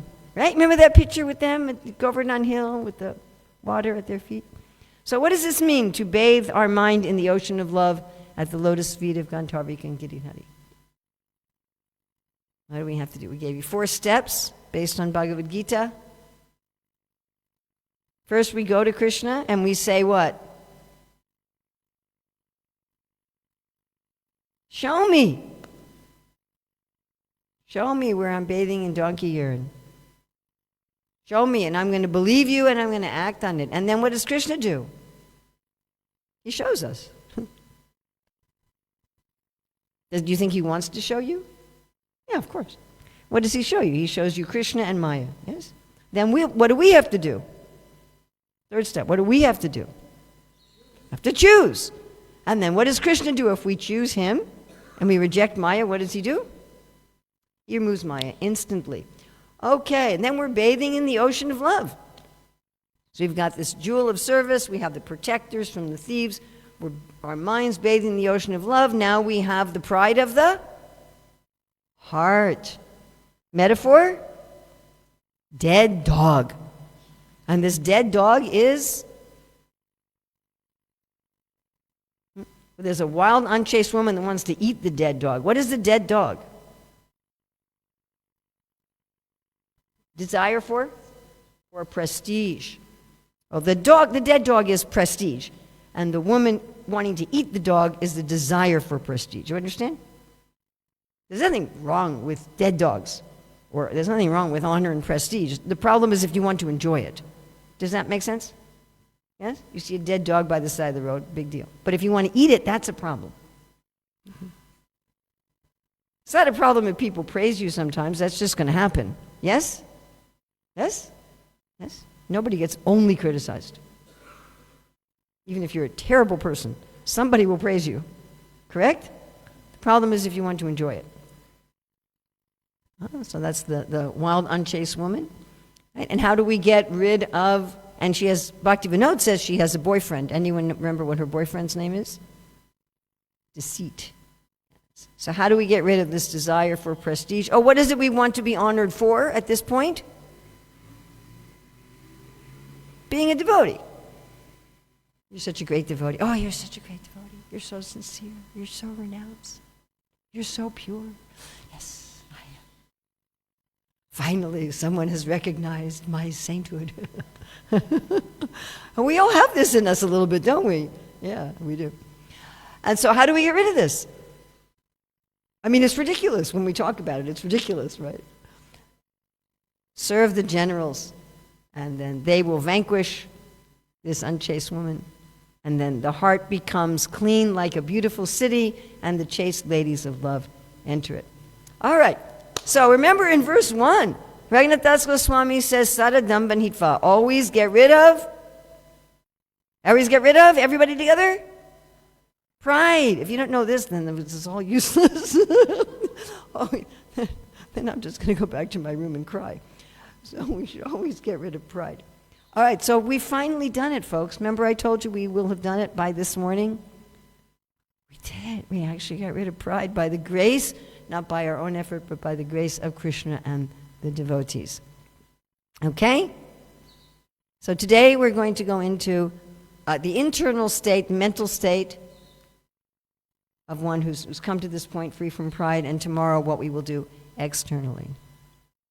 Okay. Everybody all together? Yata dustatvam me davayati shasyapi kripaya yata mayam premamritamapi dadyat yujvalamasho yata shri gandharva bhajana vidhaye prerayatimam Tata goste kakva giridharam iha tvam bhajamanaha. All together. Even though I am a cheater, the Lord's mercy can drive away my inherent wicked nature, give me the glowing nectar of divine love, and inspire my heart with the process to worship Sri Gandharvika. Therefore, O mind, with pleading words, you should worship Sri Giridhari here in Vrindavana. So, in English, we have a common compositional form, the if-then sentence. In Sanskrit, you have a very common form of yata tata. Yata tata. So you have 3 yata and 1 tata. So these 3 yatas are the 3 things that Raghunath Das Goswami is asking for, and then tata is therefore do this. So please give me this, give me this, give me this, therefore this. So what are the 3 things?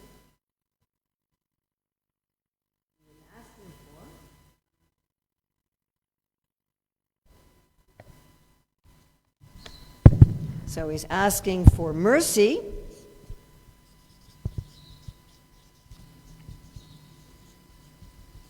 To drive away.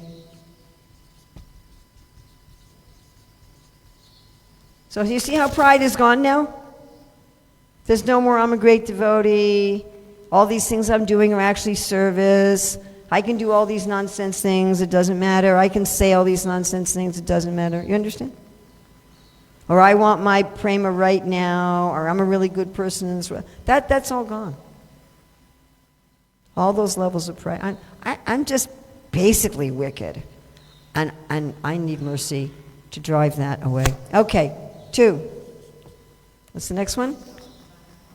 The glowing nectar. So I want to drink the glowing nectar.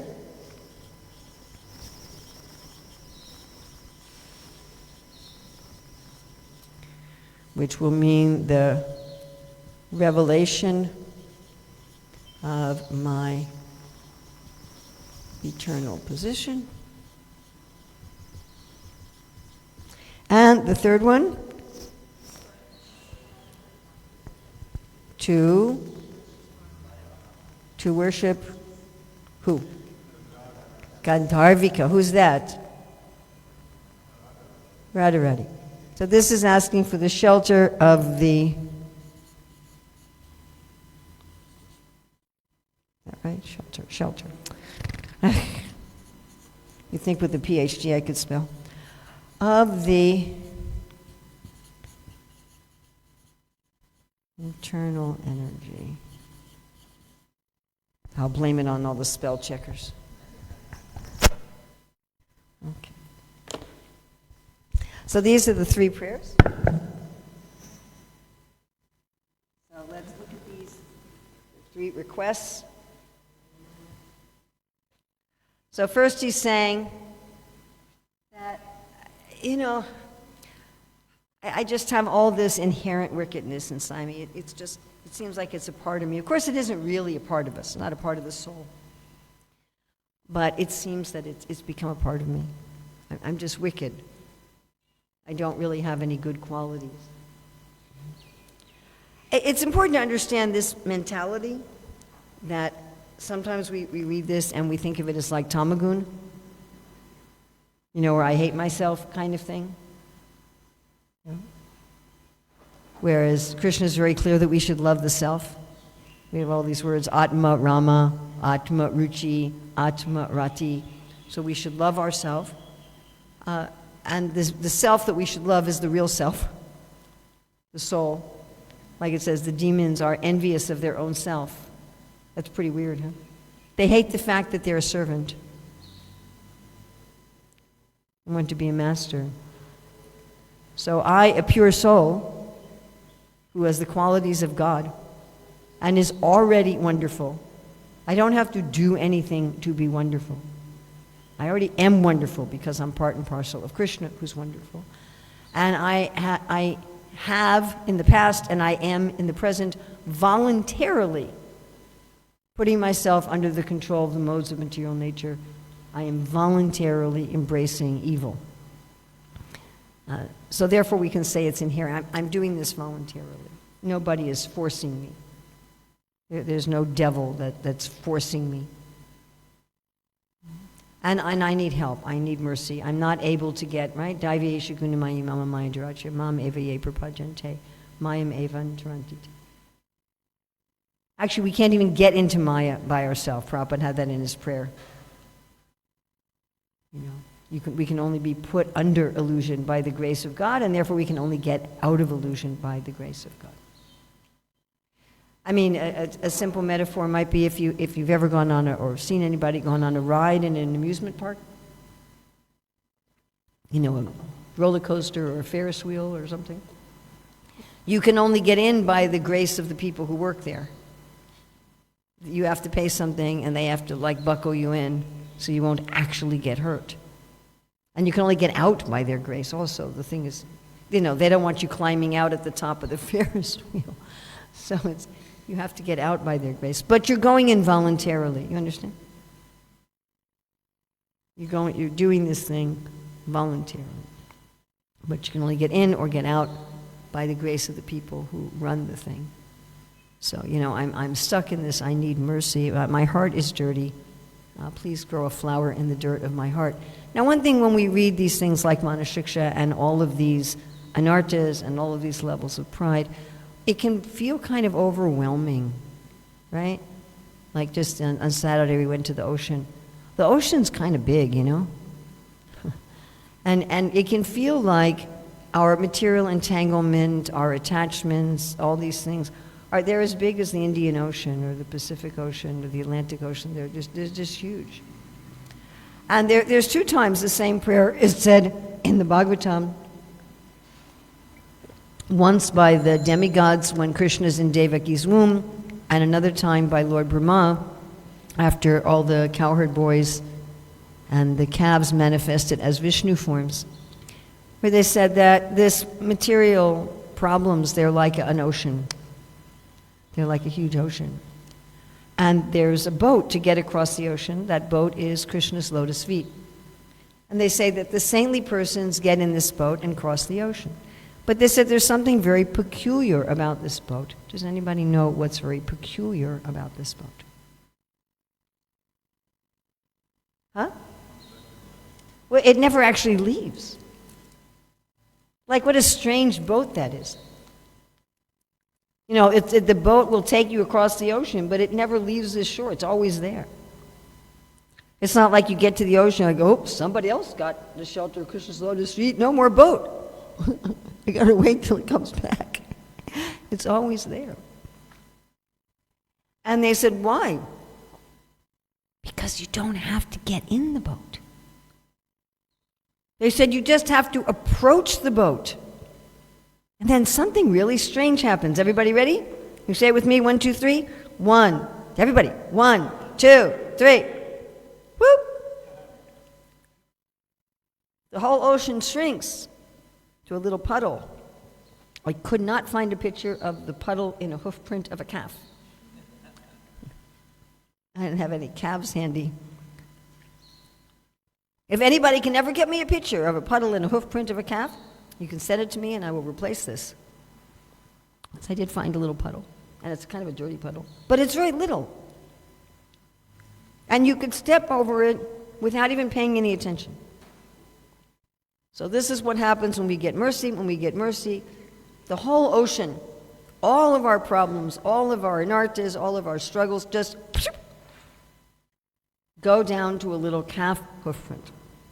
So that's the first prayer. Second prayer is give me glowing nectar to drink. Took me a long time to find this picture. Srila Bhaktivinoda Thakur comments on this, and he says, this glowing nectar is coming from the divine couple who are pouring it into the hearts of the devotees. And Srila Bhaktivinoda Thakur says this is the rays of the Ladini Shakti. We'll talk about this a little bit tomorrow, at what stage of meditation this enters the heart. But even, right, in verse 3, a person may already have had some beginning awakening of their rasa with Krishna. But here it's fully revealed.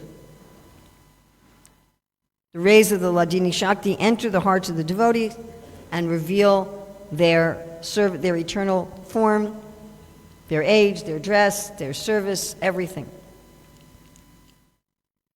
And the third prayer is, Giridhari, O Krishna, please inspire my heart to worship Gandharvika. This is interesting. Often we think, well, I'm going to worship Radharani to worship Krishna. Here it's, I'm going to worship Krishna to put me under the shelter of Srimati Radharani. And that is because she is the internal energy. Mahatmanas tumam partam diving prakritim ashritaha. To have the shelter of the internal energy. Without being under the shelter of the internal energy, we cannot actually engage in the service of the Lord. So get me out of Maya, show me who I am, give me the shelter of the internal energy. This is our painting for this verse. And Srila Bhaktivinoda Thakur, in Bhaktivinoda Thakur's commentaries in Manah-siksa, he has his own songs that he's written, but he also quotes many other verses and prayers, especially in these later verses. So here he has a series of prayers. Jai Shri Shri Radharani Giriraj Shri Chaitanya Mahaprabhu. So here are some of his prayers that he's quoting prayers of others, usually Srila Rupa Goswami, but sometimes from other places. O Devi Gandharva, falling on the ground like a rod, I, an extremely distressed soul, beg you to please count me as one of your near and dear ones. O Devi Gandharva, when will I dress you in a cloud-colored sari? When will this servant be able to massage the feet of Radha and Krishna? And Bhaktivinoda Thakur says that we take shelter of one of the assistants to the divine couple, and gradually we get the eligibility to serve them directly. So this may sound very high, and you're thinking, whoa, this is like so far beyond me. Now can I even sing this verse? But remember I said in the beginning that Manah-siksa is also applicable even to a new person. There's some prayer we say in our Hare Krishna movement that includes these three requests. And we sing it every day. Huh? Anybody know what it is? It's all CRT. So even if you just walked in the door of a Hare Krishna temple for the first time, and you don't know anything about Krishna consciousness, and I know many temples that do Tulsi Arti as part of the Sunday feast. They don't know anything. Here we give them a copy of the prayer and say, sing along with us.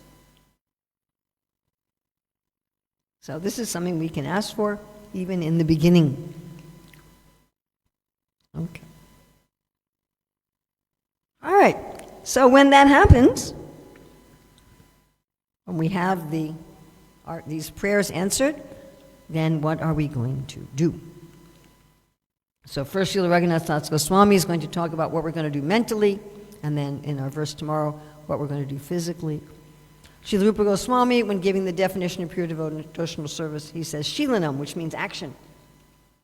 And Srila Vishwanath Thakur and Srila Jiva Goswami explain that that action is mental and physical.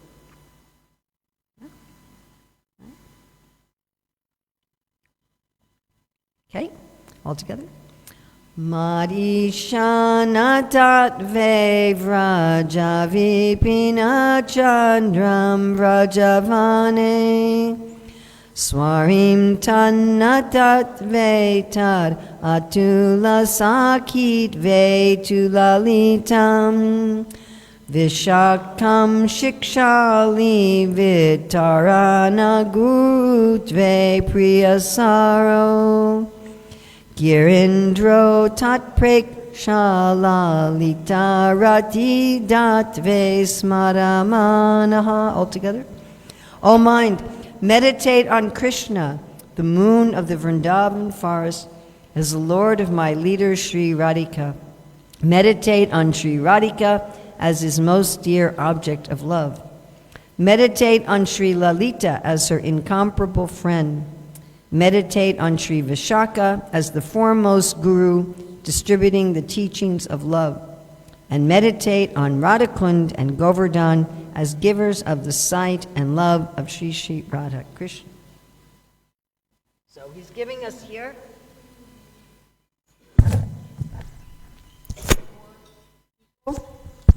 and 2 places.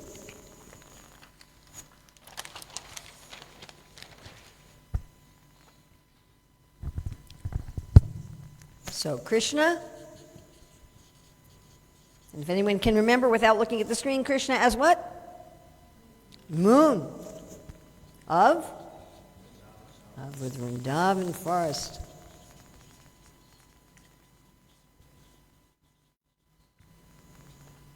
Next was, you can see if you can remember without looking. Radhika. As dearmost object of love.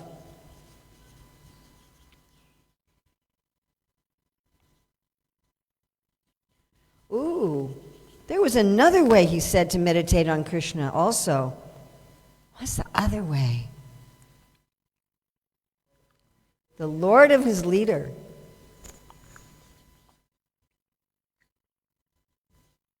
And who's his leader? Yes. Okay, next person. Lalita. Anybody can remember? Yes, you can say incomparable or incomparable. How do you spell that? Comparable.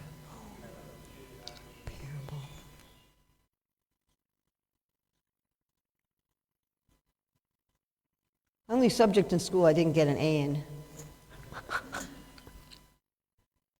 There's a whole story behind that one. Next one.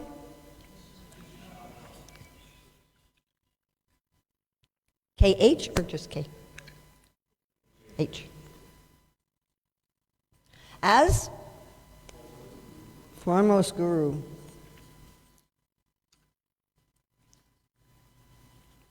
And the 2 places? Radhakund and Govardhan, which give what? 2 things. Right, they'll give you the vision and the love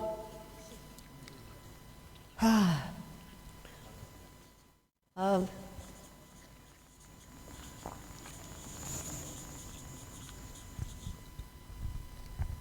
they'll let us see the divine couple and have us love them.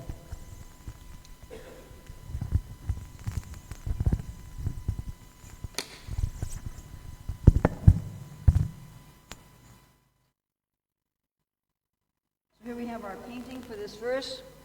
Krishna as the moon, Radharani as his dearmost object of love, Lalita Vishaka, and Radhakund at the foot of Govardhan. So this is Raghunath Das Goswami's own personal meditation, which is a template for devotees. Not every devotee is going to have this meditation once their rasa is revealed. Is this going to be, if someone is a cowherd boy, is this going to be their meditation? Who are they going to meditate on? Probably Krishna and Balaram, and like Sridham, Subal. Are they going to meditate on Radhakund? No. Suppose somebody awakens to parental rasa. Who are they going to meditate on? Yasoda, Nanda, Rohini, so forth. Are they going to meditate on Radhakund? Definitely not. So this is his personal meditation, which is a template for devotees when they realize their relationship, that Krishna with his chief associates and the main pastime places. Now you notice he says, Krishna not only is the moon of Vrindavan forest, but the lord of my leader, Srimati Radharani. Raghunath Das Goswami is among those groups of pure devotees who are worshiping Radharani, and they worship Krishna because Radharani likes Krishna. There are also devotees who worship Krishna, and they worship Radharani because Krishna likes Radharani. And then there are devotees who worship Radha and Krishna equally. So this again is his particular mood. This is not the mood even of all the gopis. And of course there's other gopi leaders as well. Srila Rupa Goswami starts off his Bhakti Rasamrita Sindhu with offering obeisances to Taraka, for example. So she's a leader of another group of gopis. There's going to be some variety there. But anyway, this is his mood. His mood is that I worship Radharani, she's my leader, and I worship Krishna only because Srimati Radharani likes him. And so Srila Bhaktivinoda Thakur has prayers for each of these personalities in his commentary.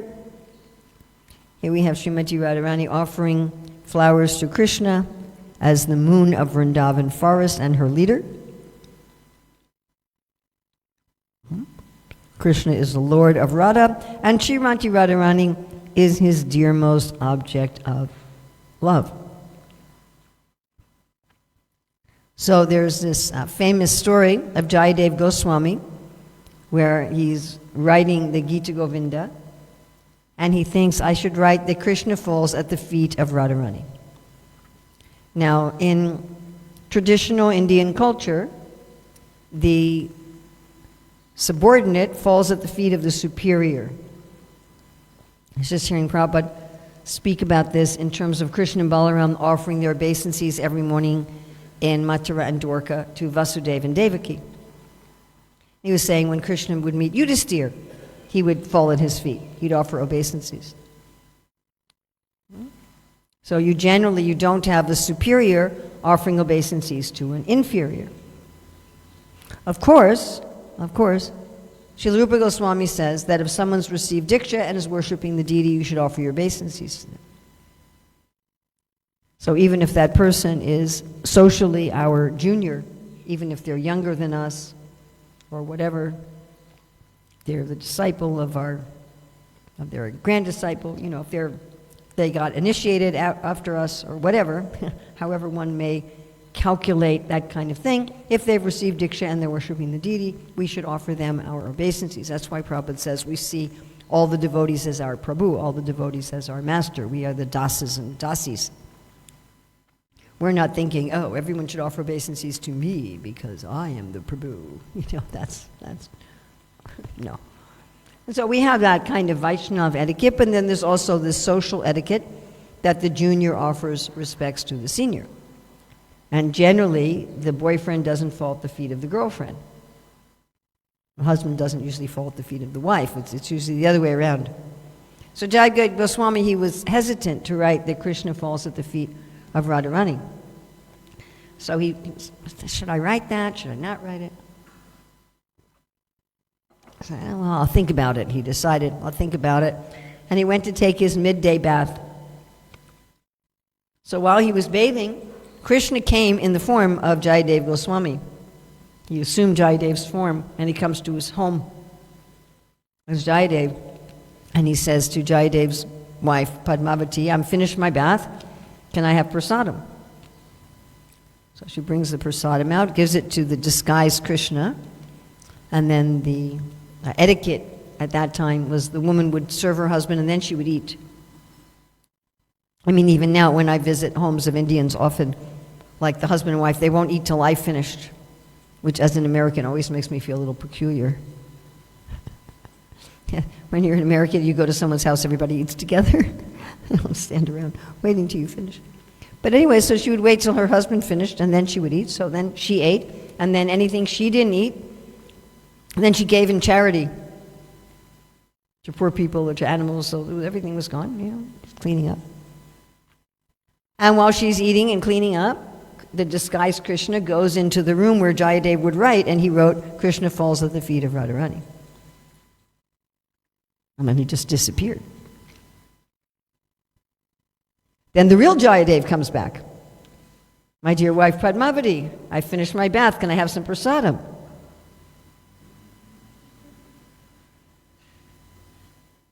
Are you a crazy fellow? What's wrong with you? You already came back and ate. He said, oh, you're the crazy fellow. I just got back. She said, there's no food left. I fed you, I ate, I distributed it, I cleaned up.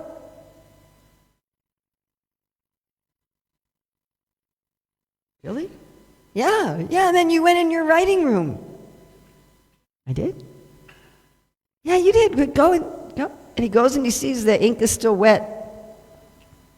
And he can understand. Krishna does fall at the feet of Srimati Radharani. Bhaktivinoda says, Devi Radhika, this servant of yours has fallen immensely into the depths of various oceans of distresses. Through the amazing boat of your strong mercy, kindly rescue this servant and make her attain the liberating shore of your lotus feet.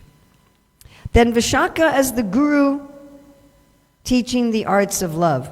Now this is also interesting. This is Raghunath Das Goswami's own relationship with Vishaka, because the other Goswamis usually refer to Lalita as the guru more than Vishaka. Sometimes Vishaka, but more consistently Lalita. But here Raghunath Das Goswami is seeing Vishaka as the guru. Now in Chaitanya Lila, Ramananda Roy is usually associated with Vishaka.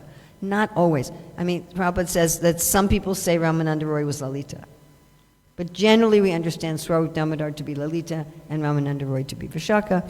And we know that Ramananda Roy took the role of the guru of Sri Chaitanya Mahaprabhu. Mahaprabhu went to him and asked questions, and Ramananda Roy answered. So the Lord, in the mood of Srimati Radharani, is taking instructions from Vishaka there as Ramananda Roy. Now Vishaka also manifests as the river Yamuna. Just recently at Govardhan, I was hearing Sachinandan Maharaj say that Yamuna is one of the protectors of Vrindavan. He was saying there's, Gopishwara Shiva, there's Vrinda Devi, there's Yamuna and Govardhan as physical barriers that one has to ask their mercy to enter into Vrindavan. So Bhaktivinoda Thakur first quotes some verses establishing that Vishaka is also the Yamuna. Now the Yamuna is one of the twin children of Suryadev. So Yamuna has a twin brother, Yamaraj. So here we see Yamuna and Yamaraj, the twin children of the sun god, Suryadev. And Bhaktivinoda Thakur quotes a long prayer to the Yamuna. One verse is, May Sri Yamuna Devi, the daughter of the lotus-friendly sun god, always purify me. She saves one from entering the abode of her brother Yamaraj, who punishes the sinful after death. Some songs we sing that mention Yamuna. Jaya Radha Madhava.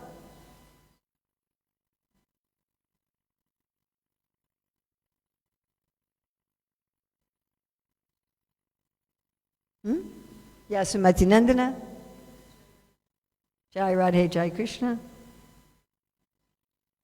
And if you would like to really go into this prayer again, it's in Bhaktivinoda Thakur's commentary on this verse 9 of Manah-siksa. He has the Yamuna Astakam.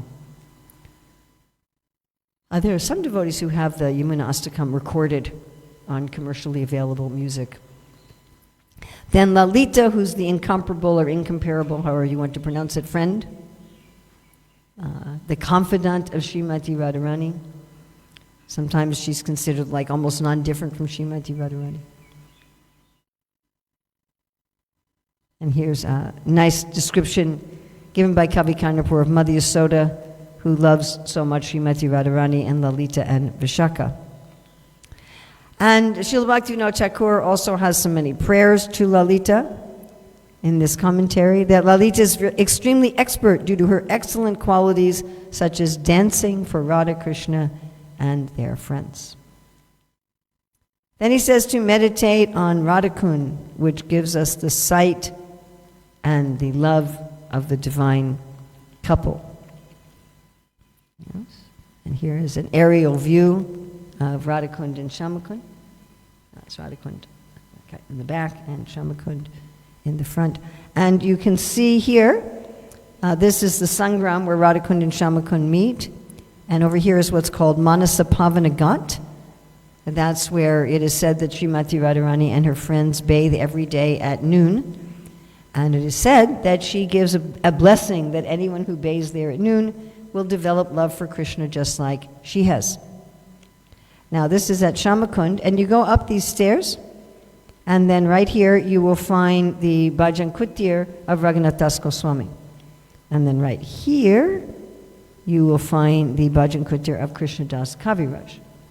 So every afternoon for 3 or 4 hours they would meet together. Krishnadas Kaviraj would meet with Raghunath Das Goswami. You can't really see it in this picture, but kind of in the courtyard there. And Raghunath Das Goswami would go over all of his diaries.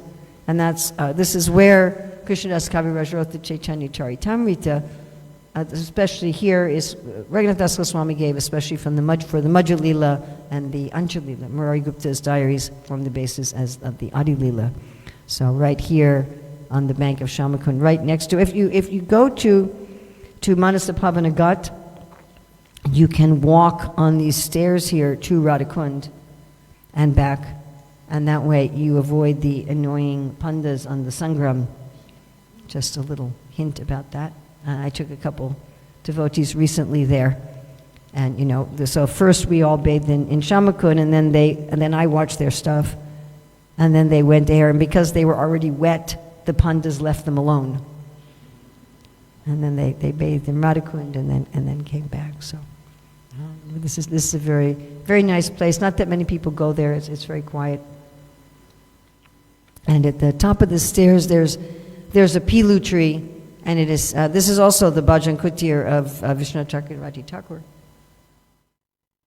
And it said that pilu tree was actually some devotee who was present during Krishna's Leelas and who told Vishwanath Chakravarti Thakur many of the Leelas that then he has in his purport.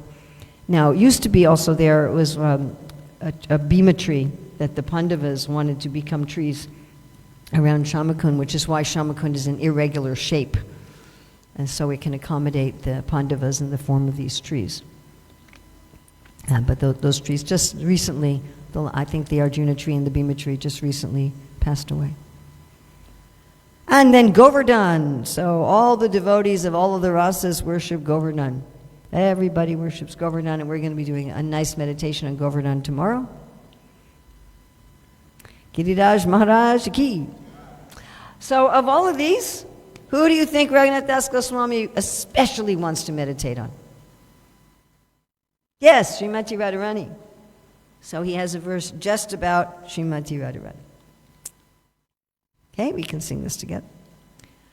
Ratim Gori Lileya Pitapati Sondarya Kiranai Sachi Lakshmi Satya Paribhavati Sobhagya Valanai Vachis Karais Chandravali Mukhanavina Vrajasati Kshipatyaradyatam Haridayitaradham Bhajamanaha. All together. O mind, offer your worship unto Sri Radhika, the beloved of Lord Hari. She outshines Rati, the wife of Kamadev, Gauri, the wife of Lord Shiva, and Lila, the potency of Lord Vishnu, by the effulgence of her beauty. She defeats Sachi, the wife of Indra, Lakshmi, and Satya, Krishna's wife, by the waves of her good fortune. She defeats the pride of the newly married gopis of Vraja, headed by Chandravali, through her power to control Krishna. So who is Srimati Radharani? So Krishnadas Kaviraj has a description of Radharani in this Adi Leela, that Radha and Krishna are one in their identity, but they separate eternally to perform pleasure pastimes. If God is complete, he must be both male and female, the ultimate male and the ultimate female. Although we say that God is just male. That's also correct. But still, Krishna and Radharani are one person. But they separate themselves eternally to enjoy pastimes. Of course, they are also together eternally in the form of Lord Chaitanya. So this is his own bliss, his own potency, the Ladini Shakti, the pleasure potency. If any time we talk about pleasing Krishna, what we mean is that we're uniting Krishna and his energy of pleasure. When we chant Hare Krishna, we're uniting Krishna and his energy of pleasure. But anything we do to please Krishna, that's what we're doing. Krishnadas Kaviraj writes, she's identical with Lord Krishna, for she embodies the mellows of love. She is an internal potency called Ladini that gives Krishna pleasure and nourishes his devotees. Now, this fact is extremely important. How does the pure jiva enjoy bliss? The pure jiva enjoys bliss through Krishna. By uniting Krishna and his pleasure energy, that pleasure energy also nourishes the devotees. You know, a very mundane example, if my hand takes this water and puts it in my mouth, my hand will become hydrated. Suppose I take my hand and put it in water. What will happen to my hand after a few hours? I just leave it in water. It will become dry. Isn't that weird? That's weird, isn't it? You'd think that if you soak in water, you become initially wet, but your body becomes actually dried out, not hydrated. Very peculiar. If my hand wants to become hydrated independently, it gets dried out. If it wants to become hydrated by putting water into the stomach, then it becomes hydrated. This is how we are meant to enjoy.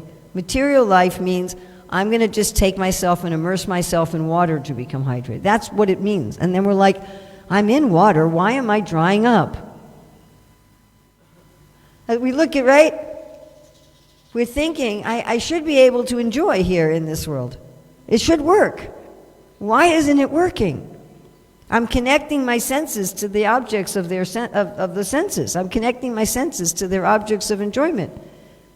But yet, I'm not feeling the happiness that I want. I feel some physical pleasure, some mental pleasure, some emotional pleasure, but I'm not really satisfied. Why? Why isn't it working? And, you know, people who get a lot of money and fame and so many things, you know, a beautiful romantic partner and everything they could possibly want, and then they go, is that it? Like, I did everything. I did the checklist, you know? Again, like, it seems if I just stick my hand in water, you know, if your skin's dry in the winter or whatever, you know, and you stick it in, it should get wet. Looks like a raisin. But when we connect with Krishna, we're naturally also satisfied, and it's this internal pleasure potency that is satisfying us. This is the difference between Ravana and Hanuman. Ravana says, I'm going to take Sita for myself and enjoy her directly. Hanuman says, I'm going to enjoy Sita by linking her with Ram. I'm going to enjoy the pleasure of seeing her linked with Ram. The pleasure the jiva enjoys by linking Radha and Krishna is not less than the pleasure that Krishna himself is enjoying. In fact, Krishna Das Kaviraj says that when the gopis unite Radha and Krishna, they feel millions of times more pleasure than when they're enjoying with Krishna directly. And then when Srimati Radharani unites the other gopis with Krishna, she's also feeling millions of times more pleasure. We don't lose. When we're enjoying through Krishna, we're enjoying everything that Krishna is enjoying. Whoa! Do you have any idea what Krishna is enjoying? He's Akila Rasamrita Murti. He's the form of all pleasures, all at once. You know, I have to first eat the pizza and then eat the ice cream. He can eat the pizza and the ice cream all at once. And all different kinds of pizza. And all different kinds of ice cream. Right? I mean, in Dubai we have a Govindas where they make their own homemade ice cream, and they have Chiku ice cream. And Sitapal ice cream. Whoa. Worth flying to Dubai for. So, you know, if you could eat simultaneously thousands of kinds of ice cream and thousands of kinds of pizza and thousands of kinds of sabjis and all of this at once, and all the relationships, you know that each of us has our own particular relationship with Krishna. You all know that, right? But it's not that every cowherd boy has exactly the same relationship with Krishna as every other cowherd boy. There's categories. Srila Rupa Goswami describes categories of cowherd boys, categories of parents, categories of gopis. In Ujjwala Nilamani, he goes to 350 or 360, I can't remember which, categories of gopis. And then he says, this is not exhaustive because every single gopi is ultimately in her own category. And Srila Sanatana Goswami also says this in a commentary in Bhagavatam 10:13, that when the Lord expands as all the Vishnu forms, right, all the cowherd boys and the calves, they show themselves as Vishnu forms and they're being worshipped by millions and millions of living entities. And he says, Krishna has unlimited qualities, there are unlimited jivas, and each jiva is especially attracted to a particular quality. It's explained when Krishna expanded himself as 16,100 Krishnas to marry 16,100 princesses. Each Krishna was a little different because each of the princesses wanted to see Krishna in a little bit different way. So each of us is giving our own particular flavor to Krishna that he can only get from us and nobody else. And he can get it from himself. Like he can expand as the cowherd boys, you understand? So if I'm in Maya, it's not like Krishna's like, oh man, you know, I just can't get that kind of ice cream today. It's not like that. But he preferred to enjoy that from us. So he's enjoying simultaneously all of these rasas from uncountable, unlimited jivas, all at the same time. And my dear friends, when we connect with him, we can taste all of that too, through him. So why are we in Maya? This is a really interesting question. Gross stupidity. Radharani outshines Rati, the wife of Cupid, Gauri, the wife of Lord Shiva, and Leela, the potency of Lord Vishnu, by the effulgence of her beauty. She defeats Sachi, the wife of Indra. Bhaktivinoda writes, O Radhika, you are the moonlight of bliss for the white lotuses. O Radhika, you are as fair as fresh Gorachana, a bright yellow color, and have garments as splendid as a blue lotus. Your braids that are decorated with jewels and flowers give the appearance of a serpent's hood. So one time Srila Rupa Goswami wrote this, that Radharani's braid looks like a snake, and Srila Sanatana Goswami did not like this at all. He said, my dear younger brother, Radharani's braid is not like a snake. So as they're discussing this, in Vrindavan, there were 3 young girls talking. One of them had her back to them, and you could see her braid. And Sanatana Goswami looked and he thought it was a snake. And he said to the girl, there's a snake climbing up your back. And as she heard him, she turned around and she whipped her braid. And Sanatana Goswami looked at Rupa Goswami. He said, you're right, Radharani's hair is like a snake. She's the beloved of her father, Vrishabhanu. She defeats the pride of the newly married gopis through her power to control Krishna. Bhaktivinoda Thakur says, "Climb in the boat of the Sakhi's mercy and sail into the ocean of love, where you will find the lotus feet of the daughter of Vrishabhanu Radha." So this is our painting for this verse. For this painting, we followed the verses in Bhagavatam 10th Canto, chapter 32. This is where Krishna's returned to the Ras Leela. And before this, there was no painting ever done of these verses. So these verses describe 7 gopis and how they approached Krishna or dealt with Krishna when he returned to the rasa dance after leaving them. And Srila Vishwanath Chakravarti Thakur, in his commentary, describes who each of these gopis were.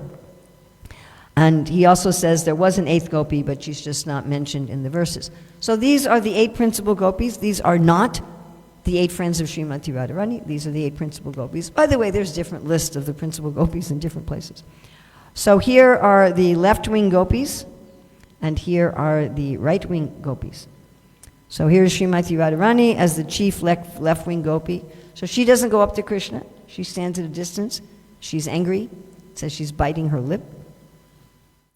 Here is Lalita. She also does not go up to Krishna. She's just simply staring at him, wide open eyes.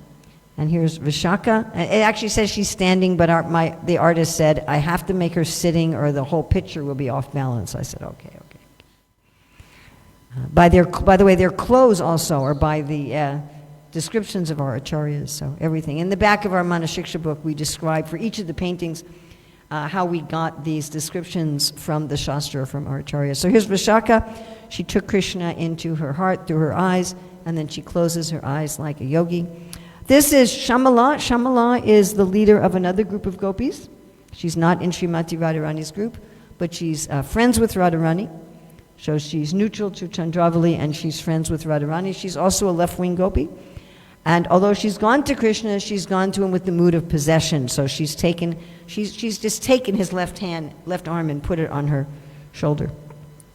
Here we have the leader, the topmost of the right-wing gopis. This is Chandravali, who takes Krishna's right hand in her 2 hands.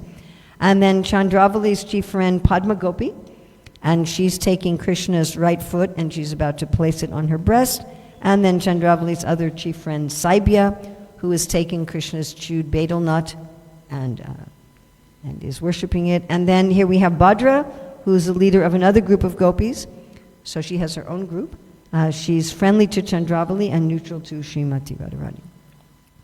So here we see Radharani as the chief of all of the gopis. All right, it is 8:34.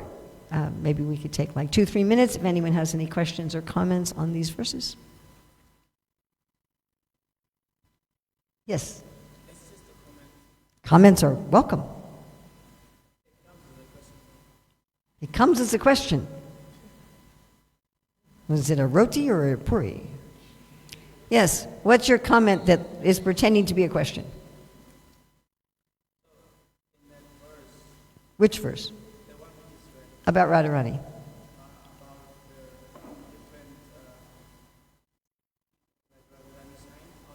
Outshines, yes.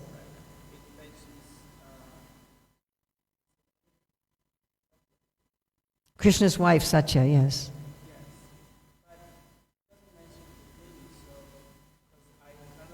Yeah, why did Raghunath Das Goswami pick Satya of all of Krishna's wives? I don't know. We'd have to ask him. No, I mean, like, seriously, I don't know.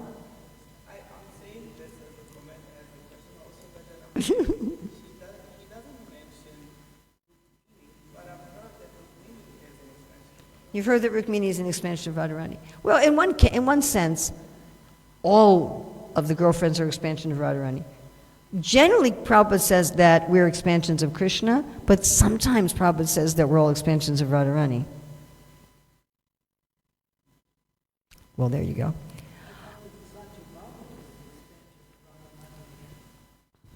Expansion of Chandravali. Well, there you go. Now, you're more confused than before you asked your comment question. Sometimes you have to go into, asking these sort of questions takes you into sort of this maze, So sometimes it's explained, sometimes Prabhupada explains Rukmini as an expansion of Srimati Radharani. You have the play, Lalita Madhava, written by Srila Rupa Goswami, where he talks about Chandravali as an expansion of, Chandravali expands as Rukmini, and Radharani expands as Satyabhama. And you also have, say, Jagadananda Pandit, who's considered to be Satyabhama, which is in a left-wing mood. But our Acharya, especially like Srila Sanatana Goswami, he comments that Lalita Madhava is not describing something that is always the case, but one particular instance of Krishna's pastimes in the material world where these gopis expanded as the queens. He said generally they're different personalities.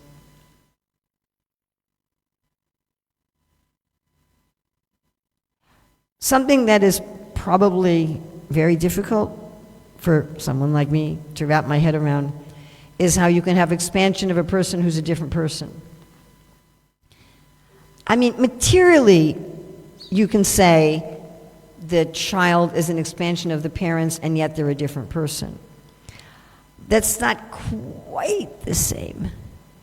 Like, we're all Vibhinamsa expansions of Krishna. We're actually all incarnations of Krishna as Vibhinamsa. But we're different people, and I'm different from you, and you're different from him. And we're not Krishna, but we are Krishna. And even when Krishna expands, like as Balaram, they're the same person, but they're manifesting different personalities. Like just this morning reading Krishna book, how Arjuna kidnapped Subhadra. And he does that with the permission of Vasudeva and Devaki. And Krishna knew that the fake sannyasi was Arjuna, but Balaram didn't know. And Balaram was so upset that he was ready to kill Arjuna, and Krishna interceded and said, well, Subhadra wanted, look, he had our parents' permission, and she wanted to marry him, and everything was, it was all, this was just, externally it looked like he was kidnapping her, but actually this was all prearranged. So how is Balaram an expansion of Krishna, but he's a different person, and he kind of has a different point of view on things? Expansion of apples? Help me out here. Okay. You have varieties of apples, and they're all apples, but they have different tastes. So that might make it. And mangoes too. See, we're running into the Achincha Beta Beta Tattva problem, is what we're running into. And it's Achincha, it's inconceivable. We can talk about it. We can describe it. It's not indescribable, but it's inconceivable. We are absolutely, totally one with Krishna, and we are absolutely, totally different from Krishna at the same time. Exactly. It's inconceivable. Oh well. Sorry. So even if you want to say that the queens are expansions of Srimati Radharani, they are not displaying the full intimacy of Srimati Radharani, therefore she outshines them. But they're a different person. Rukmini and Satyabhama, they are actually a different being. Golden apple, okay, we'll take that under advisement, but I like the idea. Yes, there's a different flavor. When Krishna's with Rukmini in Mathura and Dwarka, there's a different flavor than when Krishna's with Srimati Radharani, or with Chandravali, however you want to look at that. Yeah. Any other questions disguised as comments, or comments disguised as questions, or inconceivable things? Yes?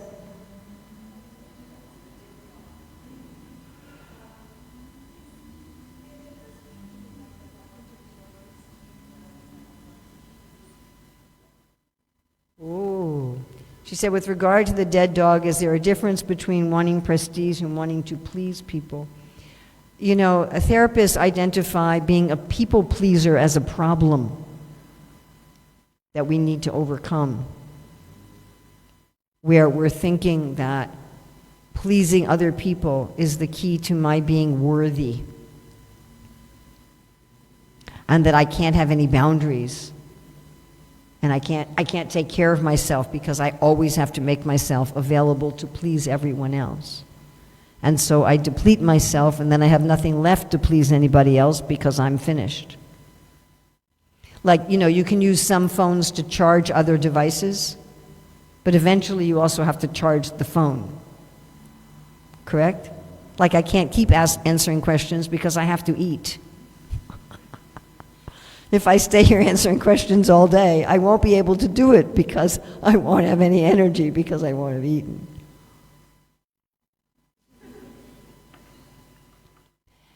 If I want to please people to please Krishna, that is perfect.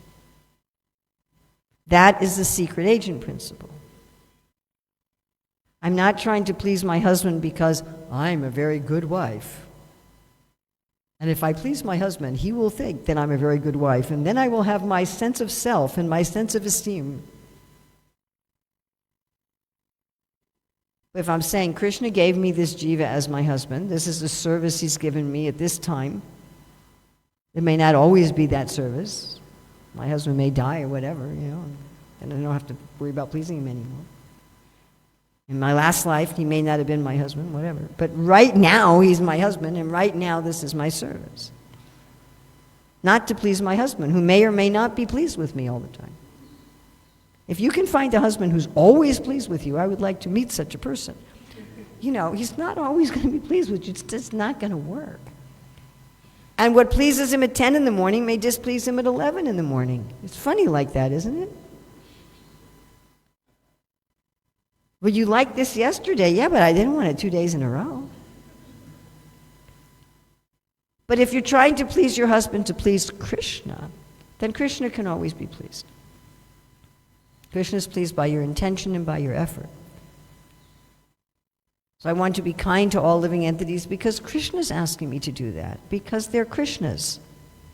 I want to take care of people, and I want to do my best to make other people happy, to make Krishna happy, not because I'm going to be able to make other people happy all the time. Good luck. Let me know how that works out for you. So, that's if you're trying to be a people pleaser, you're going to be a very frustrated person. You're going to become depleted. You're going to be frustrated because you won't always be able to please them. Even doing things that they say will please them will not always please them. You're going to become annoyed and frustrated and sometimes hateful of these other people who are not always pleased with you, even though you have sacrificed so much and worked so hard and done all the things they said that they wanted you to do. Or you'll hate yourself because you think you're not good enough. And it's a mess. If you think Krishna's asking me to be kind to all living entities, and Krishna's asking me not to be agitating to others, and Krishna's asking me not to be a source of anxiety to others, so I'm going to do my best to make Krishna happy. And if I do my best, my dear Father, just worship Krishna. I'm going to kill you. Oh, I did my best, Krishna, to please this living entity. Just didn't work out. Is that all right? Okay. Let us take prasadam. Thank you. Krishna willing, we'll meet tomorrow for the last 2 verses. Srila Prabhupada ki jai. Srila Raghunath Das Goswami ki jai. Srila Bhaktivinoda Thakur ki jai.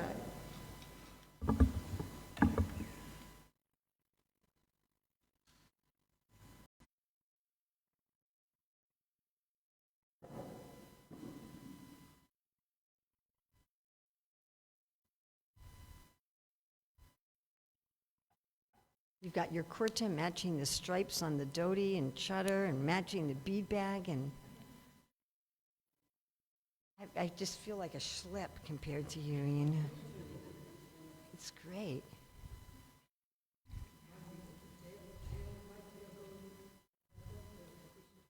Prabhupada said, first dress, then address. Yeah. Feel like ready to be on TV or something. It's cool. Actually, for many years, I didn't care. And then twice, Krishna had me end up on a TV show. 3 times. 3 times, Krishna had me end up on a TV show without warning. Like without warning, you know, and I was wearing shmata. One of those times I was working at Prabhupada's palace, and this TV crew just comes up and starts filming me, you know. And then I'm looking at, and I'm like, what am I wearing? And another time just went to the morning program, and right after Mangal Arti, someone says, we have a radio show we want you to come on. But it wasn't a radio show. It was a TV show. And I was wearing just whatever I was wearing. And another time I was out on Harinam, where you think I would dress nicely. You think I would dress like this, right, to go on Harinam, but I didn't. And the television cameras come up, and after that I'm like, I think Krishna's trying to tell me something. But anyway, you've really got it down. I don't know if I'll ever come quite to that level, but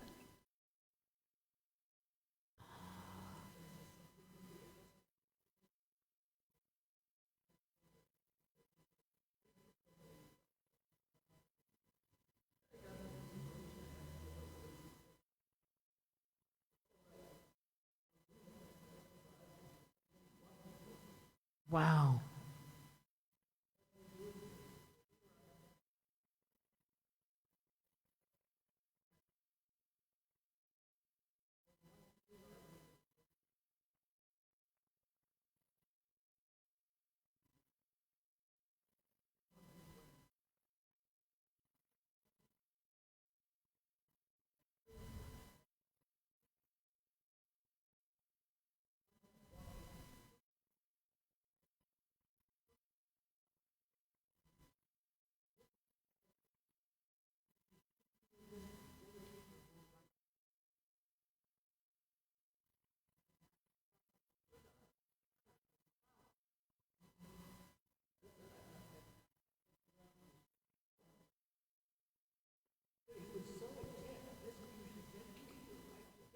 Wow.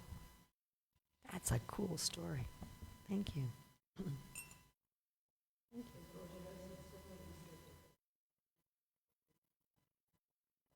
And then there was that lightning strike. Yeah. Yeah, that's also, and you know, Shyamasundar didn't want to ask George Harrison. He was like, oh. He said to Prabhupada, I've never asked him for any money. And Prabhupada says, no, you have to ask him for this. You know? Jaya Radha Madhava Kunja Bihari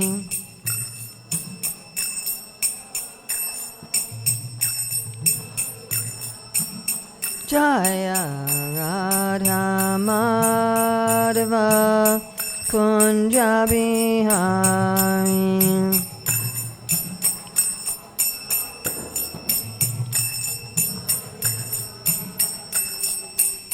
Gopi Jana Balabha Girivaradari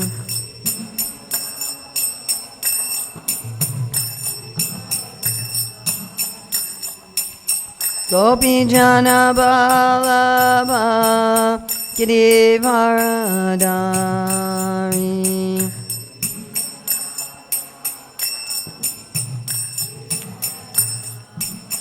Yasodanandana Braja Janaranjana Yasodanandana Braja Janaranjana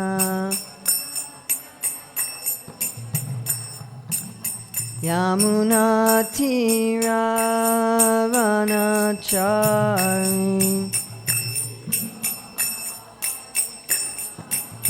Yamuna Tiravanachari Jaya Radha Madhava Kunja Bihari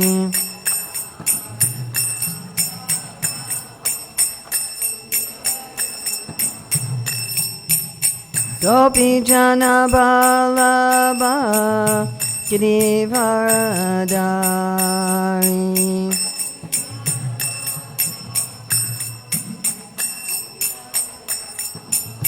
Yasodanandana Braja Janaranjana Yamunati Ravanachari.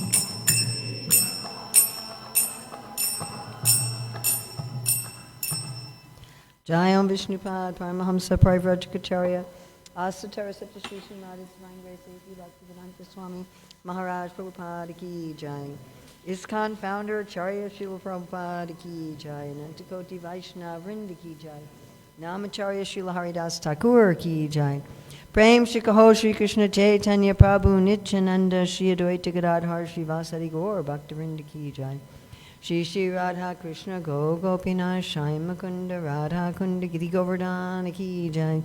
Vrindavan Dhama Ki Jai, Mathura Dhama Ki Jai, Navadvip Mayapur Dhama Ki Jai, Jagannath Puri Dhama Ki Jai, Gangamai Jamuna Devi Ki Jai, Bhakti Devi Ki Jai, Tulsi Maharani Ki Jai, Samaveta Bhaktivinoda Ki Jai, Gaur Premanande. All glories to the assembled devotees. All glories to the assembled devotees. All glories to the assembled devotees. All glories to Sri Guru and Gauranga. All glories to Srila Prabhupada Nama Om. Vishnu Padaya Krishna Prasthaya Bhutale Srimati Bhaktivedanta Swami Niti Namane Namaste Saraswati Deve Gauravani Pacharane Nivasesa Sanyavadi Paskatyade Satarane Vandeham Shri Guru Shri Yuta Padakamalam Shri Gurun Vaishnavamscha Shri Rupam Sagrajatam Sahagana Raganatam Vitam Stam Sajivam Sadvaitam Sadvadutam Parijana Sahita Krishna Chaitanya Devam Shri Radha Krishna Padam Sahagana Lalita Shri Vishakam Vitamscha Panchakalpati Vishakri Pasindavya Chapati Tanam Pavanevyo Vaishnavebi Namo Namo. So yesterday we talked about the 3 requests that Raghunath Das Goswami is making. Anybody remember them? Mercy to drive away wickedness. What else?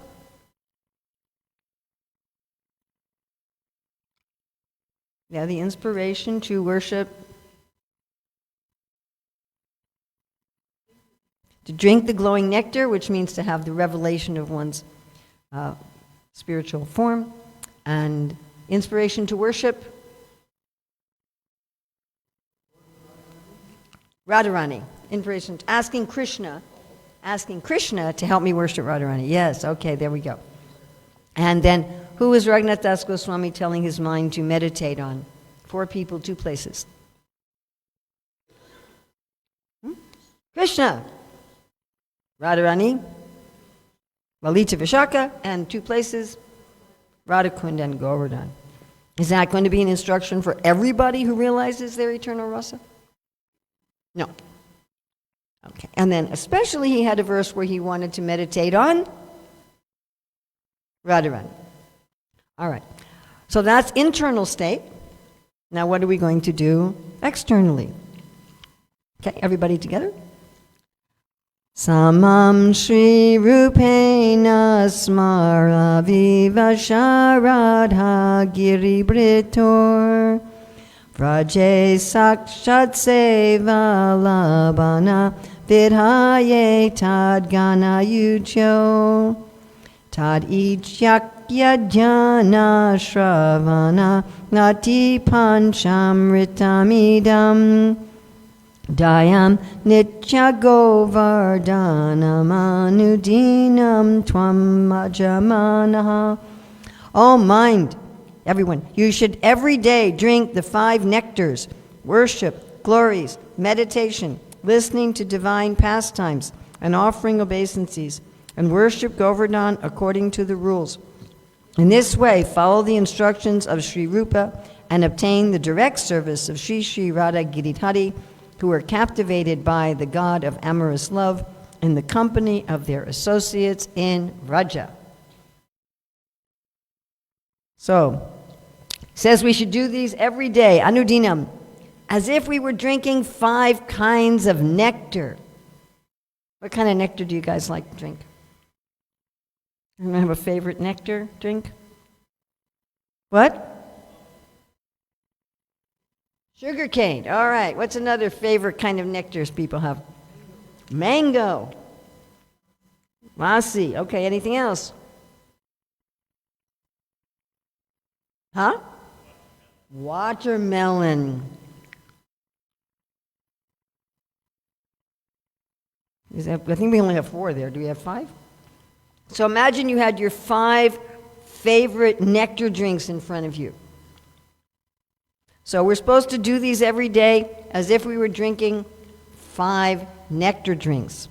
And this is worship, glorification, meditation, hearing divine pastimes, and offering obeisances. So maybe you can repeat after me. Worship, glorification, meditation, hearing divine pastimes, offering obeisances.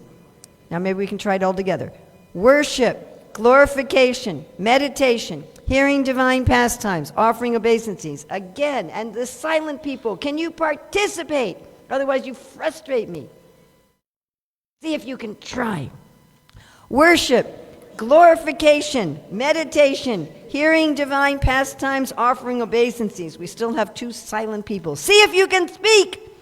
Try with us. Worship, glorification, meditation, hearing divine pastimes, offering obeisances. There, we got you. One more time. Everybody, except for the babies. Worship, glorification, meditation, hearing divine pastimes, offering obeisances. Woo!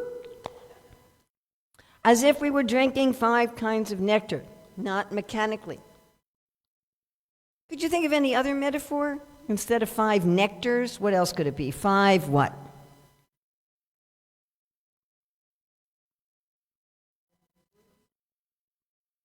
Doing this as if you're doing 5 forms of service?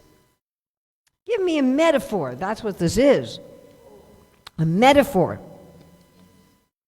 Getting 5 gifts that you really like. All right. What else could it be? Some more metaphors. 5 kinds. Well, 5 kinds of taste. But could you be specific? Like what kind of taste? Rasa means a pleasure or a taste. And babies are welcome as long as they're not screaming, by the way. Normal baby noises are fine. 5 kinds of desserts. Okay.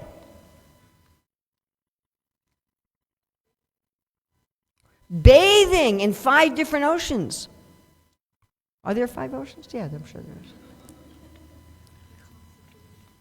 5 kinds of intoxication? I never heard that one before.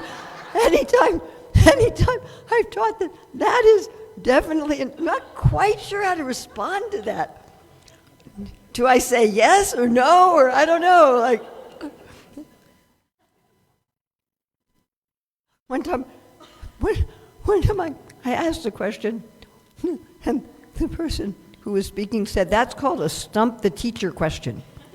So I think you just qualified for that. I have no idea how to respond. Getting 5 jewels. Any more? Yeah. Reading 5 of your favorite books. Meeting your 5 favorite people. Something where it's not mechanical. We should do these as if we're drinking 5 kinds of nectar, eating 5 kinds of ice cream, reading your 5 favorite books, going swimming in your 5 favorite places, having your 5... No, we're not going to repeat that. Okay, no. I'm going to be laughing so hard I won't be able to teach anymore. What are them again? Everyone together? Worship, glorification, meditation, hearing divine pastimes, offering obeisances. To do these every day. Now, Srila Bhaktivinoda Thakur, in his commentary, said we can do all of these at Govardhan. So worship at Govardhan. Glorification at Govardhan. Meditation at Govardhan. Now, in his commentary, Srila Bhaktivinoda Thakur talks about the 5 parts of the third stage of meditation. Does anyone know where Srila Prabhupada talks about the 5 stages of meditation, including the 5 parts of the third stage of meditation? Nectar of instruction, woohoo! Do you know which verse? Anyone know? Nectar of instruction, which verse? Hint, he is quoting Srila Bhaktisiddhanta Saraswati. We could give you like half a Mangal Sweet for that. Text 8. It's also explained by Srila Jiva Goswami.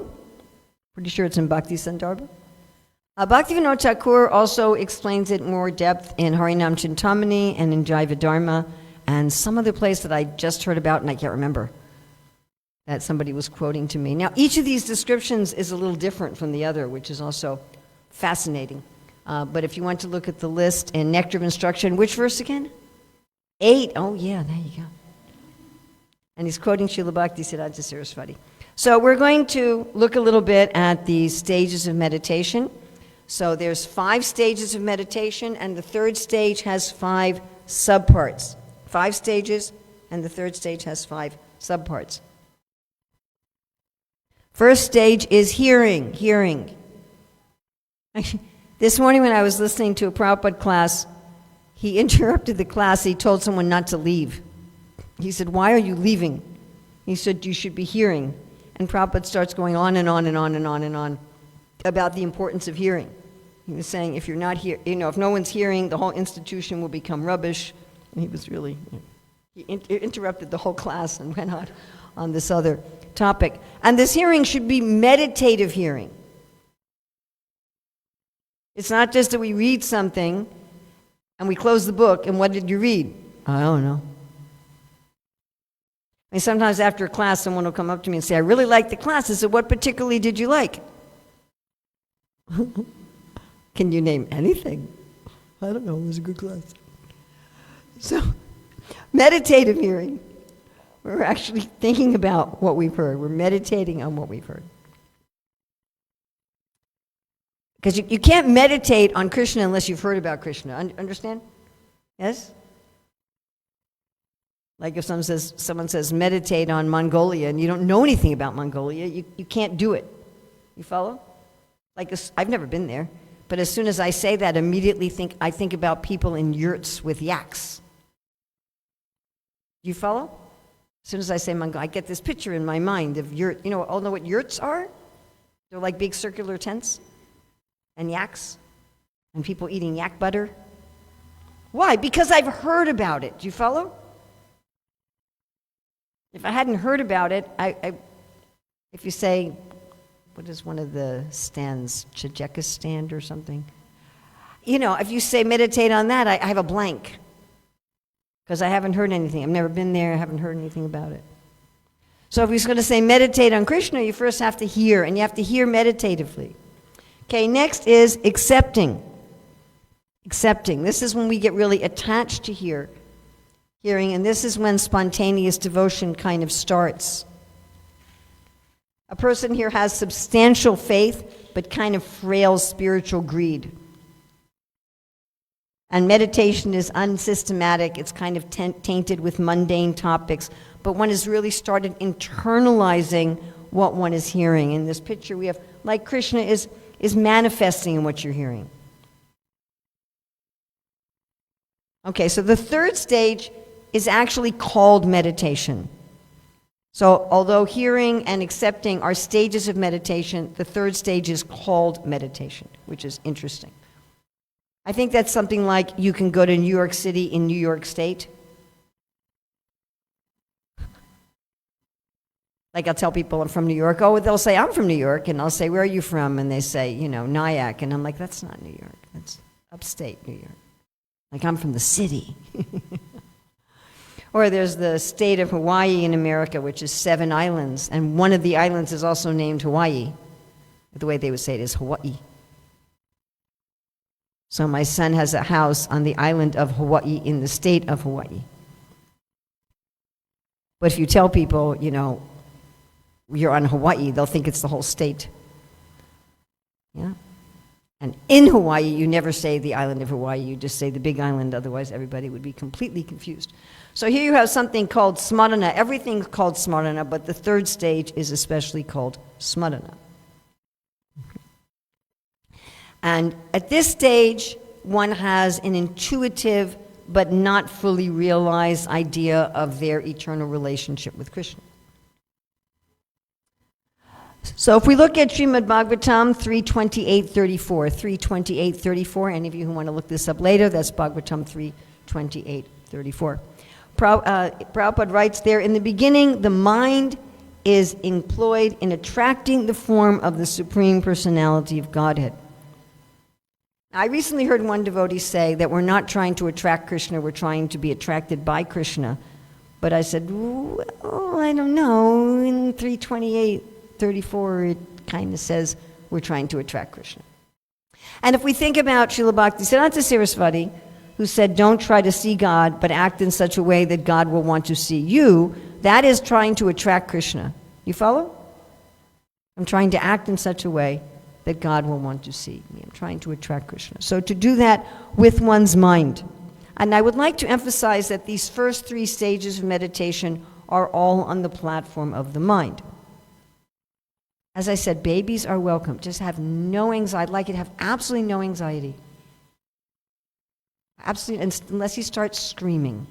If he's screaming, that's something else.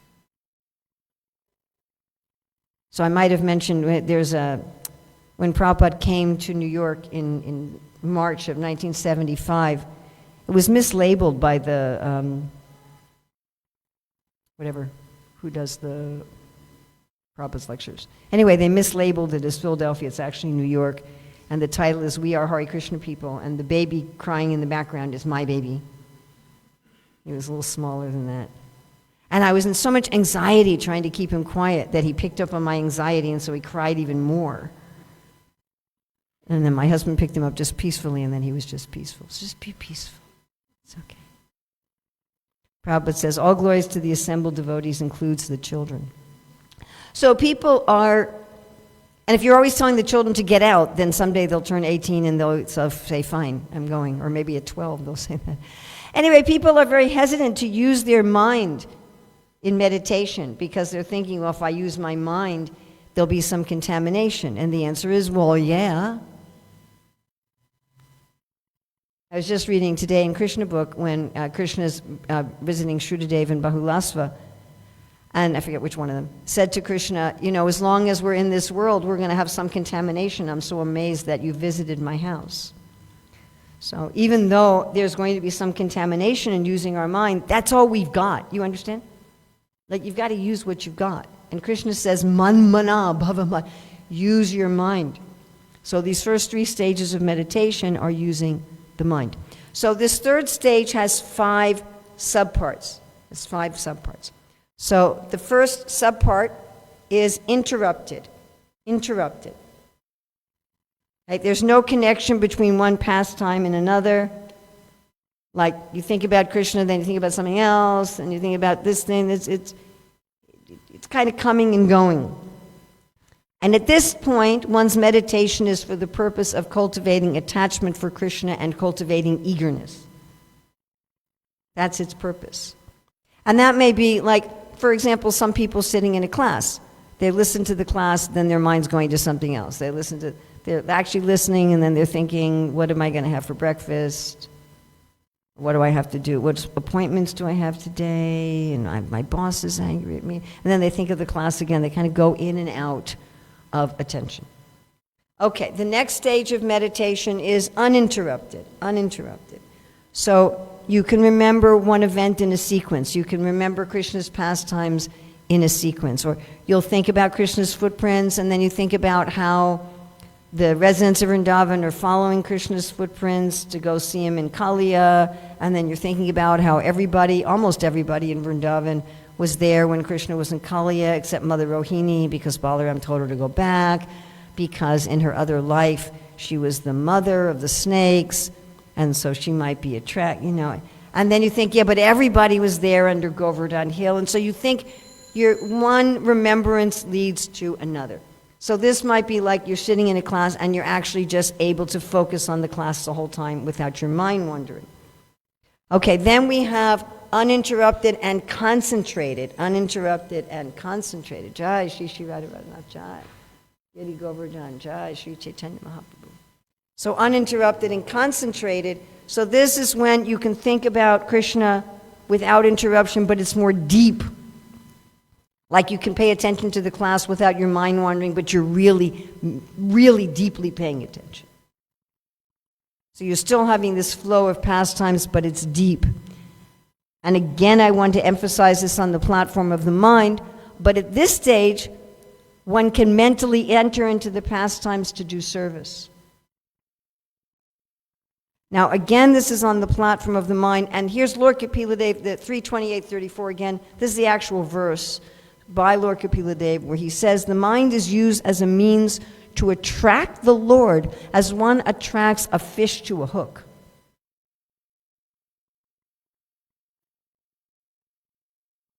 So we're still using the mind, and yes, it's contaminated, it's not perfect, our meditation, there's some imagination.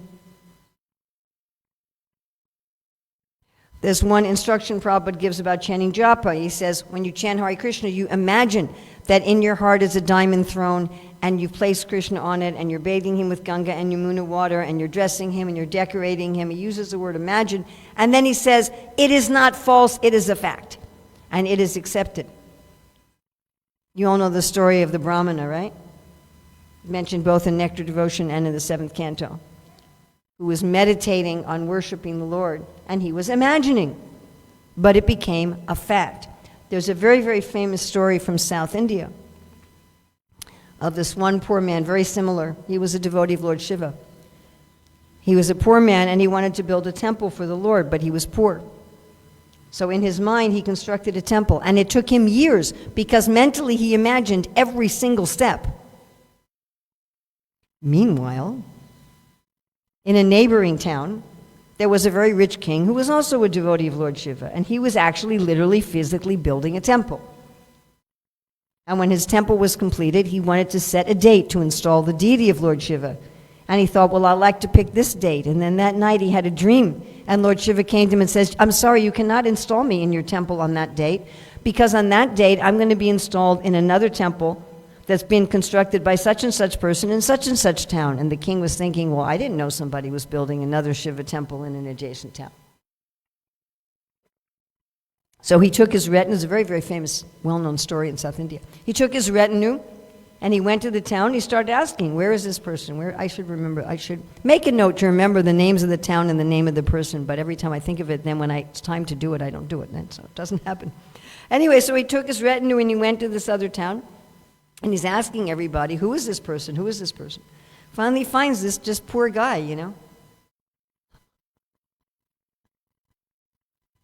with some little hut. Lord Shiva told me you built him a temple. Where is it? And then he's going to be installed in your temple on this day. And then he revealed he was building it within his mind. So this is, yes, it's imagination, but yes, Krishna accepts it, and it attracts Krishna. It attracts Krishna. Okay, fourth stage. Or third stage, part 4, actually. Third stage, part 4. Anusmriti. Anu means to follow or to repeat. So this is when your meditation expands. It starts really moving out of your meditation time, your japa, your gayatri, your shastra reading, your deity worship, into your day. It starts expanding.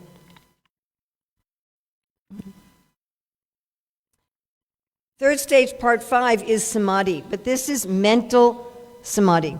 And again, turning to 328:34, in the purport, Prabhupada says, when the mind forcibly is engaged upon the form of the Lord, this is called nirbija yoga. It doesn't have a seed in it.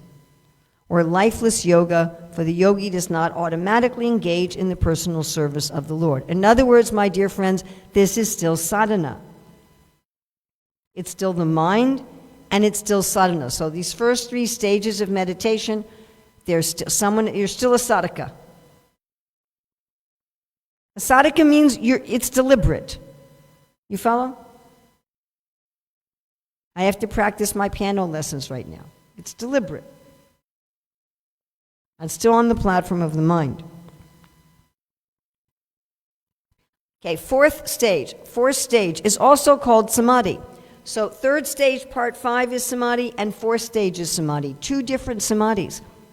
But this is the samadhi where the rays of the Hladini Shakti have entered the heart and fully revealed everything.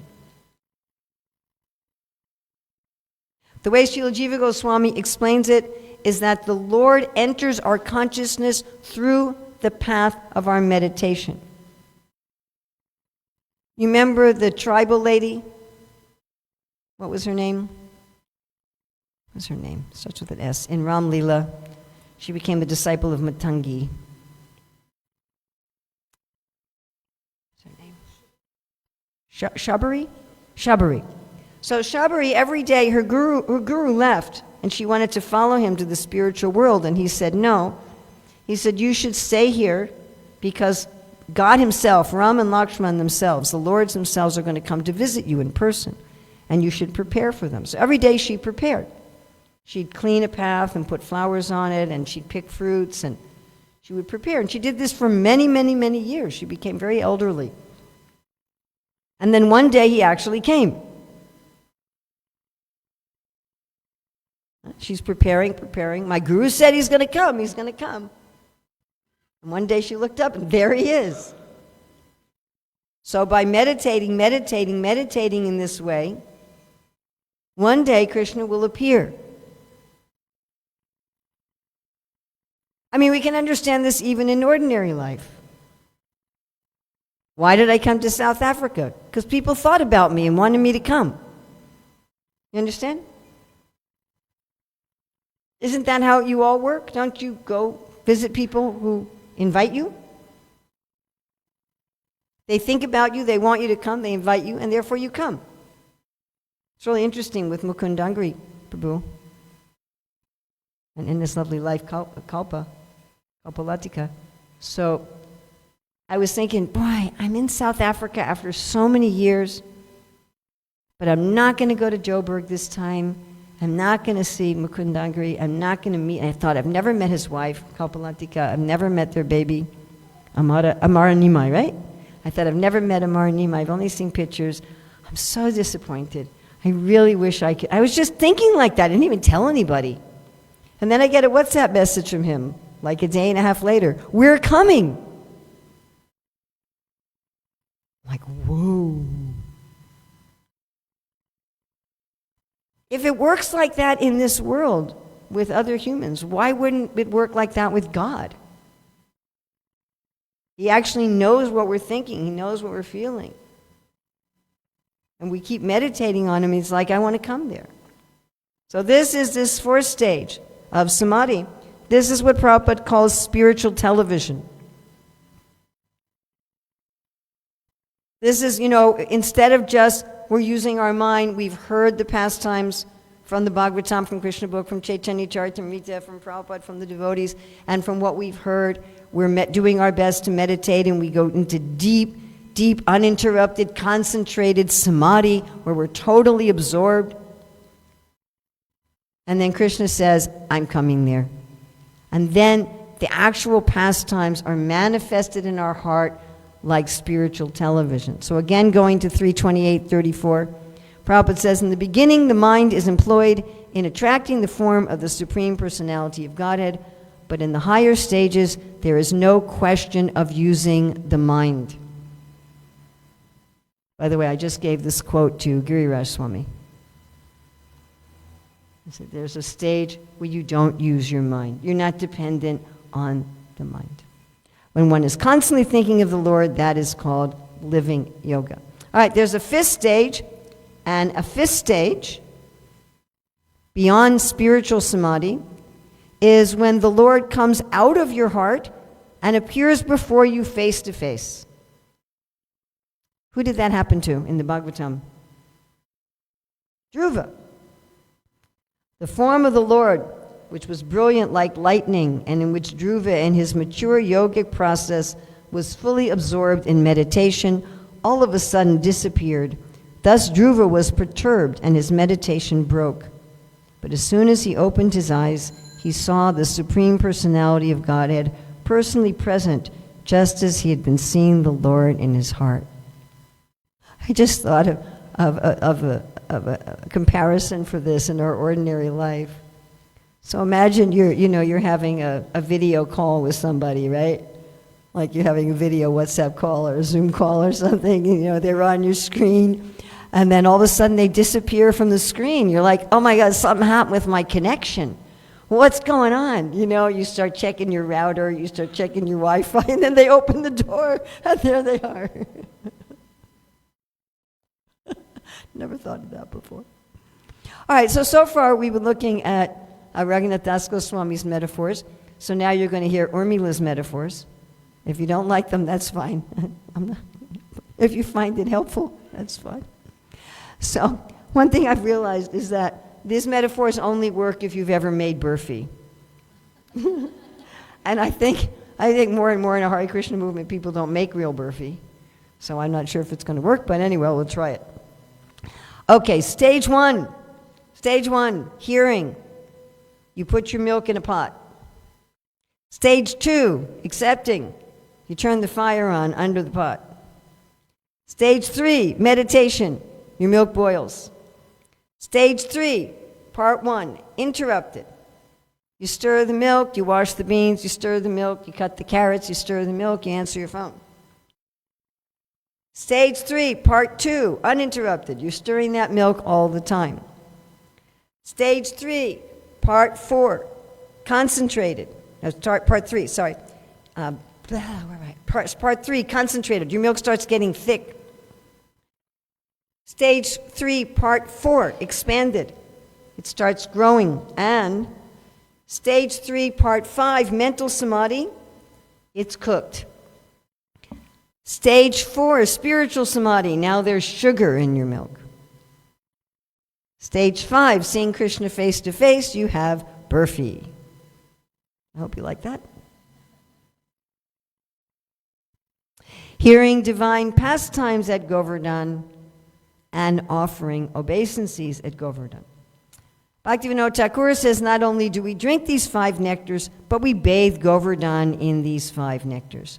And the nectars are, again, everybody together, worship, glorification, meditation, hearing divine pastimes, offering obeisances. So I'd like you to do again what we did for verse 1. I'd like you to take one of these, just one. Think about how, starting today, you could increase your quantity or quality, or both, of any of these. Make it simple.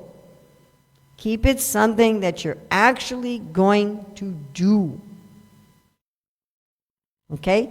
Don't say, well, I'm going to do Dandavat Parikrama of Radharanath Temple 100 times tomorrow. Something that you're actually going to do. And remember the parts of having well-formed plans. It should be stated in the positive. Don't say, I'm not going to space out during my meditation. Something positive. Under your control. Your plan should not be, my 3-year-old child's going to be quiet for an hour. Under your control. Specific about thoughts, feelings, and behavior. If we don't get all 3 of them, it's hard to sustain it. Specific about time, place, and circumstance.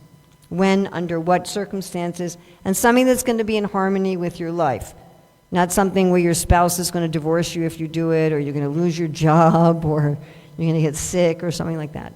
And to ask this, you can say, why haven't I already done it? What's stopping me? Okay, so we're going to take about 3 or 4 minutes. If you can pick one of these, worship, glorification, meditation, hearing divine pastimes, and offering obeisances, one of those.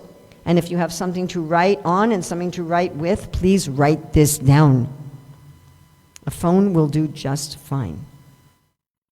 If it's not too personal and you are willing to share your plan with the person next to you, please do that. Much more likely you're going to follow through.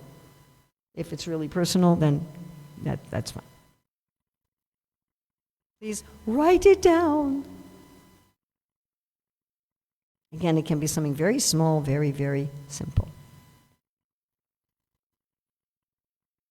I'm going to read one screen of Krishna book on my phone every day before lunch. It could be something that simple.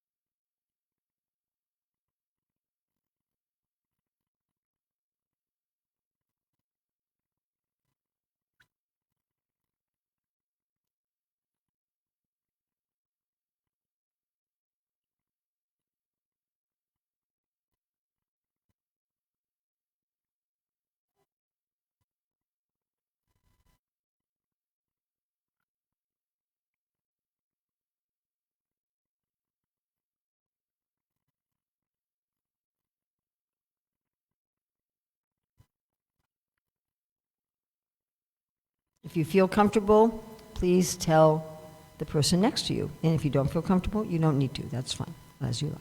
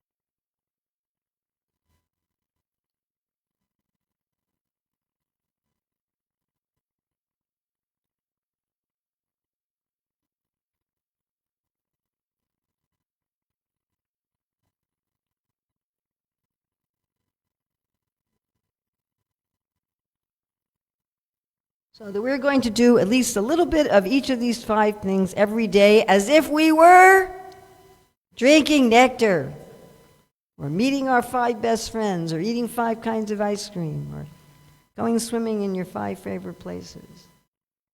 With enthusiasm, with relish, with enjoyment, with pleasure.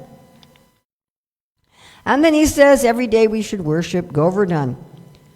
So this is a photograph of the Govardhan Shila that Sri Chaitanya Mahaprabhu gave to Raghunath Das Goswami. He also gave him Gunja Mala, but I'm sure these are not the original Gunja Mala. And the stone was worn because Mahaprabhu, while he was chanting every day, he would be rubbing the stone, putting it to his heart, crying. This is our painting for this verse of Sri Chaitanya Mahaprabhu giving his Govardhan Shila to Raghunath Das Goswami. We put like a portion of the painting on the cover of the book. Someone once asked me why we put a chocolate bar on the cover. So Raghunath Das Goswami was very attached to Govardhan from worshipping the Shila. And of course, when he went to Vrindavan, he stayed by Shamakund, right by Govardhan. So Govardhan, Krishna is always surrounded by his friends, like Sridhama and Subal And Radharani is always surrounded by her friends, like Lalita and Vishaka. So I wanted to do a little meditation on Govardhan, and this meditation comes from Srila Jiva Goswami's Gopal Champu, about how Govardhan is the best servant because he's worshiping Krishna. Although he's Krishna, he's worshiping Krishna. Like Lord Chaitanya is Krishna, but he's worshiping Krishna. So any of you who do deity worship, you know there's 5 items, 10 items, 16 items, and 64 items. Any of you who regularly offer the 16 upacharas, you'll recognize them in Srila Jiva Goswami's list. He has some extra. I haven't counted them. I think it's about 20, 25 items that he has here. This is from Gopal Champu, starting at 177. With many charming jewel boulders, the mountain named Govardhan offers a sitting place for Lord Krishna. With the cooing of many birds, Govardhan offers Lord Krishna a welcome. Suswagatam. With its swiftly flowing streams filled with lotus flowers, durva grass, and shamaka seeds, Govardhan offers a foot wash, etapadyam. With limitless new shoots of darba grass growing in deer hoofprint puddles, Govardhan offers arghya, or hand wash. With ponds where jati, lavanga, and kakola grow on the shores, Govardhan offers achman. With fresh yogurt, ghee, and honey, Govardhan offers madhuparka. With water from a clear spring at its summit, Govardhan offers bathing water. With golden tree bark fine like silk, Govardhan offers garments. With fragrant powders, sandal paste, and red and white minerals, Govardhan offers fragrant ointment. With blooms of malati vines and other vines, Govardhan offers flowers. With the dust raised by the Surabhi cow's hooves, Govardhan offers incense. With the glistening of its many jewels, Govardhan offers a glittering lamp even in the daytime. With charming gunja, peacock feathers, clusters of flowers, Govardhan offers ornaments. With pleasing fruits and roots, Govardhan offers delicious meals. With cool, flower-scented water mixed with fragrant and pure tulsi leaves, Govardhan offers water to rinse the mouth. With champaka flowers and other glorious blooming flowers moving in the gentle breeze, Govardhan offers arati. With budding nakula flowers and other trees, Govardhan offers a graceful parasol. And see if you can find Krishna in this picture. With blooming branches moving in the breezes from the Malaya hills, Govardhan offers the service of fanning Lord Krishna. With the dancing of the cooing peacocks, Govardhan offers a festival of dancing. When, attracted by Krishna's flute music, carried by the breeze, a gopi comes, Govardhan prepares a soft couch of flowers. With the cuckoos cooing, Govardhan makes sweet singing. Gazing at Lord Krishna and performing these services to please him, Govardhan confirms his reputation as the best of the Lord's servants. So Raghunath Das Goswami says, if every day we drink these 5 nectars and we worship Govardhan, we will get direct service to the divine couple. Srila Bhaktivinoda Thakur says, at the stage of perfection, one first attains service to the Lord from a distance. While gradually serving under the guidance of an assistant from a distance, one gets service that brings one closer to the more intimate associates, and gradually one achieves the direct service of the divine couple. And while that is happening internally, one should continue to wear tilak and the deity's garlands and drink the charanamrita, and in other words, to have all the external behaviors of bhakti. All right, my dear friends, we now have our benedictory verse. Those of you who sang all the verses sweetly every day, ready? Manah-siksa kada saka varam etan maduraya. Gira gayat yuchai samadhikata sarvatayatiya. Sayuta Shri Rupa Nuga Bhavan Gokulavane. Jano Radha Krishna Tulabhajana Ratnam Salabate. All together. Becoming a follower of Sri Rupa and his companions, one who with a sweet voice loudly recites these 11 supreme verses which give instructions to the mind and strives to understand all of their meanings completely, obtains the incomparable jewel of worshiping Sri Sri Radha Krishna in the forests of Gokula. And here's the 12th verse, written on a palm leaf, like Raghunath Das Goswami would have written it, to follow Sri Rupa and his associates. Here's Rupa Goswami receiving instruction from Chaitanya Mahaprabhu. Are you guys going to have breakfast with me? Are you able to stay to have breakfast with me? Okay, great. No, I understand. I've been there, seen that, done that. Not only with kids, but with grandchildren. And we want to follow the instructions of Srila Rupa Goswami as given by Sri Chaitanya Mahaprabhu, and that he's put in Upadeshamrita and Bhakti Rasamrita Sindhu and so forth.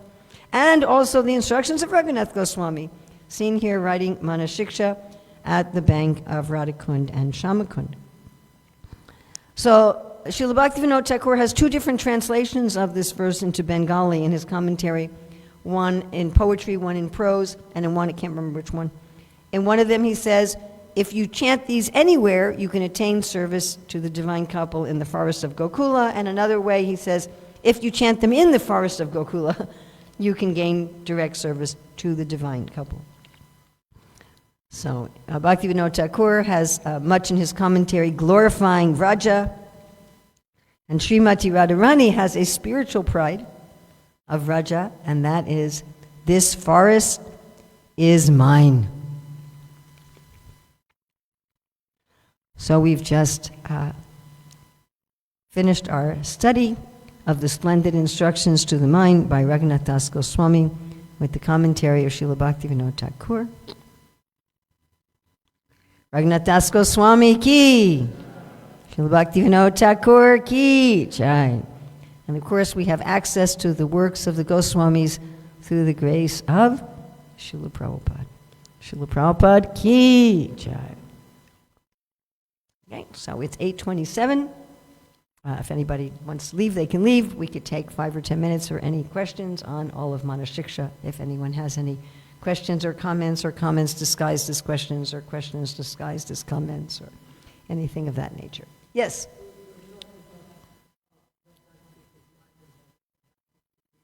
Yes.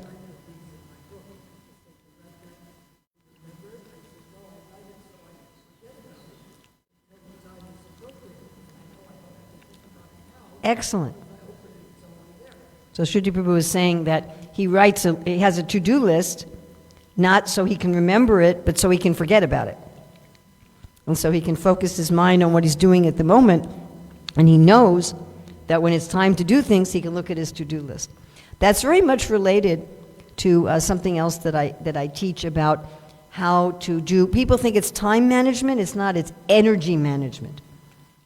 There's a really nice non-devotee book that I recommend to everybody about engaging your energy, how to engage your energies.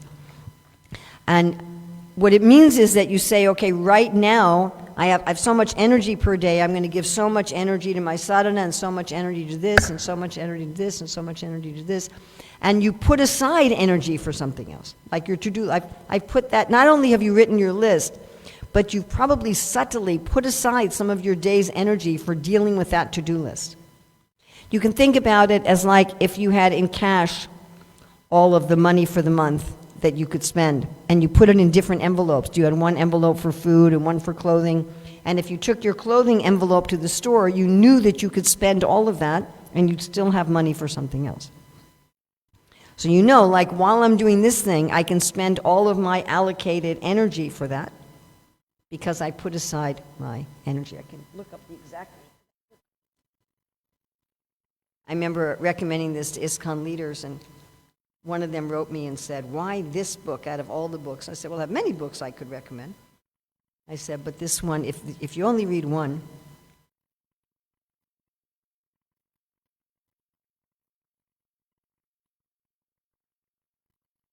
The Power of Full Engagement by Jim Lohr, Loehr, and Tony Schwartz. It's called The Power of Full Engagement. That's what it looks like. And I would just, if you really want to follow Krishna's instructions in the 6th chapter to be temperate in eating, sleeping, working, and recreation, and thereby become a yogi, we usually think of this as time management. Or we think of it in terms of sincerity or something, you know. And it's really energy management. Something I learned, not from these people, but something I learned, oh God, how many years ago? In the 80s, I think in 1983, when I was attending a professional seminar for teachers. And it was one of those just life-transforming things. People will say, how do you get so much done? Because I know how to manage my energy.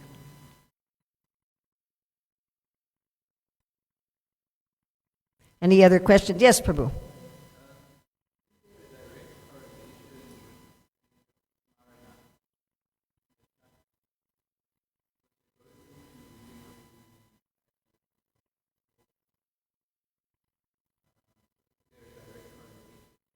Between Smarnam and Ashakti. Yes and no. So, and in verse 1, I talked about different ways of understanding Kanistha, Madhyama, and Uttama, and that they don't all correspond to each other. So, I've identified, I think, 17 or 20 different ways of understanding the progress of bhakti. You know, like this Manah-siksa is a way of understanding it. There's a progress from verse, it's a padati. Bhaktivinoda Thakur says it's a padati. It's a step-by-step guide. And I'd say really from text, especially text 1 through 8, is giving you a step-by-step. You could say the whole Upadeshamrita is a step-by-step guide. You could say the 4 or 5 different descriptions of Kanistha, Madhyama, and Uttama. And then we have Shraddha Prema, which is also kind of a holistic one. But you can't do a one-to-one correspondence between all of them. Now, you could say, I think you could make a pretty good, and the stages of meditation are another one. I think you could make a pretty good argument that spiritual samadhi is equivalent with bhava, that stage 4 is equivalent with bhava, and stage 5 is equivalent with prema. I think you could make a reasonably good argument, but I wouldn't want to say that's absolutely true. Which would then put the 5th part of the 3rd stage at Ashakti. But I would say Ashakti can start earlier than that. Because if you look at Madhurya Kadambini and you look at how Vishwanath Chakravarti Thakur describes, I'm going to go on a tangent for a second. How many of you were in my career Dharma classes? Remember what I talked about, that how it's hard for people in certain areas of ideas to be supported by the society? And I talked about if you went around in ISKCON and said, I want to compare the poetry of Karvi Karnapur to Rupa Goswami, nobody would feed you. So I think it's the same thing. If you said, let me take all of the 20 different ways that the progress of bhakti is described, and let me see how I'm going to do research. I'm going to write a 150-page book comparing them to each other. Will you feed me and give me a room to stay in while I do this? Yeah. Okay, having said that, gone off on that tangent. So if you look at Madhurya Kadambini, because I'm thinking we're looking at, the stages of meditation as described first by Srila Jiva Goswami, and then expounded upon to a large extent by Srila Bhaktivinoda Thakur, to some extent by Srila Bhaktisiddhanta Saraswati.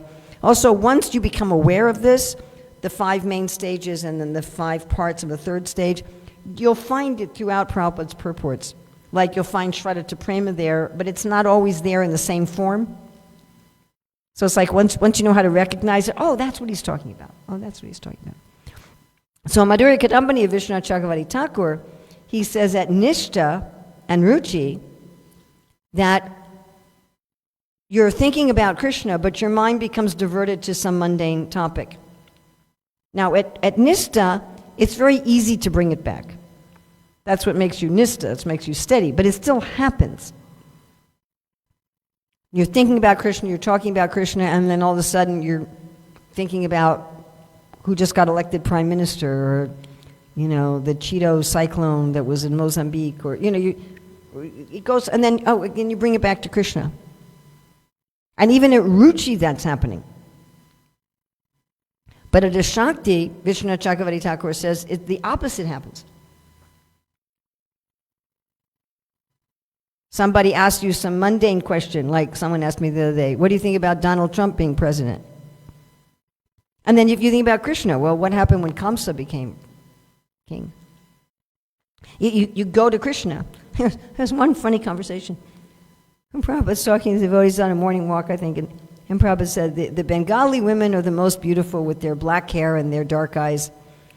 And one of the devotees says, Krishna has dark hair and dark eyes, and Prabhupada starts laughing. And he said, we are talking about something mundane, and you are bringing it to Krishna. Very good. Well, that's a Shakti when and that's the Krishna Meditations book is meant to do that. So in one sense, we are meant to practice that from day one. I was just yesterday, Prabhupada was talking about the first canto. He was giving a class on the first canto that I was listening to, and he was saying, the Mahabhagavat is everything they see, everything they taste, it brings them immediately to Krishna. It becomes an udipan for Krishna. He said, and the neophyte should practice this way. Instead of wanting Krishna to appear before them, which is the 5th stage of meditation. Why don't you find Krishna in the taste of water? So what's the idea? The idea is I drink water, and normally I drink water mindlessly. I'm thirsty, I drink water. I drink some water. I may not even think about it. There are people who eat mindlessly. Yes? They're just sitting in front of their TV. What did you eat? I don't know. How much did you eat? I don't know. There are studies at movie theaters that the bigger the container of popcorn, the more you'll eat. If you've got more in front of you, you'll just eat more, just mindlessly. So the idea of, the taste of water, the light of the sun, is you stop being mindless. Oh, my ability to pick up the cup, that is Krishna. The sound in ether is Krishna. I did not do that on purpose. The taste of the water is Krishna. And that's actually what's in a Shakti, which is still in the sadhana, by the way. In a Shakti, anything in the world just brings you back to Krishna. Just brings you back to Krishna. So we're supposed to practice that even at the beginning. So one could make the argument that as soon as you get to uninterrupted meditation, that's a Shakti. You could make that argument. I think it's a little tenuous, though, because I think we should be careful about trying to force a one-to-one correspondence between these different descriptions of how bhakti progresses. I'm not convinced that our acharyas intended for us to do that. And I tell people, just like materially, growing up, from going to a child to an adult, we progress differently in different areas. I was telling you when my kids first learned to talk, right? So our oldest son, he was saying his first words by about, I think, 11 months. And he was walking probably at 12 or 13 months. Our daughter said her first words when she was 7 months, and she didn't walk until she was 16 months. And our youngest son didn't talk until he was 2, when he said a whole sentence. Until he was 2, the only things he ever said was mama, which meant anything. Anything. It wasn't referring to me, like You know, I want some water, it's mama, you know. And all animals were rough, rough. Didn't matter what kind of animal it was, bird, anything. That was it. And then at 2, he said, I want go outside. But he was walking at 7 months. So again, if you want to look at child development, you can look at talking and you can look at walking. And they don't necessarily happen at the same time, and they don't happen at the same time in different people, you know, for different children. This child talks early and walks late, and this child walks early and talks late. And you can't make a correspondence between them. So if you're going to talk about the development of walking and you're going to talk about the development of talking, and if you try to have them correlated with each other, it won't work. So I see that our acharyas are talking about different things. This is the progression of meditation. There's others that are the progression of chanting. There's other that are the progression, anybody remember? This is really, I mean, if any of you remember, I'm going to be so thrilled. 11th canto, anybody remember what that was about? The progression of what? Oh my goodness, I wish I had some Maha sweets. I would give you 3. The progression of relationships. Anybody remember? Boy, this is exciting. Maybe somebody's going to remember. Anyone can remember from Nectar of Instruction, text 5. What was that a progression of? Commitment to the process. I should have a whole bowl of Maha sweets here. Nectar devotion. Anybody remember what that was a progression of? Faith and shot. Oh my goodness. I don't know if I'm the best teacher in the world or this is the best group of students or some combination of the two, but I'm just totally blown away here. And then the progression that was described by Bhaktivinoda Thakur in the commentary on verse 1, well, that was a progression of what? The object of worship. Yes, oh my goodness, we got all of them.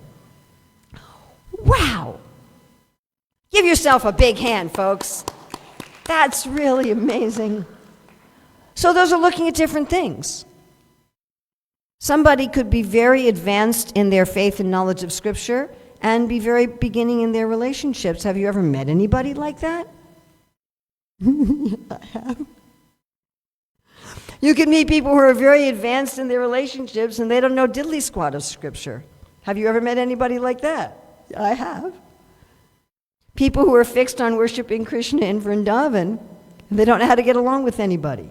So, you know, be careful. Be careful about thinking that we can look at an equivalence. Obviously, when you get to prema, then they're at the top in everything. Is that all right? When we try to make an equivalence, we tend to do a little forcing, what I found. Okay, anything else? Yes? This will be the last one.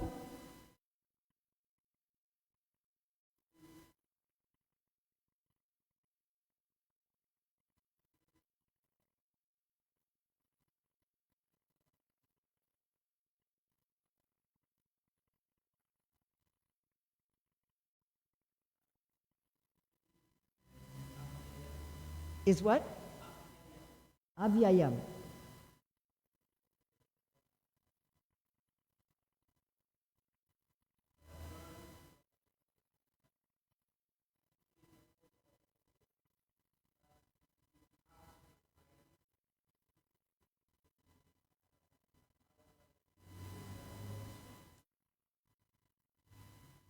So it's a whole process, but I'm repeating this for the internet, folks. So it's a whole process, and it can be a long process. It doesn't have to be a long process. It generally is, but if you have the right association, it's everlasting. Thank you so very much. Thank you for this opportunity. I'm always very grateful for this opportunity to do this service to Raghunath Das Goswami, Bhaktivinoda Thakur, and Srila Prabhupada. Any mistakes in here, thank you for correcting them or tolerating them. Please disregard them. Anything good in here is certainly the result of Raghunath Das Goswami, Srila Bhaktivinoda Thakur, and Srila Prabhupada, and definitely not from me. Thank you. Hare Krishna.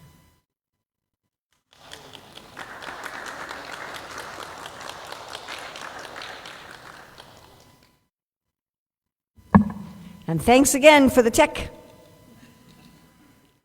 our class tonight, where is that going to be? Okay.